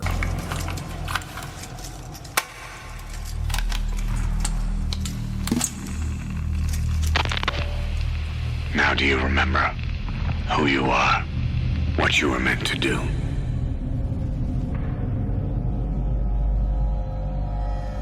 I cheated death thanks to you. And thanks to you, I've left my mark. You have too. You've written your own history. You're your own man. I'm Big Boss. And you are too. No, he's the two of us together. Where we are today, we built it. This story, this legend, it's ours. We can change the world and with it the future. I am you and you are me. Carry that with you wherever you go. Thank you, my friend. This entire game, you have not actually been playing as Big Boss, as Naked Snake, as John. John was, in fact, the bandaged up patient who helped you through the hospital in the very first mission of the game, the guy who called himself Ishmael. You, Ahab, were in fact just the one medic who was a Mother Base or a MSF medic who was with Big Boss, Kaz, and Paz and Chico on the helicopter. You are essentially a body double, an unwitting body double until now for Big Boss. This was a huge plan set in motion by, I think originally Zero, yes, with the cooperation of Ocelot, to serve as I think the most effective term is body double, because the real Big Boss snuck away. He was a wanted man all over the world. He needed someone else to be the face in case he got taken out. It was, to protect him from Skullface. And, it can also be interpreted as, like, this, again, is what I love about the murkiness of the attack on Mother Base.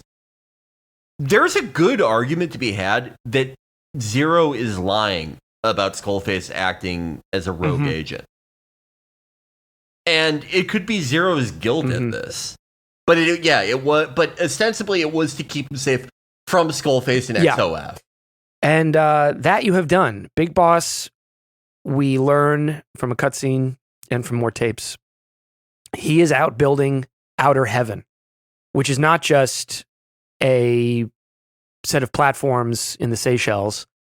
It is an entire nation. This is what will happen in the MSX games. First, Outer Heaven, and then Zanzibar Land, which is, some theorize is Selinoyarsk, right? Yeah, there's a pretty good argument. Like, it geographically is kind of in the same place as, or Zanzibar Land. The Zanzibar Land is, that's the Metal Gear 2 version. Yeah. They're the same thing, which is not just a bunch of struts with mercenaries on it, but a nation of soldiers. A much larger project than our piddling Diamond Dogs has been this entire game. And that's what he's off doing. You have been a double. And I guess the hypnotherapy is wearing off or whatever. And the once medic, now Phantom of Big Boss, catches a glimpse of his old self in the mirror. But Big Boss has made a tape for you and said, actually, this is a good deal if you think about it. You get to be famous and cool. canon tells us that the medic accepts this deal, and that in the first Metal Gear game on the MSX, I don't believe it's in that game. Big Boss, you believe, is Solid Snake. It's the first Solid Snake game. Big Boss is your commanding officer, which he is the commanding officer of Foxhound in that moment. Something that the mythology never really attempts to explain. He's talking to you the whole game until you realize at the end that he is in fact the head of Outer Heaven and has been trying to lure you there to kill you. Or this game changes the canon so that not the guy you were talking to, I don't think, but the guy that you fight at the end of that game is in fact Venom Snake, who is Big Boss's body double. So this changes, a bunch about the game. It's kind of like like a Memento or a Fight Club twist where you can look back and things make more sense. Felix, people have feelings about this twist or whatever. I sense you're positive on it. So I think that people would generally have more positive feelings about this twist, if not for the fact that it was revealed by making you repeat completely unchanged, except for one create a character menu, the tutorial mission, which is always the most boring, least replayable mission of any game. I don't totally even hate that choice in this instance, because I don't really think of the hospital segment as a full tutorial. I mean, you wouldn't need one if you had played Ground Zeroes. The idea of needing a tutorial that tells you how to go prone after playing that game is hilarious. I always liked the hospital scene because it's, even before you knew this twist, there was something so off in every single part of it. There's so much suggests that what you were seeing is either what you're seeing is not really how it's going down. It may just be 20 degrees off, but mostly like this, or what you're seeing is the truth, but what Venom remembers in his internal monologue is much different. I in and of itself, I really like the twist. I like the twist because I think that, obviously they were never going to do this whole, here's the moment where Big Boss became bad thing. We've talked about that endlessly and how they ended up doing something far more interesting.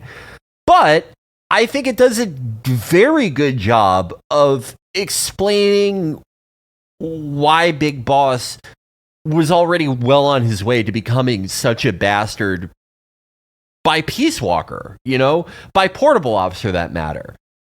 Through the stuff Venom does and doesn't do, it fills in. It's very noticeable what he does that Big Boss, you can no longer picture him doing, or for a fact he wouldn't. Because for one thing, he's not even there. He doesn't even care about any of this. Yeah.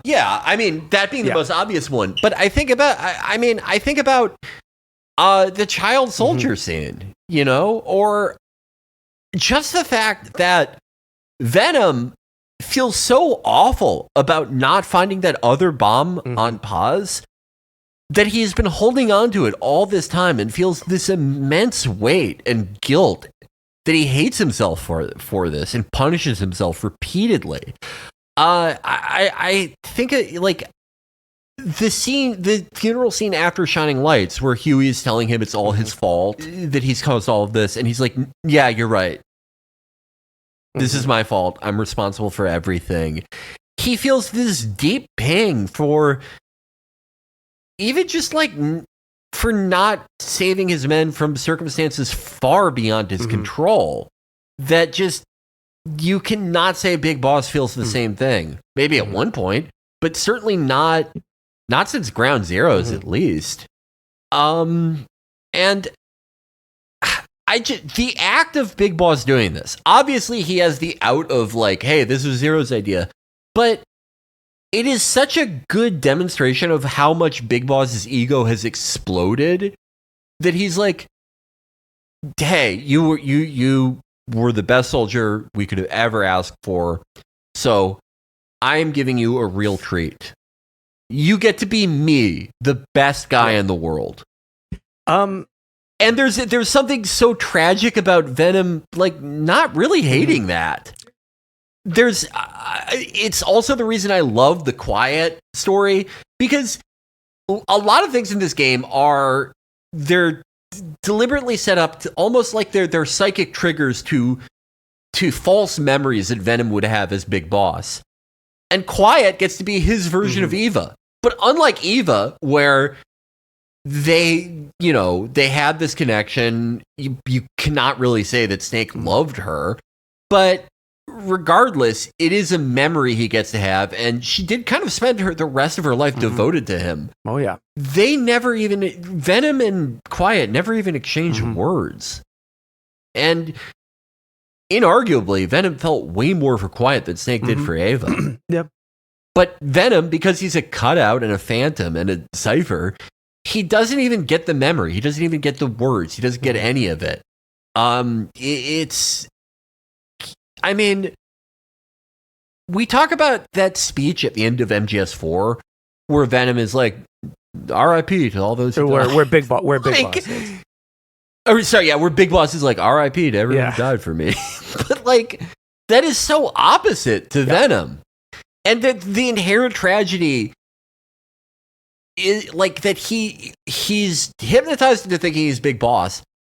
And still, after all this bullshit, in this guy's mind, he thinks, okay, I'm Big Boss. What does that mean? I rescue children. I'm a brave, selfless guy who loves his men. I would do anything to save anyone's life. He still thinks that like means something. He still thinks to be Big Boss is to be a hero at the end of the day, even after everything. I mean, not that it doesn't answer every question, but it's a pretty good fucking demonstration of what a bastard this guy turned out to be. I'm agnostic on it. I think there's some things that are interesting. I used to feel like, what's the point of this? Who is this guy? Like, we never see him before. We never see him again. And I don't mean as an 8-bit model at the very end of MSX. Like, that's not my idea of like a character. But I think you make a persuasive argument that he is his own character in this game. You may have to play it again to appreciate that.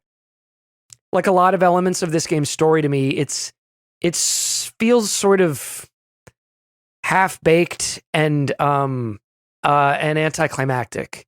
Putting aside whatever character was constructed around Venom as distinct from Big Boss, as to what it means, like on a level of commentary, I think a lot of that was already pretty much successfully done by MGS2, where you're not the guy you thought you were. You as the player are fantasizing about being someone way cooler than yourself.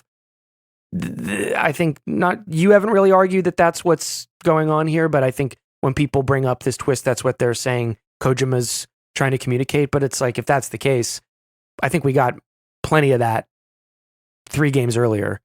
Yeah, no, I never thought, I mean, literally, there is kind of a you, the player, a Big Boss thing there, but I actually think there's a much more interesting thing that they kind of went for and maybe didn't really have enough time to complete.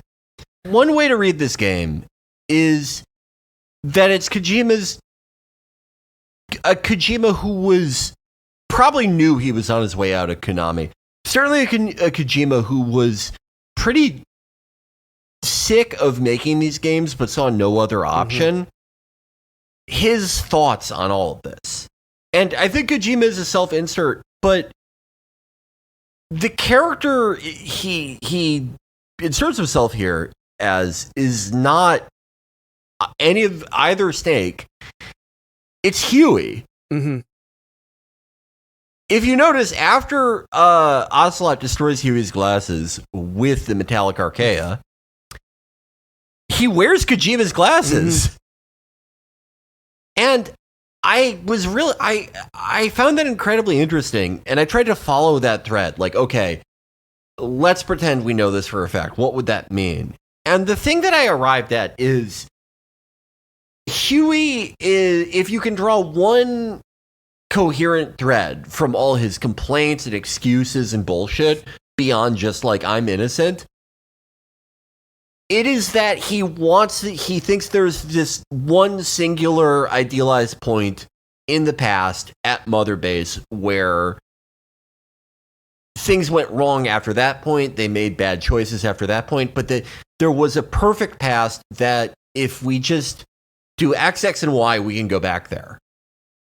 Part of why Venom maybe spares his life is he kind of has the same delusion. Mm-hmm.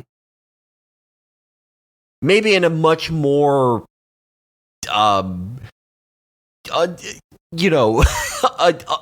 psychologically unstable way by virtue of the fact that he has like a piece of carbon jutting into his brain and he's literally hallucinating these things, but they have the same core delusion there. Yeah. The last thing that Venom hears from Paz on that tape is that he has to accept that she is quite literally a part of him forever, but he has to let her go.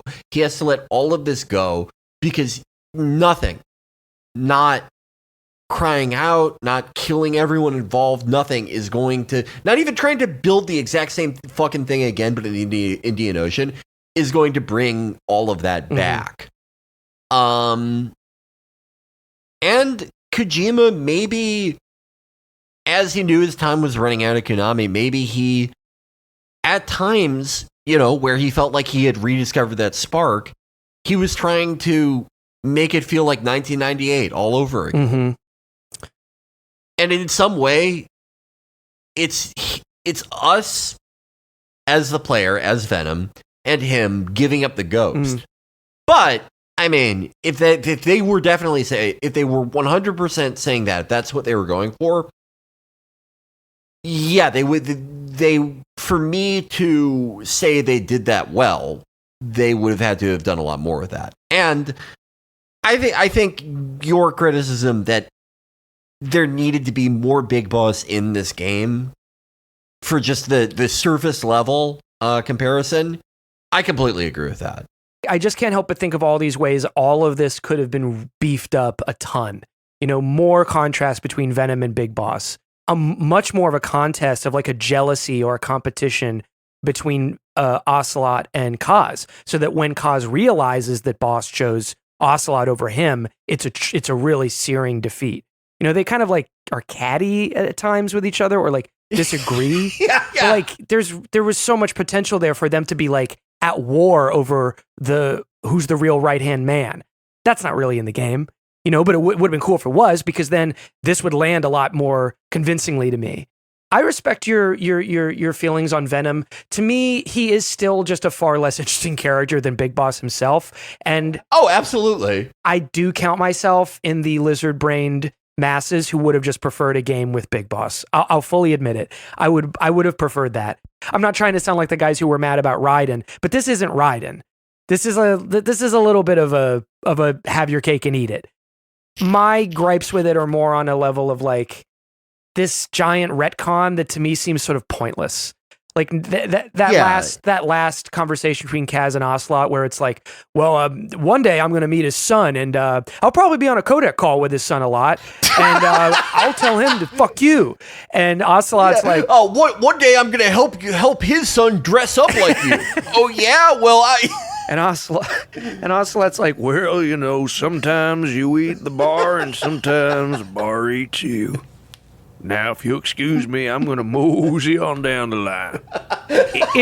It's just like this really kind of forced narrative beat where you're reverse engineering everything from the future games in order to line up with this pretty unnecessary retcon that affects almost nothing. I mean, it really does affect nothing. It's just the sprite you see at the end of the first MSX game, you can now go, oh, guess that's Venom Snake.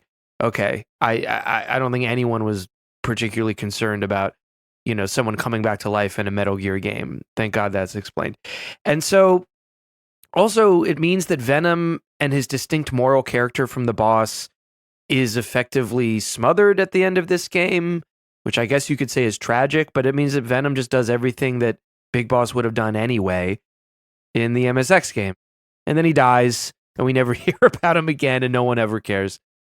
I just think, it's how I read it. Yeah. I would have preferred something that wasn't this little trick and was more of a final chapter on the man himself, since he's the one we actually got to bond with over the past 3 games, and Venom barely says anything. I'll totally admit it. That's like, how I am. Those are very good points. Like, yeah, it is way, you cannot compare it to the Raiden thing, because with Raiden, they had the courage to make someone who was fully a character. Exactly. And while I think that Venom has way more of a character than people say, there's still there is still the element of like, yeah, but you're also Big Boss, but you're not. But you're still him.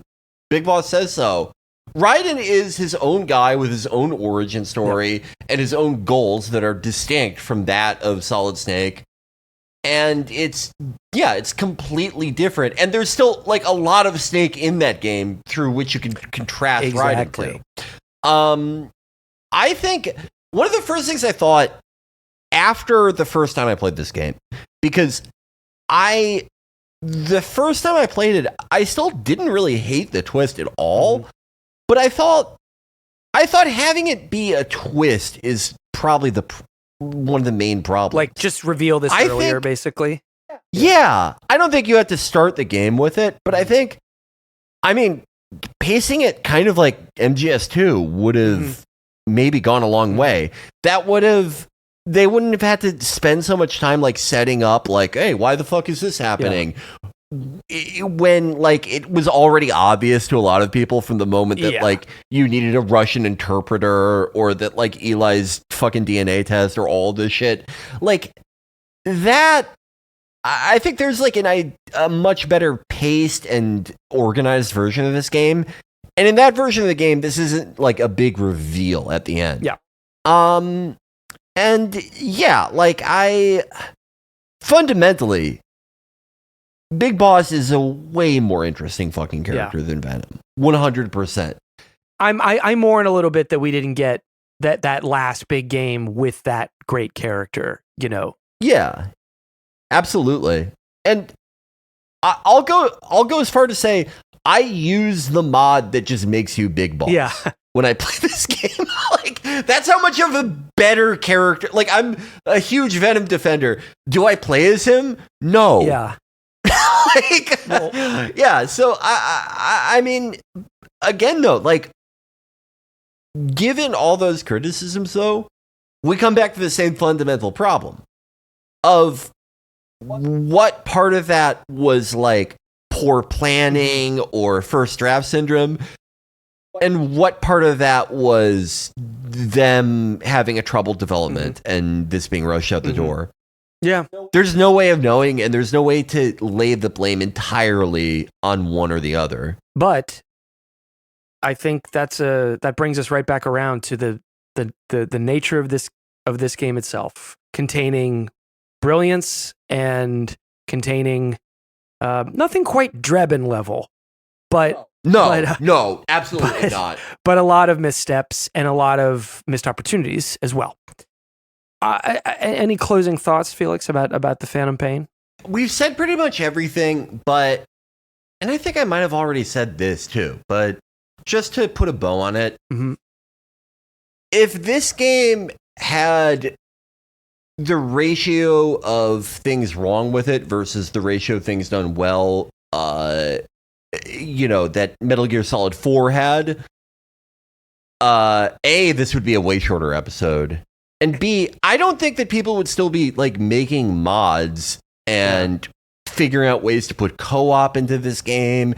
I don't think there would still be a vibrant community around it. I don't think there would still be people like making videos about their theories. There wouldn't be highly delusional and insane people who like will watch a Gillette commercial and be like, I saw helicopter blades. I also don't think that would be the case if this game was like as much of a steel trap as Metal Gear Solid 1 was. I think there's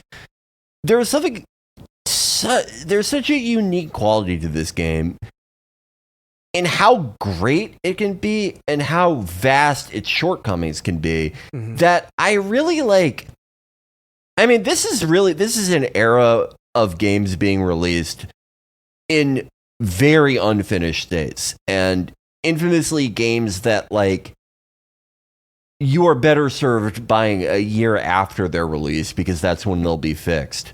But I can't think of any quite like this where the shortcomings and its high points are such that it just really it burrows into your brain and you think about it and talk about it and you keep fucking playing it for 10 years.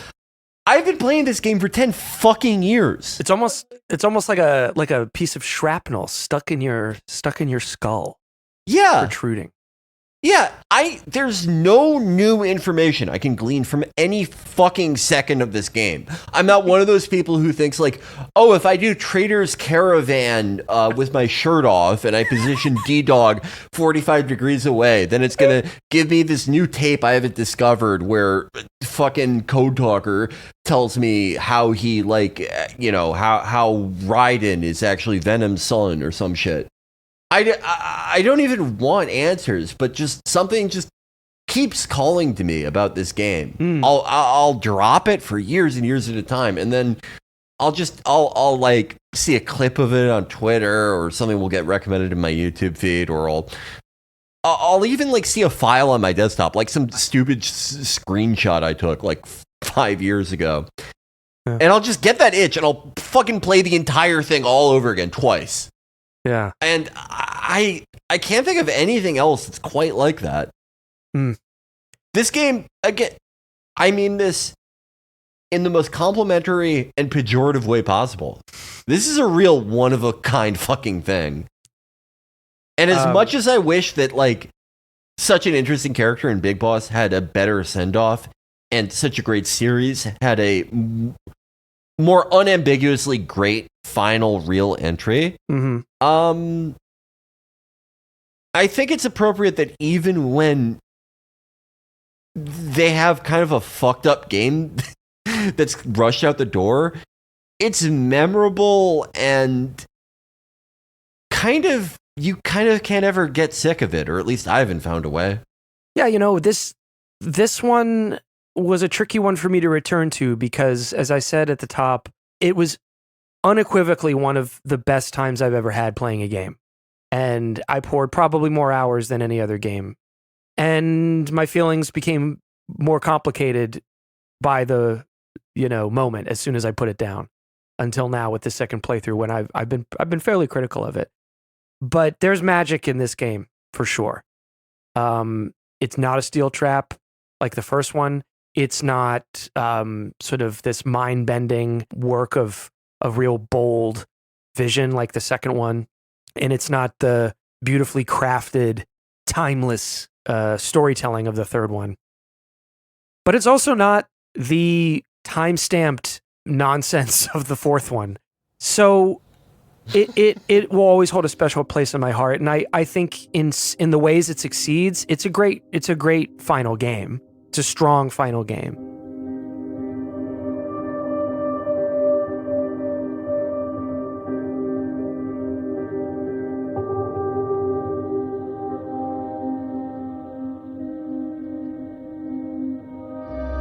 I am not kidding when I say I've exclusively played these games for like months now. Yeah. I'm gonna like play a fucking real-time strategy game for the first time. I'm gonna play some of those fucking bullshit Hearts of Iron games now. Yeah, get some. I can't play something in the third-person perspective for another year. Like shit. We've really been playing these like uninterrupted, folks. So I've had a great time, but I must step away because Delta also came out in this period, and I did an episode of Retronauts about Delta, which people can go listen to if they like. Felix and I also learned right before we recorded this that Konami has announced they're going to remake MGS1, which we're not going to get into as we conclude here.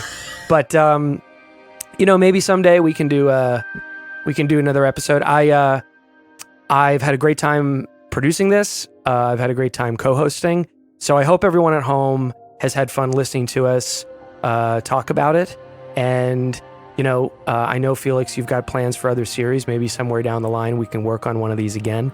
But it's been a real pleasure. I've had a blast. I had so much fucking fun doing this. So there's so many of these that I would have never picked up again if not for this series.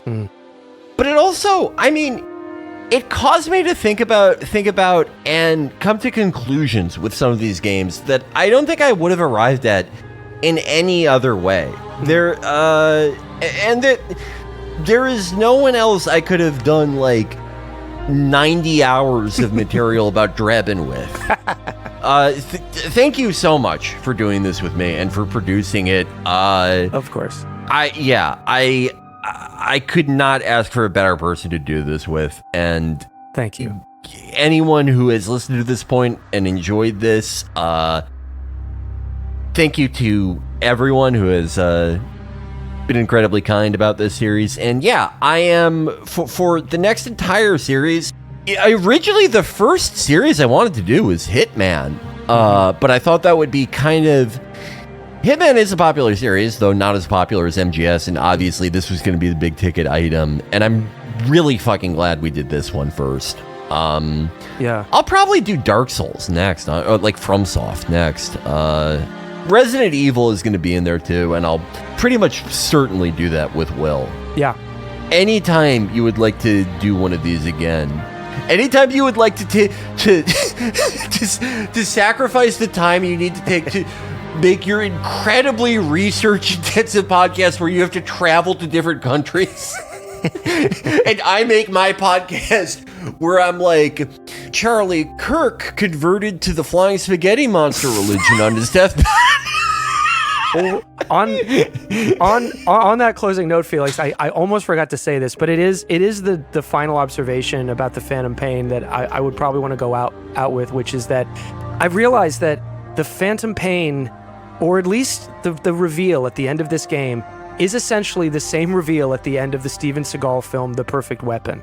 Oh my God, you're fucking right. Or vice versa. Because if people don't know, and this is the clip, I'm dropping the clip in, at the end of that film, which, much like Big Boss in this game, Steven Seagal is almost nowhere to be found. But when he is, we learn at the very end that the villain he was playing turns out to be a body double that looks just like him. And just like in the Metal Gear canon after this game, the one Steven Seagal who is the body double dies at the hands of the hero, and the real Steven Seagal emerges from the shadows seeking revenge, as happens in Metal Gear and Metal Gear 2. And I just couldn't get that out of my head for the past few days.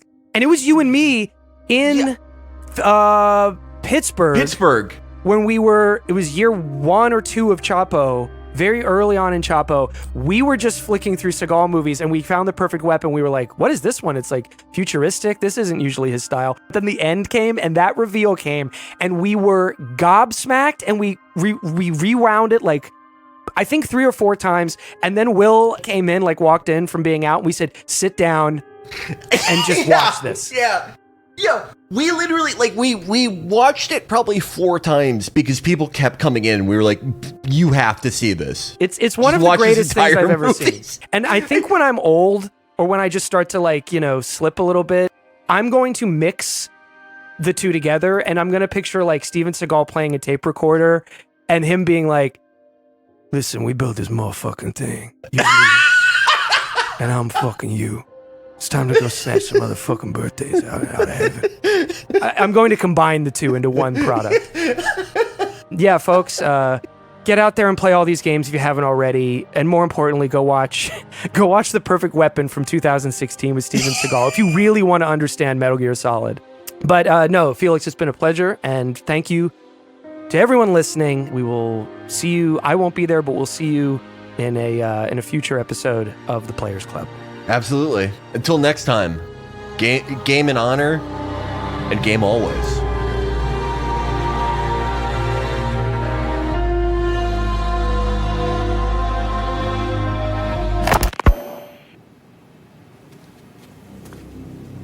My brother. Mission complete, sir. Almost. You've done a wonderful job for me, brother. I'm really proud of you and really grateful to you. It breaks my heart to see you like this. You gave me your life, you gave me everything.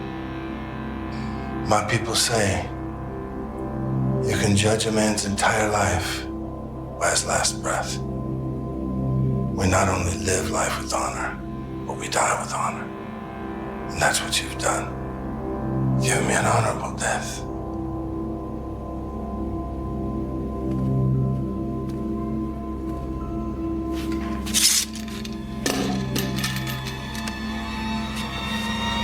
You had my word. Avenge me, brother.